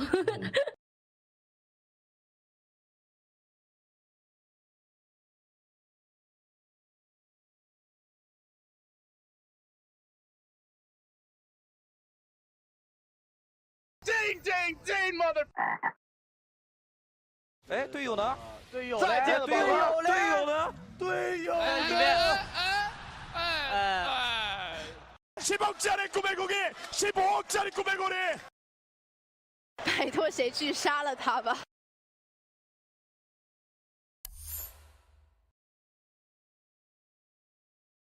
You match the pace. Yeah, he had BKB first, and then Deso. Deso's like the closest thing to a farming item that you could say that game. But no, I really like the point about the silencer. I think that Liquid, like, if you look at their draft, they have Jakiro, they have Broodmother. Their entire draft like doesn't have any cooldowns that they're playing around, right? It's like you play the silencer.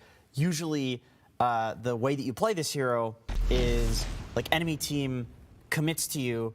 And then you like botch their initiation, you botch their commitment, and then you turn the fight. It's like you global silence a Broodmother, and it's like my spiders are silenced. Like, you know, you're passives. You're passives. So yeah, Liquid just like Effie said, identifying the weakness in this hero.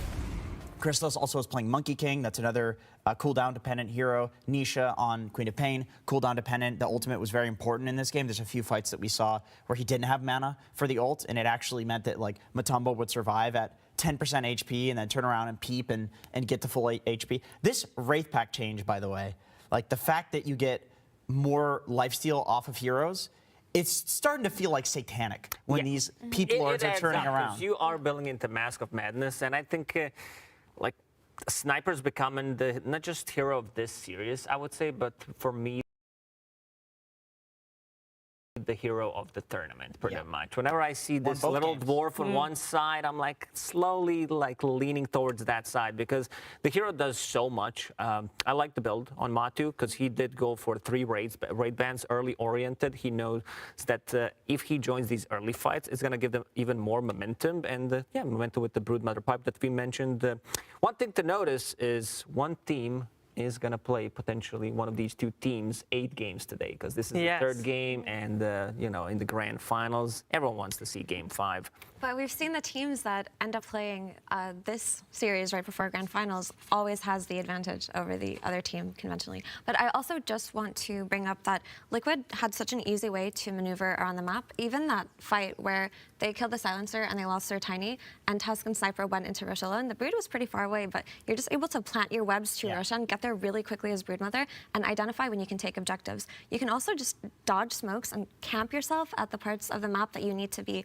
And when Secret really needed to make a smoke and make big things happen, it was evaded completely by Liquid when they were playing on the bot lane for that bot Rex. Yeah, Liquid definitely seemed to know what Secret was going to try to do during that time. There was another person who knew of how this game was going to play itself out because I think Slacks predicted this outcome from the draft onwards.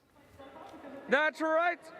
Absolutely. You know, a clock is right once in a while is the saying I remember. Now I am up here in the nosebleed section as high up as you can go for a very special purpose. Now I was contacted and someone said one of you guys has a birthday. Who is it? Oh my goodness. What's your name? Chendo. Fantastic. Crowd, I was wondering if we could make this the worst birthday of his life by all singing a little happy birthday. Are you ready? Yes. All right, here we go. Ready? Happy birthday to you. Happy birthday to you. Happy birthday, dear. Chendo. Happy birthday to you. Now your present, you get to pick one. Great. And somebody else out there, happy birthday to you too. Watch out. There you go. Pick it up. Look at the camera. There you go. Yay. All right, well, back to you guys. Happy birthday to you too, Sheever. Happy birthday. Thank Happy you. birthday, Shearer. Thank you. Yeah, it's a little bit late or early, whichever one you're going for. It's off by about half a year. It's all good though, because we are here to celebrate everything, especially the Dota 2 being played, but also friendship and love. And that friendship was there was a little bit of friendship last year, and the Team Secret roster was a little bit broken. Just in case you missed it, Matu and Zai left Team Secret right after TI10, where they came third. So that is the very spot that they're both in right now. And that was not something that Puppy wanted to have happen, Effie. No, he didn't. When you look at that iteration of Secret from last TI, it had such an incredibly dominant phase throughout the online tournament era where they just felt like the best team in the world, right? And then when it came up to that TI, the results were great. Third place is not something to be scoffed at. That roster definitely had potential to go far, but just like in all things, your players get poached. Maybe they Zai and Matu are very brave. Saying no to Puppy, and you probably needed to say that into his face. They weren't in the same room. They probably weren't in the same room. That was actually, it was all done over computer screens. And Puppy talks in that same interview about how much easier it was because it was all digital. Now, it did lead to good results because in the end, they have two players that re-embody that friendship and love. It's Zayach and Rezo. I have a friend, which is Zayach. You know, we played together for like 2 years. It's amazing to, you know, be on the lane with a guy who you really enjoy talking to. So it was the middle of the season, and I was like, yeah, I'm ready to roll, you know. And who do I go with? I have one friend. I have a guy who I can talk to. So we happened to the call and was like, yo guys, yo bro, what are you gonna do? I were really tryharding in pubs. I played every day around of 10 games, and also my win rate was very high. I back my rank 50, around of 50, yeah. And I were very in good form, I guess. So we're like, who we can join, and we're like, maybe some alliance, you know, they're like a bit shaky right here and there. Maybe some NA team, you know, it's always good to come to NA and like, you know, for the qualifiers and stuff. I've been there, I know how it works. Maybe I can do the same, you know. And the third idea was like, maybe Team Secret, but it's like, nah, dude, no way, like it's wet dreams, you know. Clement was like, what position are you playing anyways? And I'm like, dude, I'm playing offlane for 2 years now, like, come on. That's such a Clement thing to say, but anyways. We just wait a little bit, and after some time, he's like, yo, bro, I got invited to Secret. Yeah, at the moment when Clement called me, I was so surprised, because how to say, I didn't know that might happen, to be honest. And he's like, he's playing there, and then at one point he's like, yo bro, what are you doing next week? I'm like, what am I doing? I'm playing, you know, chilling. He's like, you wanna play a tournament in Riyadh? I was like, hell yeah, like, let's do it. And then basically, like, you know, they decided to make, you know, to try me as a standing on that tournament, and things went great from there on. I'm pretty happy to being here, and also I believe in Team Secret I can do a lot. I mean, long history, so let's see. It was just a thought, but I didn't really believe that it could happen. But you know, here I am, wearing the eye on my T-shirt right now. That's crazy. Life is crazy sometimes, for sure. It's actually incredibly wholesome how both of them are now on Team Secret. And they are on the final day, and they are doing pretty well. Both teams, though, one game away from taking that second spot in the grand finals against Tundra. And only one team can advance, which is a lot of pressure. That is a lot of pressure. You can feel it from all the way over here. We can feel the pressure that is on this one. Just give it Dota 2, Effie. It should be fine, right? It'll be fine. What does it even mean at this point? Top 3 still top Yeah. Nah, there's a lot of pressure in this game 3. Obviously, both of these teams so badly want to make it to the grand finals. They are the LCQ teams. They were the underestimated teams after the end of the DPC tours this year, and they both have a lot to prove. I think for Puppy, the only thing remaining for him to do is just win his second TI, get that first place with Secret finally, and who knows what's going to happen next for him after that. Same for that, Amanda, although we do know what's going to happen after that. We do, but yeah, going back to pressure, Team Liquid, they had a magical lower run bracket so far. So you know that they've been on the brink of elimination so many times this tournament, beating Entity 2-0, beating OG 2-0, then Thunder Awaken in one of the best series of all time, and then beating Astra as well, clutch series as well, and now pushing into the game 3 as well. But that was just a really wholesome video that we just saw. I'm still thinking about it, but you can really see the synergy between Resolution and Zayats in that one. And I'm also glad that he told that story because at ESL Malaysia, he did mention that they both wanted to join Team Secret, but they didn't really know how to facilitate that. And it just ended up happening for them. So it was just really cool to see. I think Resolution as a player has grown so much over the years. His hero pool has expanded. He's played so many different roles. He's bounced around from region to region, and he announced his retirement after last TI. But as we know, in Dota, Jenkins, nobody stays retired. Really yeah, that's why, you know, I look at Matumba and I think, like, we've talked about it so much because the absolute legend is retiring. You know, it's like, is he really going to after this run? I mean, Liquid has been backed into a corner 3 times. They've been in that game 3 where they claw it back, right? They've won 3 game 3s in the lower bracket. It's actually been clawing because it was not easy. No, it wasn't easy. Every time it wasn't easy. And then already they weren't supposed to be here. They got in through the last chance qualifiers. So it's like, we talked like previously when we saw them walking on, oh, they look like they feel no pressure, both of these teams. It's because how could their brains have any chemicals left to feel pressure at this point? They've been pressured for like 2 weeks straight. These guys are ice cold now. They really are, but honestly, it's just been so touching to watch both teams make it this far.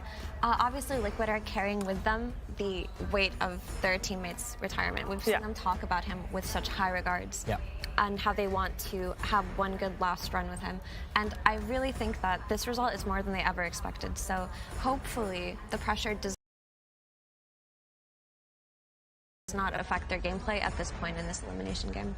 And also, we do overuse a word Giga Chat quite a lot, you know, but first time hearing it, Giga Coach. That's a new one. Team Liquid with 3 coaches. 3 people, Yeah, it's one entity. We do say, you know, too many chefs in the kitchen, blah, blah, blah. But for them, it seems to be working because everybody, as we've seen in the interview, has a lot of respect and they think without one piece, it would just not work. Yeah, they all have their own role and everybody is respectful, and apparently there's no stepping on other people's toes, which would be very easy to do with a lot of coaches around there. Speaking of coaches, of course, I want to reiterate that we've got Heen and AY in the tournament as coaches that have already won TIs.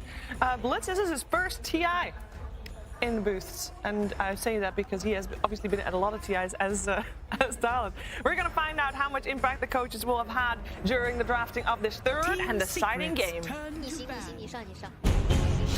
Team Secret versus Team Liquid. Game 3.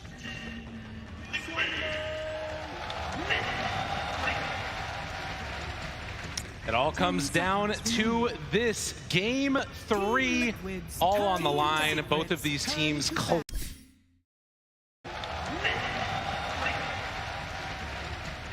It all comes down to this game 3, all on the line. Both of these teams clawing at a spot, the final game that they want to be playing in this. You guys got to watch backstage. Just before we even see the draft, who do you think has the momentum coming into this? Who are you kind of favoring? Are you just going to stay biased with your old teammates? And for me, I will definitely say Team Liquid. You know, they just won the last game. I can feel the momentum. You know, everyone is smiling. I just saw them earlier. They look pretty excited to play the game 3. So definitely Liquid. I mean, for sure, I want Secret to win. But you know, you get second pick, you win. It's as simple as this. I cannot just simplify it more. Yeah, why even play the game, you know? Yeah. We should just end it after the coin flip. We shouldn't even do the draft. Let it go. This whole thing will be over very quickly.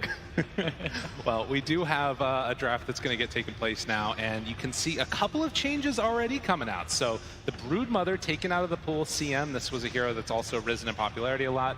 Marcy and the Lesh. So a couple of those key heroes that we've seen still left in the pool. What are you guys liking? And also, how does that second pick affect the rest of the draft going in? I mean, the second pick is just way easier to draft, and like you will just counter pick into counter pick, and like you just pick on first stage something solid that even if you counter it, it's fine. Whoa. Okay. That is not what I was anticipating. Nobody wants to go out on Silencer. All right, that's just how it is. I actually thought they would pick Silencer when they banned Brood, because now Enigma's in the pool. Actually, Inch is not that bad into Brood because you know the shot. I don't think you guys have seen it before. Little friends. Yeah. Yeah. Because if you put the spell on the enemy target, all the spiders goes on him. It's actually pretty funny.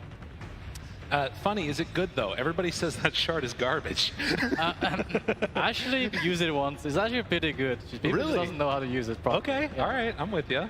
Sounds good. Well, they do have, like you said, that Enigma open. Do Team Liquid want to go for it though? Again, that hero has been all over the place in terms of some success, some failure, and Silencer's still in the pool, so if they wanted to swap it to another core role or something, they could do that also. I feel like maybe they want to go for the Lina, because last game the Lina was banned by Secret, now they changed it to Brood. So maybe there is something with the Lina. It should be Enigma, I think. Enigma Tusk, maybe? Oh, you're right, Amar. Interesting. So what is it about this Lina? You said there might be something about this Lina. What is it that makes this hero so insanely good, particularly for Liquid? I mean, I think they get what they want. Mickey plays like the carry from the mid lane. Matumba gets his lane-winning hero who stuns or just doesn't die, and is just good into the meta. Like the meta mid laners, Lina can lane into Leshrac and Desif. Okay. Oh, well, I mean, you got the Lina right now. We got the best hero, the game-winning hero. You know, you're looking for Team Secret to take the W. They've got the Beastmaster. It's got to be feeling pretty good now. They got the natural disaster. They got everything. Natural disaster. Wow. Oh my goodness. Well, the Enchantress definitely applies a ton of early pressure, as does the Beastmaster. I mean, I'm looking at these drafts, and I'm just seeing tower after tower getting taken. Obviously, you do have some good outspam, but Taiga, are you concerned about all of that pressure that Team Secret has running early? I think after what we have seen in Game 1, I think they should have better answers now on Liquid. I think they're looking for something that would fight them, fight the Beastmaster and Ench on the early game. Because right now they only have Tusk and Lina, and they're not like the best heroes. They need to add something else. Like something more like a strong early game hero to fight this beast. Because the moment this beast takes your tower, your jungle is done. It's gone, and they need to somehow retake this jungle, and they also need to apply their own pressure. So I think they maybe another sniper game, you know, sniper is pretty good against that to D-push when they come, so but they actually ban them themselves. Huh. Interesting. Zayat will actually get a chance to maybe see some other heroes before he's picked, which has been a little unusual, I would say, for Zayat this tournament, right? He kind of gets this like first phase hero, just has to deal with it. They end up banning like 3 heroes in a row to try and protect him. So that Enigma, as I said, is still Lindo, but probably going to be Insania's hero out of this phase, and then we're going to have that double counter pick for both Matu and Zai. 10 seconds remaining. Yeah, I can also see maybe Y1 for Insania. He hasn't played a hero for a while, like Y1 Phoenix, sometimes teamfight hero, because they really lack teamfight on the Liquor right now, and they usually want to have at least one teamfight hero on support. Now that I pick Tusk, they will need to add something that synergizes with Tusk, which is like Phoenix, Y1, Jakiro for example, but Jakiro is banned, so we'll see. I do like that Wyvern that you're talking about. That always feels like it's really nice against a Beastmaster, and you pair that together with obviously the little friends and everything else that you got working with you for the Enchantress. It can definitely turn the tides of a battle very quickly. And of course, we've also seen that combination be really good. Winner's Curse into just an LSA, people get blown up. I'm not so sure about the Wyvern. Like the hero is weak, and like the out tempo might be so much. Like yeah, he's good into Beast. Beast cannot just send his units how much he wants, but it feels like kind of drags his team down. Like you have Wyvern Tusk support, like you don't do damage kind of. I'm dying. That's a lot of team fight. Whoa. Slipped its way through that second phase of bans this time. Often getting removed here. Obviously started out as pretty much the hero of the tournament, it felt like. I felt like teams had to address it a lot in their drafts, like Snapfires or something to try and handle this Tombstone, someone who can naturally hit it, but I mean the sniper's already gone as well, so could maybe be an option for Secret. Of course then that's putting Zayats on a, I mean it's actually a pretty good 4, I'd say, for the way that they like to play their lanes. Definitely could be strong. Needing to come up with some type of an answer. You were talking earlier also about like the Maranas, things like that as a potential answer. Is it like you have to really go super hard on a Tombstone answer, or do you feel like you can get that from like, you know, a little bit here, a little bit there, like some from Enchantress, some from other heroes? I feel like they have Beast and Lynch. They can, it's easy Tomb killers. Like I don't feel like they have a problem with Tomb. Got some attack speed, got some range, it's always good, but the crowd, look at that. You know, they love the player hero combos. Got themselves an Invoker picked here. I just think that Undying is a good pick for the team fight, but I think they Secret have tools to kill that too. Like they have the aura from Beast, and the Inch doesn't really care so much about zombies. It's only the lane that's Undying is being picked for. I will assume like the laning into Beast is actually pretty nice for Undying.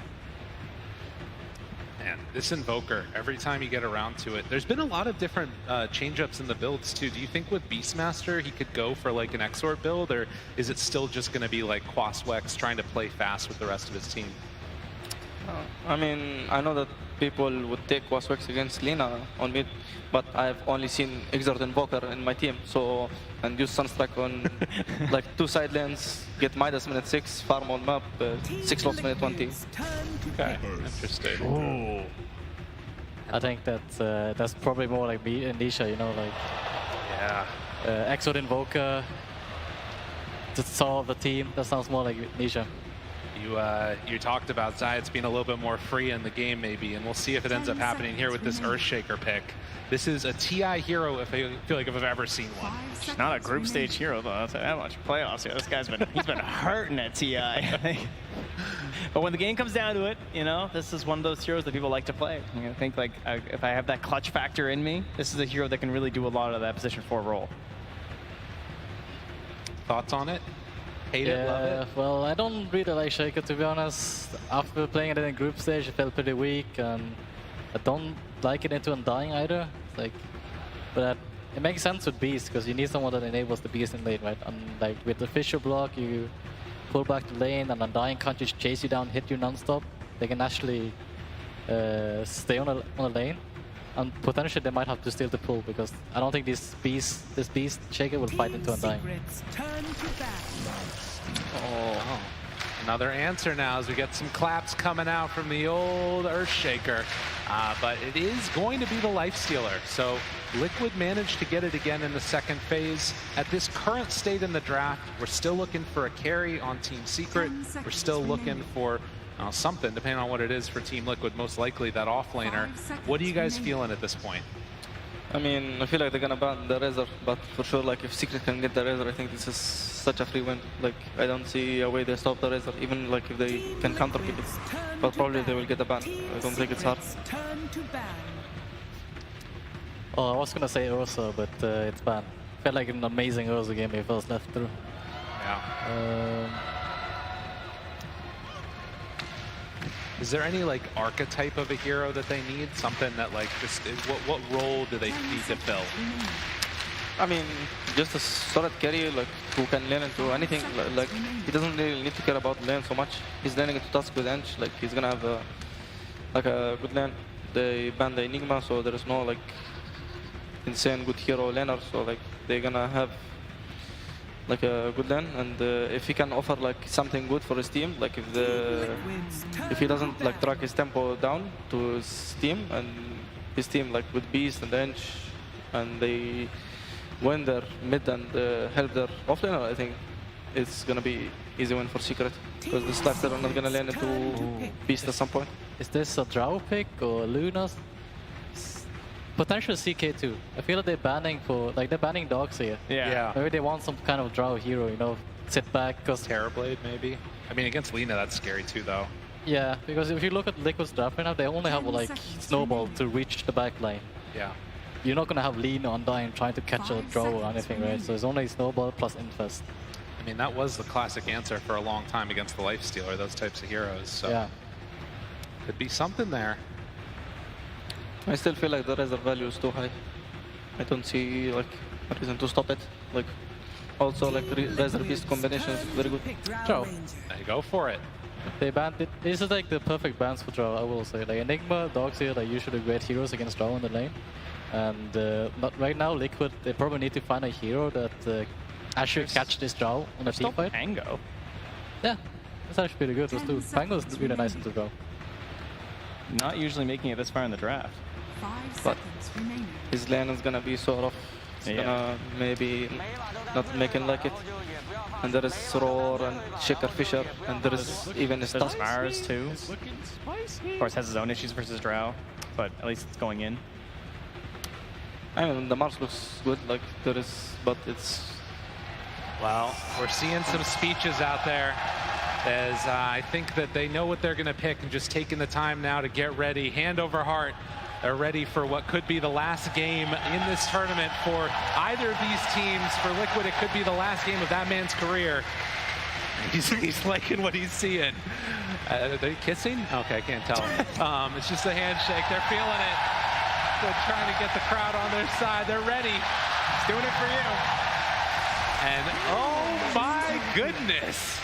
They pick themselves a brewmaster of all heroes. Everybody's got to get in there. Let's go. I guess they're getting drunk tonight. One way or another. One way or another. People are going to sip it on. Oh, that man. We're seeing some speeches out there as I think that they know where's too. Nice to go. Not usually making it this far in the draft. But his lane is gonna be sort of, gonna maybe not making like it.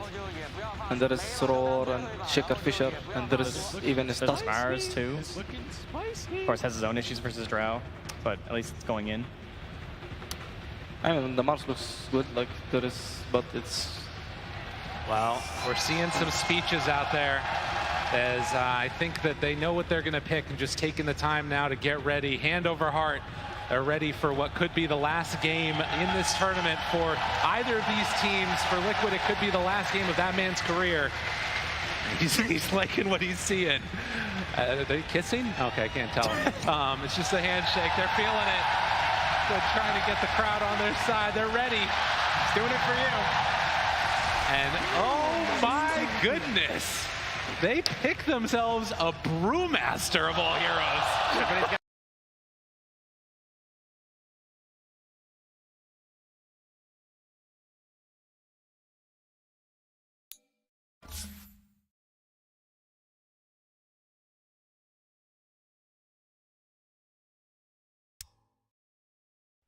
Y la competición, solamente uno puede pasar. Uno de estos dos campeones tendrá pues el lugar en esta gran final para, obviamente, coronarse, quién sabe, tal vez campeón y ser dos veces campeón. Exactamente, ¿no? Así que pues nada, muchachos. Espero que estén pasando una gran noche, que debe ser ya 1 de la mañana, más o menos. Más o menos medianoche. Debe ser ahora mismo en sus casas, pero esperemos que estén disfrutando de toda la cobertura que hemos traído a través de las pantallas de los oficiales de todos en español. ¿Saben, papi? Gracias a la gente también que nos ha estado apoyando mucho. Hemos estado leyendo las redes, hemos estado viendo los comentarios. Y pues nada, por nosotros creo que vamos a dar lo máximo para este encuentro. Le vamos a entregar los corazones definitivamente como debe ser, porque Suica contra Liquid. Así chicos, sin más presión, la bienvenida a la tierra de los ancestros, al inmenso We'll go into this game. A couple different game plans going on right now. A couple heroes that are new to our series right now. Of course, that Invoker that everyone loves so much, being cheered for, that Lina early on in the phase. But a common trend throughout this tournament has been this big range damage core and trying to get to that backline, to find these big range damage dealers. For Liquid, they're going to have the Lina in that capacity. But for Team Secret, they've got sort of a dual action happening here. Of course, they're going to have Nisha on this Invoker, and of course, Chrysalis on the Drow Ranger. So a lot of heroes and a lot of backline plays that Liquid need to look to do. And it can be very tough. They're going to be extremely reliant on that split coming through, trying to find their way there, of course, with the Storm Panda. A little bit of an XD there to start us. That's always how it goes. They'll sort it out here in just a moment, but you can see Not the highest win rate in, but a ton of really standout moments.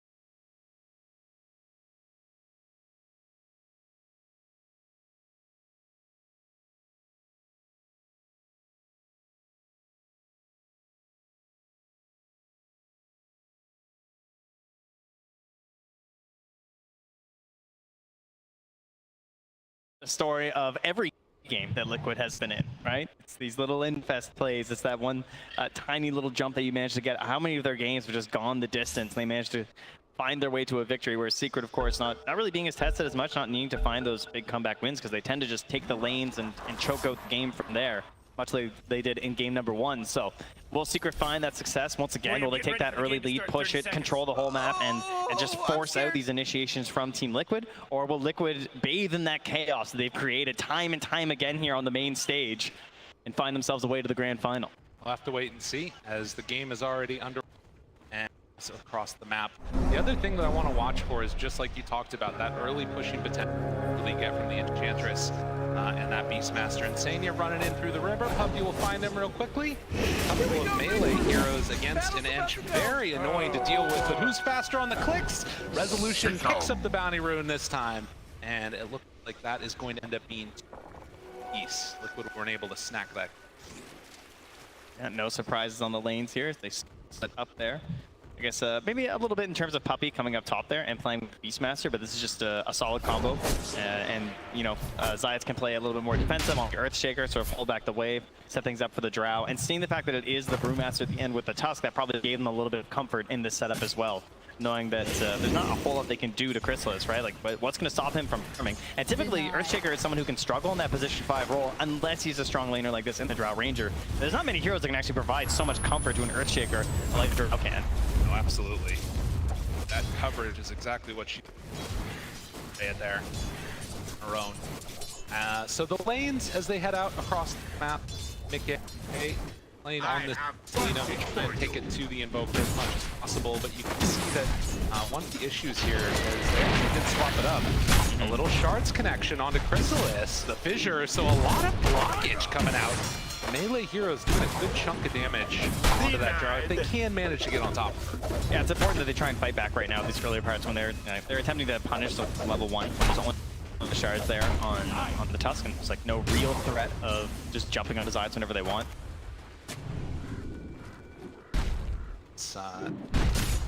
Gets the deep ward there. Foxy can play his way. The other one too. It's gonna be really hard to get this camp. Like, yeah, I mean, absolutely. He has the sentry, but can't place it down.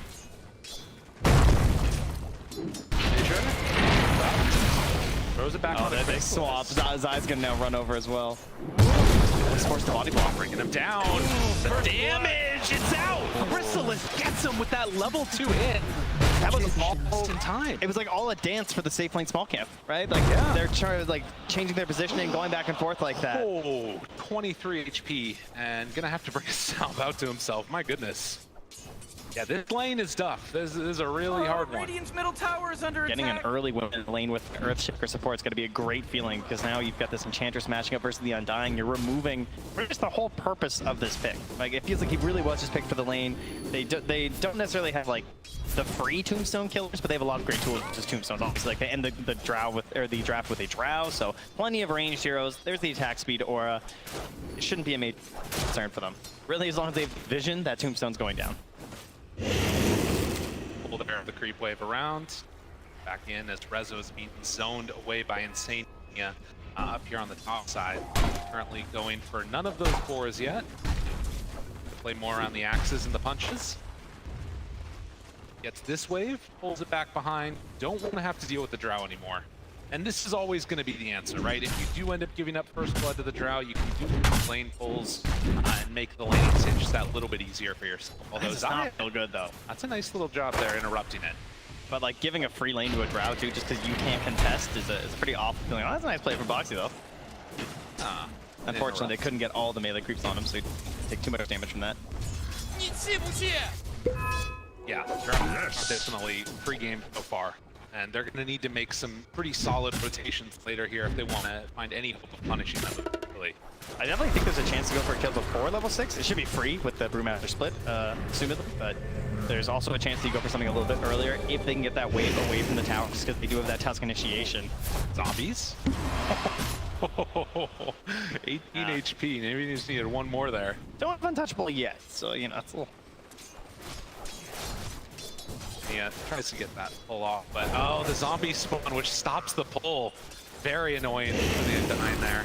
It's just going to keep on spamming out those decades as much as possible. So at least up top's going well for Matumba Man on the side of Liquid. A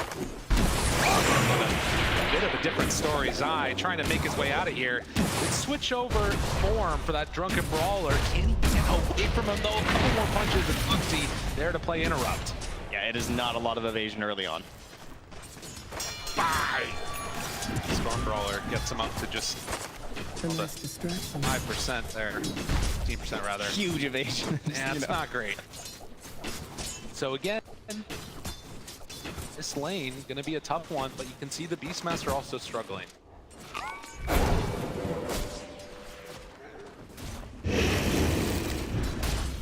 They bring on in the big creep.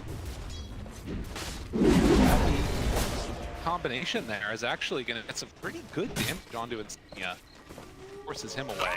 Oh jeez, Radiant's courier just got killed. Finds a courier just sitting there. Puppy has left it hanging out there, so great grab there. Besides, also losing a courier at the same time. Waves around Matumba Man, trying to chase. Oh, Radiant's top stop tower is the under attack. creeps from being stolen away from his lane there.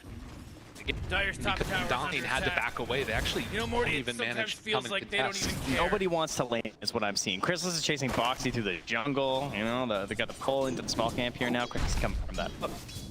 All just playing a little bit passive at the moment. Is a little lane here. It's level 6 in Booker. A couple tools handy here. They'll be able to find him, bring him down. A couple of punches. Nisha caught. Drops it, the Sunstrike. Mickey takes some damage, but it won't be enough. And this is before level 6. Yeah, so no one was coming to help him. I thought maybe like a Fisher or something in there, but Zayas did not have the option available. Or at least he didn't think there could be a save for it, which is probably true when it comes to the Fisher plays. Or Fisher to try and save from an Ashtar, it's kind of unlikely.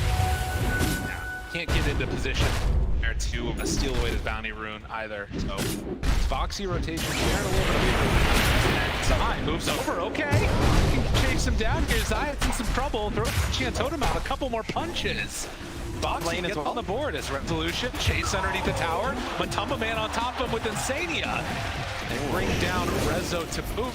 Surprising, couple kills across the map there. I feel like Insania's struggling in this lane. Sunstrike's not there, but the punches coming from Puppy and the Wolf managed to clean up. 6.5 minutes and already the lane's trying to break down a little bit more as Sue. Yeah, the constant has been Matu though, just constantly on the wave, never really being forced off here. 41 on 11 as he leads the board in terms of CS and well ahead network as well.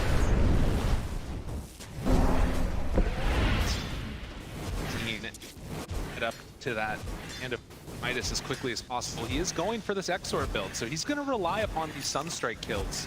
Missing a couple of them there, you know, not the biggest deal in the world. Those are things that really just accelerate his farm up, but...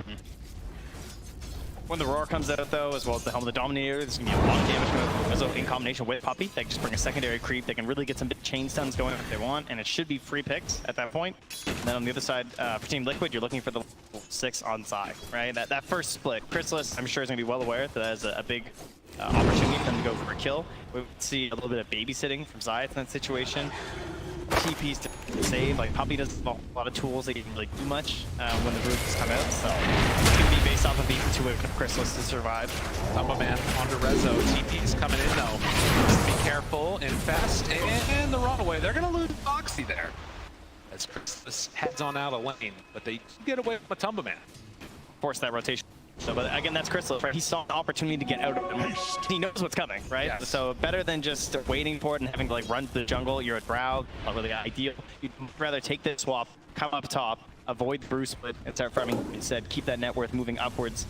And so you have this dual core, the Invoker, the Drow stand strong. Right.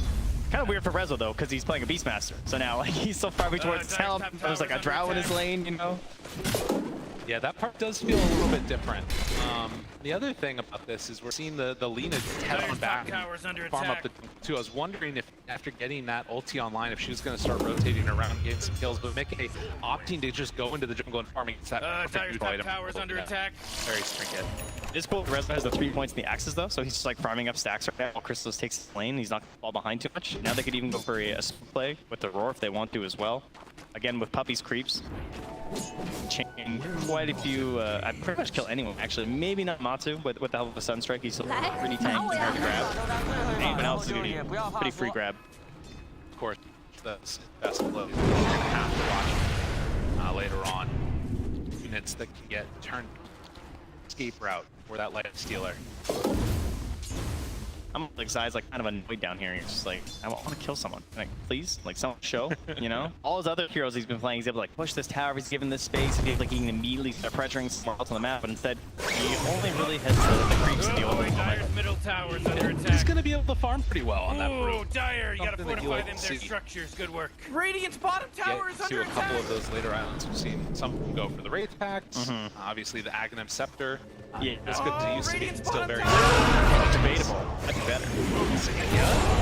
Well, he's dead. Can they find anything after, though? Resolution in some trouble as Boxer moves in. So he uses the roar to kill off the entire, but they get punished pretty heavily on the other side of that. Hoping to catch a couple of core heroes there, obviously. That's why Zai's coming out here to try and get the skill on, but not going to find. And I'll tell you who the Adams. What? I mean, he would have taken the Ninja's rune, you know? All right. Yeah. Let's know how he feels about it. That's right. I like how he tips him, too. That's so, yeah, awesome. that's right. You think I wouldn't? Well, something new every time. And behind the split. They do not have a Laguna Blade. I don't know how it happened, but it's not there. It turns out they don't need it. Nisha goes down.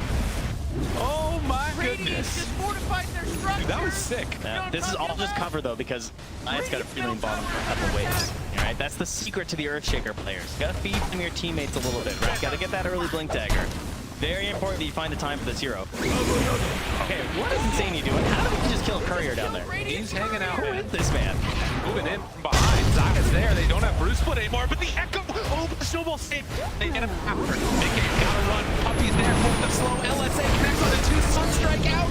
It is gonna be enough with the hits from Crystallis. Oh, Insane. He did not know anything could come in here. He thought about backing up, and he's like, oh, throw something. But I think in the end, he knew that was gonna be a tombstone feed. Kind of just adds on to the bounty. And you can see that after a bit of a slow start to this one, it turns into a bloodbath. Good Cinder Brew damage there out onto Nisha, but they want to try and get some damage on this tower. The split's down, you know, it's like jumping in the water. They know that Zai doesn't have a whole lot he can do in this situation. They smell blood and they go right for that tower. These could come in soon. They have to be careful about this one. Rally the dead. But that is the power of this bench. You get that creep, you run on it, you take the tower. Oh, how about that though? An instance as well from Zayats and Puppy. They're gonna start moving up toward their Beastmaster. Crystal, of course, has the roar up and ready. Has a Helm creep. So if anyone tries to contest this tower, again, no split. They're not too worried about it. This the play on the Laguna. Wow, a man. The eyebrow raise is too good. Oh, okay. Was not expecting. That's the most emotion I've ever seen from Nisha. You're not wrong. Oh, silent killer. Wow. Yeah. Radiant's middle damage that we had. It looks like Liquid want to make the move again. After losing their mid-1 tower, they will head on in and find one of their own. Gee, Radiant's middle tower just got wrecked. Vlad's already done on that. A couple of smokes purchased. Gotta watch for those blink timings. Good. From Liquid, sort of like posturing mid, a lot of units, a lot of heroes coming in there, and just knowing they have the split coming up in just a second, as it's now available now. So Secret not feeling like they can really contest that, as they're just going to keep Crystallis farming up the jungle, and now, you know, Zayats, he's just going to try and find that farm. Be it Shard, be it Blink. It looks like he's probably not as confident getting Blink this game. Shard instead. It's like so strong for stalling out these fights, of course, to try and provide all that space that you can for an Invoker and a Drow. If you're not getting the Blink first, like, does this even feel like that worth it, you know, as a hero? I feel like that's where you really get the value of the 4 Shaker. I know, it can be an issue. Something to be a big concerned about is Crystallis is farming up those Ancients. If you can't get that initiation off, much less valuable in these fights. But of course, talked about the extra damage the players could help to have this stall out period, and you got to imagine that Nisha's going to be happy about this. Building towards his next item is actually going for a Force Staff after that Animitis. More tools to get that separation away from particularly the Light. Yeah, the counter to Team Liquid, right? They just keep Skin Lifestealer. Right. So just every game, like just more Force Staffs. I'm sure Poppy's feeling the same way, indeed he is. Stack those out. It's great to have it on the Drow too, so it's going to be another game where it's going to be something they're going to be content with on Liquid. Finding each other, looking for a high five. He's totally high fives. It hurts. Oh, I got it. High five. Up. Zai, Foxy, they're hunting to try and find the beast map. Can I even kill? Come behind. Oh, we get it. Oh, but look. It's there. Rezo thinks it's all good well, but the chase to catch him. Stone, a couple more punches. The creep buying some extra time. Chitto doesn't do anything with that Echo. Get away from him. Tombstone. Now Crystal's is there though. Has to be enough to kill off Foxy and Seiya. Have to run, but Mickey, he's got a DD. Moves in, finds Science, gets that kill. Now Puppy trying to get out of there. And lift up on it. Nisha drops the meatball, but it's not enough. Nisha in trouble. Couple more hits, he dies. Zai on the killing spree. They look for Puppy, but Crystal wants to move forward. Insania trying to take the ball as hits as he can, and Mickey gets the double kill. That 4 already dead. Zai on top of Crystal hits the stun. Mickey there. They wants the kill. They're diving behind the tower. It's getting solution. It's back in. Have they gone too far? Liquid in. Very deep. TP in. Trying to spec 5. Mickey hopes to escape, but there will possibly be an escape. Oh, Zai cleans up. Oh, he must be and he was able to buy out. And to think that all starts from just heroes so hidden. They're getting so much of these early Bruce, which is really the key to them getting this victory. Now, you can definitely see these moments where they bait out the Bruce play and you're able to get away, but the shards are really helping them situations. They forced that fight on top of Rezo. And Zai's even committed, of course, to hop in there with the Echo, but it wasn't enough to turn things. Shard as well though, so he can continue to try and stop these fights, try and force some good Sunstrikes as well there from Neat. Great plays from Liquid, and now they have 2 humongous item powers when they come into these next fight. They're gonna have that BKB, AK's Lena, as well as that Wraith back now on Zai. But it's like the Tombstone, again, it is an issue where they do have good tools on the side of Team Secret. It won't necessarily be that big dominating game. You can see here just the amount that he's getting on this. Zai has had a tournament that's sort of been a lot of great moments, but also where he's had to sacrifice the end to another battle. And Nisha found Lifestealer right on top and a chance. The moving and playing with this splitless brew is so good. They just now take that fight. He doesn't have the Bruce split back for the 15 seconds. They immediately move into the road trip with the Dessa, with the Baz, all these items to get them, and the Tombstone dropped instantly. They're in the pit. Puppy's down bottom, just trying to push these waves out. I don't know if they can come and contest this. They have the vision. They saw it all go down. Secret. No Blink Dagger, no nothing from Zai. It's too hard to walk through the pit. They hawk in a few seconds here, but no, there's no way they can try, but it will not succeed. And Zai now there to slow him down. The chance to back away. Still have to be careful about running at high ground into no vision. And the same time, he's going to put it for the hubris. Well, the Soul Rifts have been pretty incredible for him so far. Maxing that at first, saves in these fights, and there's helps his ally escape. So, whether they escape themselves in Aegis onto their Lena, they still have this available. So when he's back on Insania, they can move their way off that Radiant side of the map. And with that Death on, he's 0-4 and 0 Evoker. He's got Maya and 4 stack. Not exactly the dream game for the hero, but his levels are starting to add up. Picked up now. You know, you end up in these situations that I was sort of talking about. The mental stability that it feels like this team's been able to keep up there. They're gonna have to make another move. Secret in a little while. See what they can find on the map. They have that shard ready on the Earthshaker, but still just feel like they need more time. Well, a comp of secret throws. The last qualifier, and TI has always been like Zayat and Rezo dominating their lane and forward from there. Very combat heavy, like these Dawn Breakers, right? Like Marcy's and just like fighting all the time. Oh, Echo my goodness. And stick charges. Yeah, they don't have that though. They're not like a snowballing off-lane duo in this game. Game 1, it worked really well because they had like double tactic where they were going with the beast pass and the Nyx assassin. They find out Misha in the woods. Zai pops the ult, and he wants this one. He wants it real bad. Whipped up there, the rest of the team coming in. Back behind the tower, Mickey going into this fight with the HP. They caught him in perfect. Misha gets brought down. Squid are feeling themselves here. Again, we talk so much about Puppey and the consistency that he has. Zai's another one of those players. He has been to so many different TIs, but if they win this game, this will be his highest placement ever. Simple to grab it despite Zai running away with the creep wave. I was kind of wondering, where's the Fisher? And he's just running. He's got wave after wave. Ton of different realities. And Boxy not even going to bother trying to chase him or cut him off. They're just moving elsewhere on the map. Want a bigger themselves. In any way, shape, or form. 15.5 minutes and a 4,000 gold lead. Little mid-game leads can be so dicey, though. We've seen some falling apart very quickly, and this going to be one of them. Gotta be careful.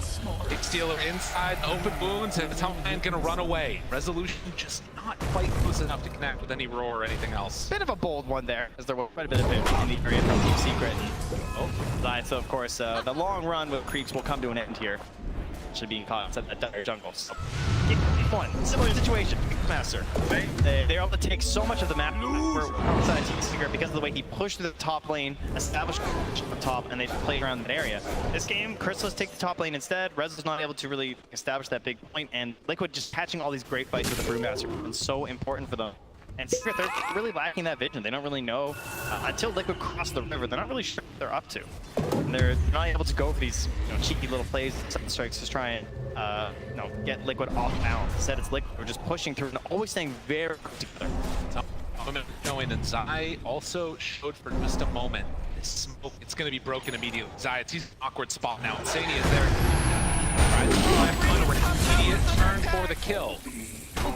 Get Liquid don't want this fight. I mean, Secret are throwing all resources at it once again. Game 2, Chrysalis was really trying to get involved in as many fights as possible. Just try and get the team to a full position. Doing that once again. These TPs up here, trying to find these engagements when he can. Then moving to the farm. Looks like the fight's not going to happen. With there, so they're going to be a little bit pickier with fights. The minute left on the Aegis, and not getting another tier 2 could be kind of nice if they want. They just seem comfortable going to that next rep. Potentially on mod. Getting the Magnum Scepter next for Zai. I hope so. For that playing. It's obviously really cool.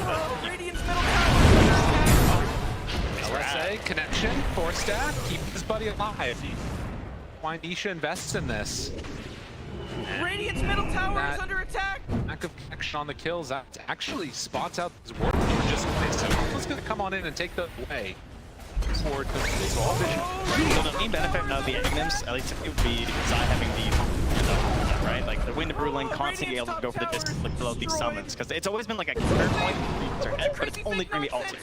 Whereas now, when you have Agnems, you can act constantly. The hill. It's about to expire. This can get a little bit dicey here. Not careful. He's gone. Alba jumps in. Jumpa Man right on top now. Chrysalis, who gets force-sapped off of the cliff. Separation. LSA spots the one that he can take that. No more vision. But the stone control is on to both, but Mickey gets the BKB off. Jumpa Man turns. No invest to get him out for 5 each. A couple more hits. And they bring him down now. Big shot. He survives. Stadium alive. Secret strike back in the biggest way. Liquid just going a little bit too far there. The Dream start the fight as they take down Zai right away. No chance for out the ultimate. Despite getting down the rate path, it didn't reduce enough of that damage. He still falls, and when he doesn't snap buyback, because there's no big problem. Flamers, they know he doesn't want to buy back into this fight. He doesn't need to get back there relatively quickly. Liquid feels they have some ability to still take this fight after this.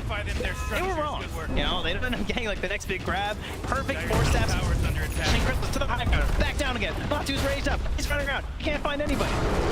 All of you two spells caught it. Oh yeah, what's up? What's up? He says. Die. Make it happen, but looking solid in this one. for Team Secret for that huge win. You can see now 16-14 on a knife's edge. We talked about how close this game could be, and things start to get a little bit wild when it's an elimination match this close to the Aegis. So, AC next on the docket. Guys was still alive when he was like doing the call-out gestures. It's been his thing. As far as this tournament, he's the only one I've seen pop out of his chair. I love to see it. You know, I think that it's a testament to sort of this guy and sort of his background in Dota. He spent so long just hanging out in obscurity, and a lot of Eastern European tier 2 Keys players, right? Living the Treant Protector players on it. One-trick pony guy. And then suddenly, as we saw in that content piece, you know, he gets the call up. He's absolutely taken over. And the last bit, Lord Punch, the Tumbo Man gets stunned in the duration of the rage. The roll, the chase, pop, gone. Chrysalis on the low ground, but Science there again with the stun on everybody. It's only to disengage though. They gotta run. Trying to get out into the beat. He gets that one. Chase down for more. Rezo in trouble to lift up. They got a lot of trouble. They're gonna go for more and more and more. Liquid trying to chase. Rezo gone. And on the backlines, they take down Chrysalis. Liquid in Secret, the push and pull. A tug of war. Under attack. My heart streak a little bit here. Everything is from the BKBs fights, and part of that coming down to the fact that we don't have those BKBs outside of Secret, right? So, and that starts well, where it's really important. Chasing for more, they're going up to the high ground there. Nisha trying to stop this push. Seconds until the rest of his team is back up. That second rush is available though. They could go back. Here was a very quick spawn. Middle tower. Be a big one for them. Respawns are pretty fast though on Secret. We're only at 25 minutes in this game, believe it or not. We're gonna double up those braces, those Wraith packs rather, but maybe a Wraith pack later. Almost like a worth kick there. Punching the Force Staff combo there. Probably gets double Force back. But that's a lot to commit to try and save your Ench. And though Zai's got a huge play there, the Fisher and the couple stuns, you know, it's Zai, right? The original. Through there with the split, and Crystal is just worst case scenario. I mean, that right? With no BKB on this draw, as soon as you find the real one, it turns into this huge problem. Until the fight's end. Yep. I'll tell you that. Stone's been doing a lot of work here. Besides, though, getting close to that blink dagger. Almost like a second life for this game. So having relevancy in this game right now. Just sit in the back line, find just a Fisher, combo, and see if he can set up for his Drow and his Invoker in that sense. But you get that blink dagger, spot at the right moment, win the whole fight yourself. The thing that's interesting about this too is the distribution of farm. You take a look at these networks. It's EliteNet and Lifestealer that are way up at the top right now. A pretty big gap, and then you have the 3 cores from Secret, but it's Pup that's making the difference. This Enchantress needs to add some more here in this game. It's already got a full staff. I'm not sure what you buy. It's attendance, it's just stats. I got the damage, all right? What's happening here? Not today. Hey, Illusion spots out. And then to run away immediately. Foxy is already gone. They can't the rest and Chrysalis, the one left behind. Nisha also trying to escape. They decide to turn their sights on Puppy. Get the team here and control this area as opposed to chasing. That was insane. They're just blinking and confessing. They just need the vision for this try and reside that grab, right? He just needs that one toss-up. Again, there's no secondary play here. There's no beat for that Drow Ranger, but now they're going to go for the wraparound play here from the side. They'll be able to take this fight. Pup wants to run in. Crystal is there to push down about a third. The blinks there, Zion. Still looking around. Zion blinks to get the stun for the interrupt. What is the... Damn it! It's not there! Crystal, though, he kept him out of that fight that entire time, trying to clean up. Get this agent. It's actually the Radiant that killed Nisha. Alone, he gets out. They escape from this one. Crystal is kicking in the backside. Take that with some of it. He's motivated. Gosh, Nisha gets away. Are you kidding me? He gets away from them. And he's just still on mid-game. No BKB. He's got to get out. TP's away. What is this game? Very confused by recap. We're gonna 8 seconds time. Team Liquid. Everybody who's playing their heart out right now.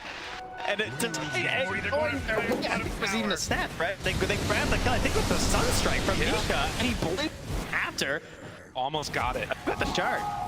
Not sure. Oh, it was the Lifestealer. No, yeah. Regardless. the game is status quo to a certain extent because you lose a lot of liquid heroes in terms of the net worth, but the big thing is still 4 minutes left of that Aegis mid. He's playing that carry role out of the mid lane. Certainly. He is very comfortable doing it. He now has 4. The true comfort of having an Aegis as well. Exactly. He's shadowing Matu right now, maybe worried about a possible play coming up from Team C. Interesting choice. The natures are for the Jumpa, going for the drums. And Q involvement in AC. You know, if there's one lofty goals. The puppy farms. Never forget puppy Crispin. Under attack. Yeah. Well, kill score is even. Structures are If there's any doubt about these two teams on a show, all you people out here in the crowd, spell those miss right now, as there's still some being mounted in Senia, because the prize inside. That is not one you suspect, that's for sure. You see that he has almost 3,000 health, so if you're able to throw it, that there's a lifesteal inside of him. But the tier 2 tower gets taken.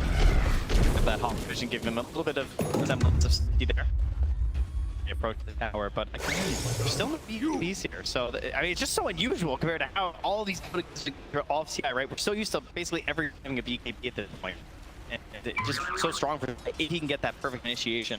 Read the movement right. Are they going to be able to anticipate where Secret are going? The blink is up to this team. They can't quite catch up. Almost mid wave. You know, someone has to come and grab this, but no one wants to commit on this mid. He's want to be really far back, just sort of give him a little blast. Don't want to get caught in a bad fight. Again, those shards actually there for what he got. But see the sort of macro movement that they're making, trying to control these rounds. Secret smoke before. They are showing Puppy on the way. Can they find anybody with this backstab? He was quite a few different items for this game, right? Almost went for BKB on the left, ended up going for easy. Has to watch out for that. Or he gets saved by someone. Hawk is going up first. Oh, he's got a balance sword too. The golem up front. Gives it over to Mickey. They're not quite gonna get them. If Zayats finds somebody here, this could be a huge burst of the edge. It does look like recognizing the danger. Mickey gets caught! KB, it's not coming out! Mickey is going to drop that Aegis. Might do another one. Rather there, he has the roar available. Gets interrupted. It's caught. Sunstrike out. He's not enough damage quite yet. Mickey, 4-step away. Get out of there. I tried to control afterwards, and they bring him down in time. Mickey in trouble. Oh, they left it. The save again. The tornado lift up on him. Both of them. Mickey, he's been living through so long, so much. And he's actually going to do it again. Mickey finally gets broken up. The last 30 the damage, but man, they want to bring up. But on the 4-step, it's the fake liquid. You don't have a way to get him out. Some of it in the ball. He needs to clean up. He's got to get a couple more Chrysalis. Gets up to the ground. Insane. This positioning all-terrain vehicles on Secret. They're all over the place. Up, down, low ground. A TPO by Rezo at 2% HP. And you said Puppy to pop up. I think he did. Oh my god. That's an insane damage in that last. All he did was click. Many rounds of his Puppy. He found him. Puppy does not want to be denied. Chrysalis, a couple more hits. This man, he's a lot of evasion. A lot of evasion. Does have a blink away from die. Needs to escape. He says no.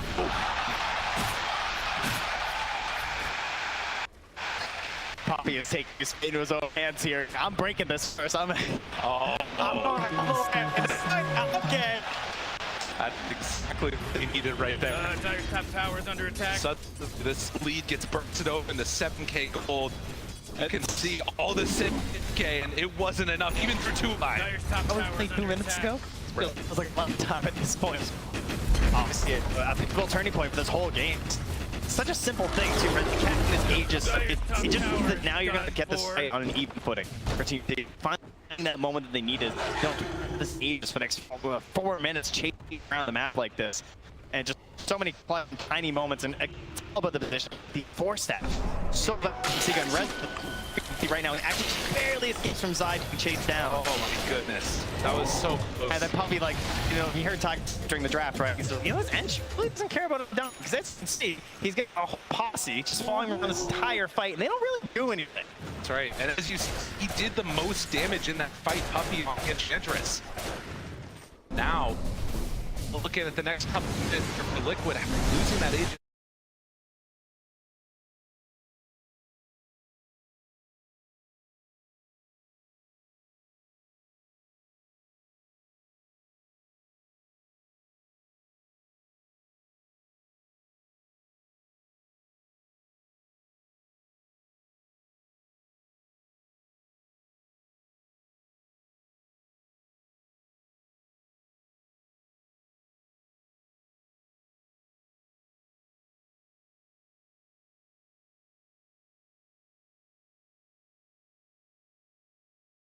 So we'll see. Silver Edge already in hand for the Lina. Look at that ward there. One is that they need, but man, can they blow him up? Oh, yeah! Gets him out of harm's way just in time, and well, the roar, the check, it needs to get to there. Foxy, get him out of it, but no, the event, stop this train either. It's off, running away, Nisha with the ice wall, presses shards, but Foxy to a fall. Hit him with the ice fire bomb. There's no accident anymore. This isn't an accident now. The secret that were kicked out of this last time, they were not able to go all the way to the grand finals. They're so close. So close in fact, back in the box. It was just one big crit there from Chrysalis. You know, item gets better rolls than anyone else at the league. So seeing it right there. Honestly, get the hold and secret wanting to give him time of day. Puppy just punch him away at the edge. So strong with that keep it building. Liquid, and they don't have the answers yet. They need the rest of the team to fight it. Dyer's middle barracks are it's Chumskin or Mickey. They're all in him. Snowball. Might turn and try and get away. A little bit out. As the still ready for the break. Stone, the is slowing him down. Two punches. But the kid. Both of them. Mickey. My man wants to change. KB. Zai thinking about fun. Dangerous. Lick their content taking that lane. Yeah. Liquid a small period there and to find one EKD charge up the crowd at the very least. But of course they're going to be hanging. They're looking for that Roche, and with a Beastmaster and an Enchantress on your team, you're definitely going to know when, especially if you just be standing there. So probably going to be. Oh, and we got our antagonists too here. Hello. Hello. Hello! The entire Dota 2 community, that hello. As he has been making a name for himself here. And with that, the third Aegis, the Aghanim Scepter on Joker, suddenly they are well in hand. Looking so good. Trying to close out 21k gold lead. 37 minutes in right now. They just finish ahead too. Zayas has so much power now. Game is going to be so hard for Liquid to back into it. They've got the raid pack, but they're 5-1. Does have the end at least. Not the old walks out of there. From backline, trying to bring down Resolution's in trouble. Downtown, finds another, but that's it. He stopped him again. The 5 access out immediately. But Mama Man, nowhere left to go. He's so definitely. And guess grand finals in their sights. You want to claim this here now. Put this game to bed. Snowball is in, has to blink out on anything that got in control. Zion's on top. He's been for time and again. Misses the trick actually. The chase is there, and Boxy who will fall. None of these heroes up secret. Wanting to close this now. Gamer in the top. Chris lifts and feet. Taking down the buildings. Moving towards tier 4s even. It up. Chris, the alacrity is there. Tier 4 starting to drop. Does the dream run end now? Okay, keeping them So, that's big, bro. Low on resources in secret round. Definitely. This moment, the exposed. Do they have enough left in the tank? Liquid wanted to blow inside. Do they have any more remediation? Emanate Liquid. They're going to the grand finals. They came down from that upper bracket for one series and go right back up. They won that grand final.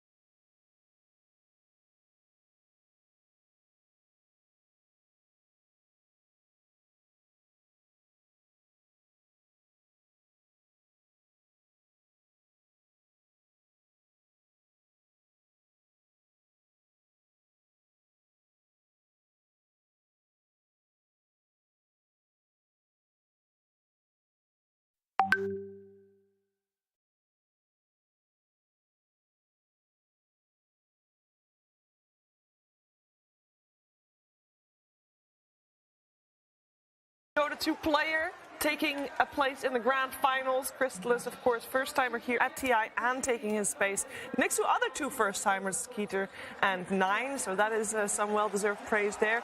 This game was crazy, though. It was absolutely mental. I think that fight that we saw on the top lane, Effie, that's the one that's going to be etched in our memories for a long time. So many fights that were just so good. I mean, I don't even know what to say. Every year, Puppy just goes up one placement in TI. Like, it's some pattern. It's just the truth of Dota. This is the truth of Dota. Every year, he will level up with this team. The way he won this game on Enchantress, like he's like, I'm the carry right now, taking the Grobo from his Drow Ranger. And look at this, man. Stats over heal. He went stats on Enchantress. And we see it all the time. The greatest. He's feeling himself. We see it in these game threes. These games where you could get eliminated or you could go forward, the comfort picks come out. But where do they usually come out of, right? They either come out for the carry player or the mid player of a team. But in this game three, in this series that is deciding who goes to the finals, Puppy pulls out his comfort pick, the Enchantress, and he decides to just build carry items and put that game on his shoulders. I mean, it was such a great game. He dealt more damage than Nisha in that game. That's pretty wild. I mean, they were buffing him up. I mean, he's like, Nisha, Alacrity on him, sitting next to the Drow Ranger. Some really good stuff from Team Secret. Like, this team had a really good, like, really bad season. The DPC, they were always, like, in the middle, not being able to show what they can do on LAN, but overall, like, they showed finally at Riyadh Masters what they can do with their draft and with their lineup, and showing it here on the main stage. This fight right here was such a good fight. This was the turning point of the game. It looked like Liquid was running them over. And yeah, we talk about Puppy, we talk about this Enchantress, but we have to talk about Crystalis on this Drow Ranger. He is the player who got that silence off on Brew, and then Nisha targeted all of the spells on that Brewmaster. Because Brew died first, they were able to kite around that fight to get the win. They had their first few 4-stops ready at that point. They were able to push back, and without the Brew that early on, I just don't even know how they created this window for themselves. And then, of course, 5 4-stops come out afterwards. Every single hero on Secret had a 4-star. North American team, 5 red 4-staff, Team Secret making their way into the 5 red 4-staff, 3 pikes and 2 4-staffs. So much cutting potential against the Lifestealer, against the Shards, choosing where they want to take a fight. But also, this Drow Ranger, Crystalis, did 40k damage. I mean, his positioning was flawless. He was not getting caught out. I mean, obviously, with the help of the repositioning by the 4-stops, he was able to do so. But in every single clutch fight near a hill, he was making sure that he could dish out as much damage as possible, but also being able to silence the priority targets. And I really have to commend him in this game, because Crystalis had gotten a lot of criticisms throughout the DPC season. Was this a correct choice? Is he too young? Is he too inexperienced? The answer is no. This kid is good. This kid is so good at Dota. Yeah, he proved everybody wrong in this one. And I think, like, to me, this victory, it's it was all of Secret playing amazingly together. Like, Resolution, he's been the rock for this team since we've seen him on this roster. Zayat's in this game. Yeah. The individual play coming out from him, you know, predicting where people are going to go and then being there with the fissure where there are these potential clutch plays from Liquid where they can come back in the game. Zayat's is just like, no, I know exactly what you're going to do. And then on top of that, hyping his team up as well in the game. Hello. That's got that's got value, dude. That's got value, especially with Puppy with the machete on the other side. You got both sides of the angel and the devil on the shoulder. Yeah, we heard Zayat say hello to the stadium there in Singapore, and now we're going to hear Resolution with Avo saying hello to us as well in a winner's interview. No, wait till the hand. Yes, we're here with Resolution. I mean, what is this game? What a series! Happening. What is this game? There was turnbacks. We first team wiped them, they team wipe us back again, like in 10 seconds. What is happening in these games? Holy my! I don't know. It's crazy. It's crazy to be part of this game. It's crazy to watch how my teammates are like forcing around and kiting the fight, and like how my Clement Ench is carrying the game. Some fights, it's like, what is happening? I'm like Beastmaster, I'm just there to roar, guy, and provide an aura and watch my teammates thrive. Yeah. We actually saw you frenzying Puppy halfway through the game. You stopped frenzying the Drow. It was all frenzy for Puppy. What was that team decision like? Like, guys, it's our Ench that's doing the damage. How did you decide that? No, I don't know. I just felt it in the moment that Clement is doing so much work that I got to empower him. With all I have. Okay. What's the reset looking like for you now as you get to the grand finals? How do you do that? Oh, I mean, I'm gonna meditate. I'm gonna meditate for sure. I need to reset completely and go with a fresh mind into the next series. Enjoy some 5-10 minutes our victory, but then just straight up to the next game. We will be enjoying your victory as well, basking in the glory of that great grand finals. Anything you'd like to say as well to Team Liquid who fought so hard there?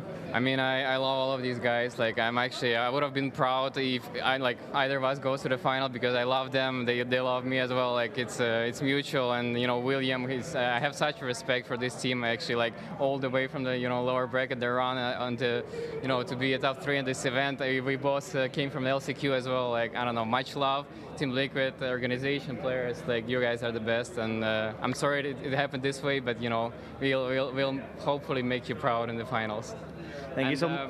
One more thing, this flag, support for my country, please. Everybody who can do something, just please do it, and I'm gonna make my country proud as well with a performance.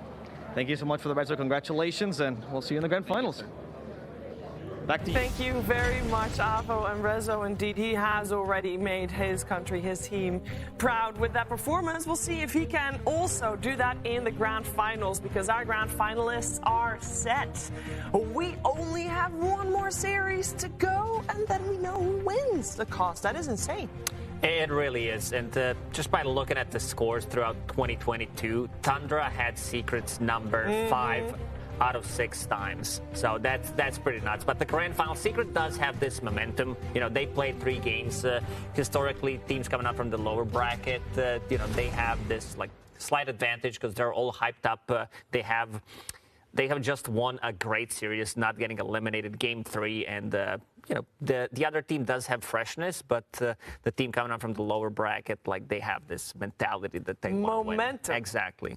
And we talk about that a lot because it actually matters a whole bunch. There is a bit of an hour break, so you do need to mentally reset to go again. I'm glad that Rezo has found his method to do that because he is also no stranger to being in grand finals. Neither is Puppy. The rest has not yet been in a grand finals of TI. What is that pressure like, you think, Effie? How do you reset? Because meditation obviously worked for Rezo, might not work for everyone. I mean, it's definitely different player to player and team to team, so it's really hard to say what either of these teams are going to be thinking or doing beforehand. But for the most part, if you're coming off of a win like that, you're just feeling confident, and especially you're feeling trusting of your teammates, right? To win in such a way where you're all kiting each other around, helping each other with force dives, like it's got to inspire that sense of camaraderie. So I think for both teams, I mean, Tundra don't have to do the reset, but they do have to sit down and think. They just need to kind of separate from what's going on right now and play like they're in their rooms, play like they're at home, and just play their best Dota. Play their best Dota, indeed. We are going to watch the best Dota in the grand finals. But we also do need to close the book on the team that came third here at this international. It is Team Liquid Jenkins. I know that they have won over the hearts of so many people. It is sad to see them out, but there's definitely a respectable position to end third. Yeah, definitely. I think probably the reason that they won over so many hearts in this tournament is, like, I mean, of course, the players, the personalities. Yeah. They're amazing. But also the fact that their games have been so tough, and we've watched them, go through the meat grinder and get better every single time. It felt like they were going to do it, or we saw them do it, and then it felt like in the previous game, oh, this is Liquid in the game 3. This is where they go through the meat grinder and get better. Obviously, at some point, it's likely that that's going to stop when you've already done it 3 or 4 times.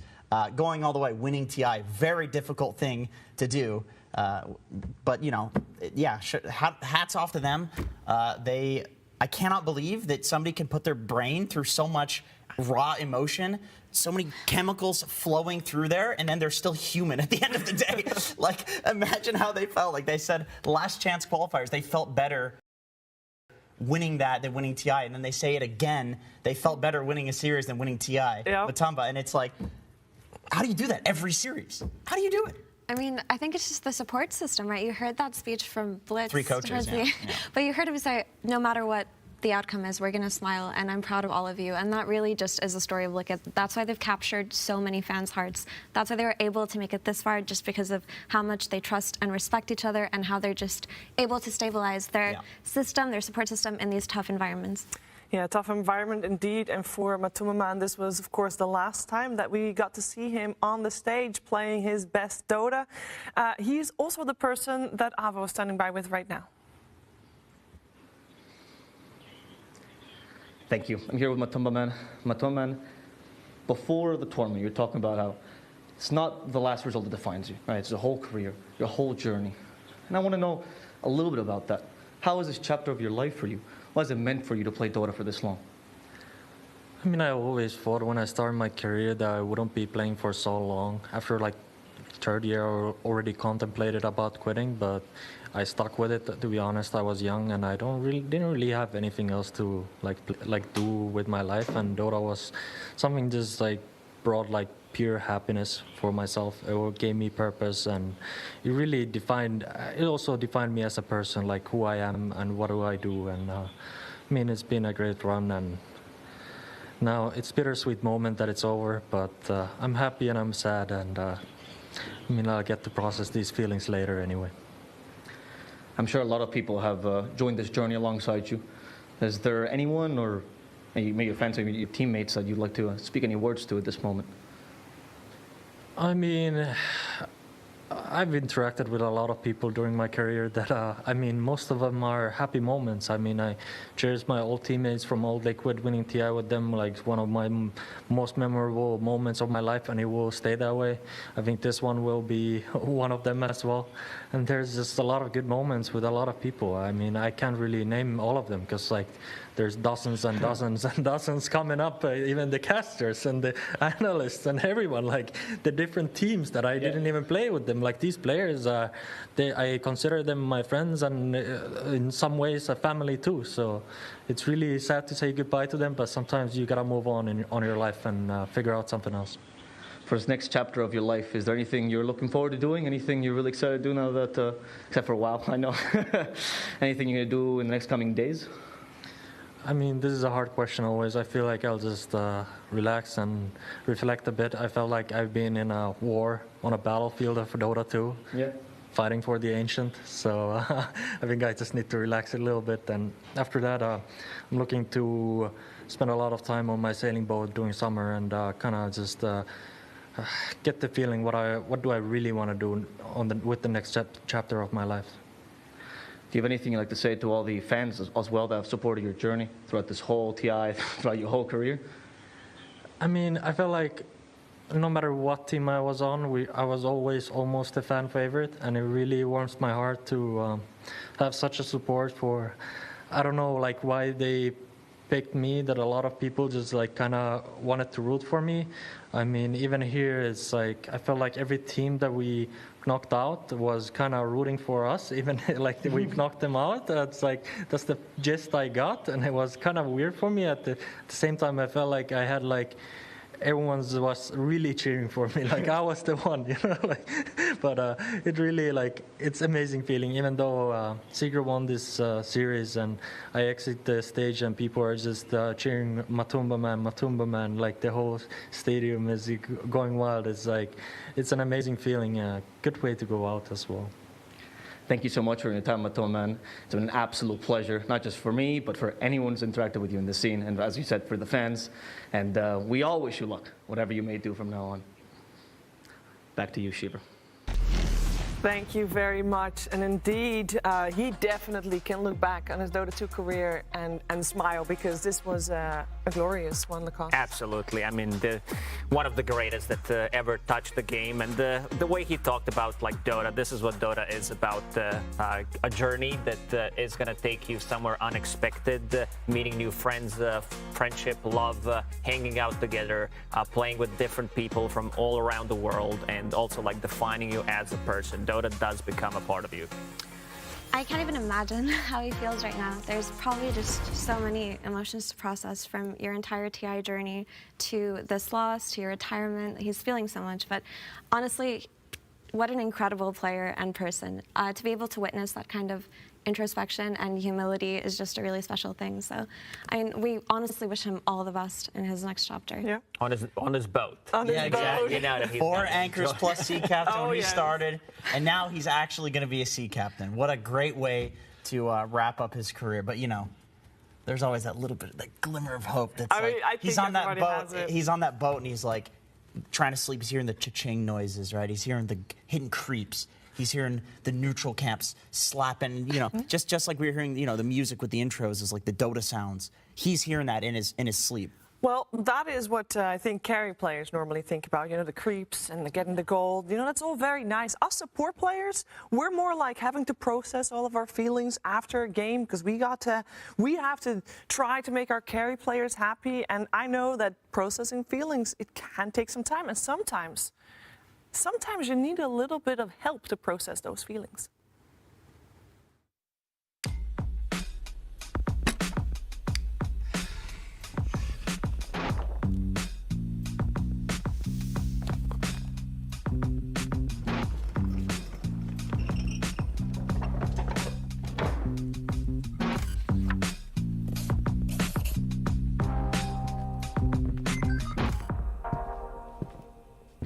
Okay, boys, bring it in. Get a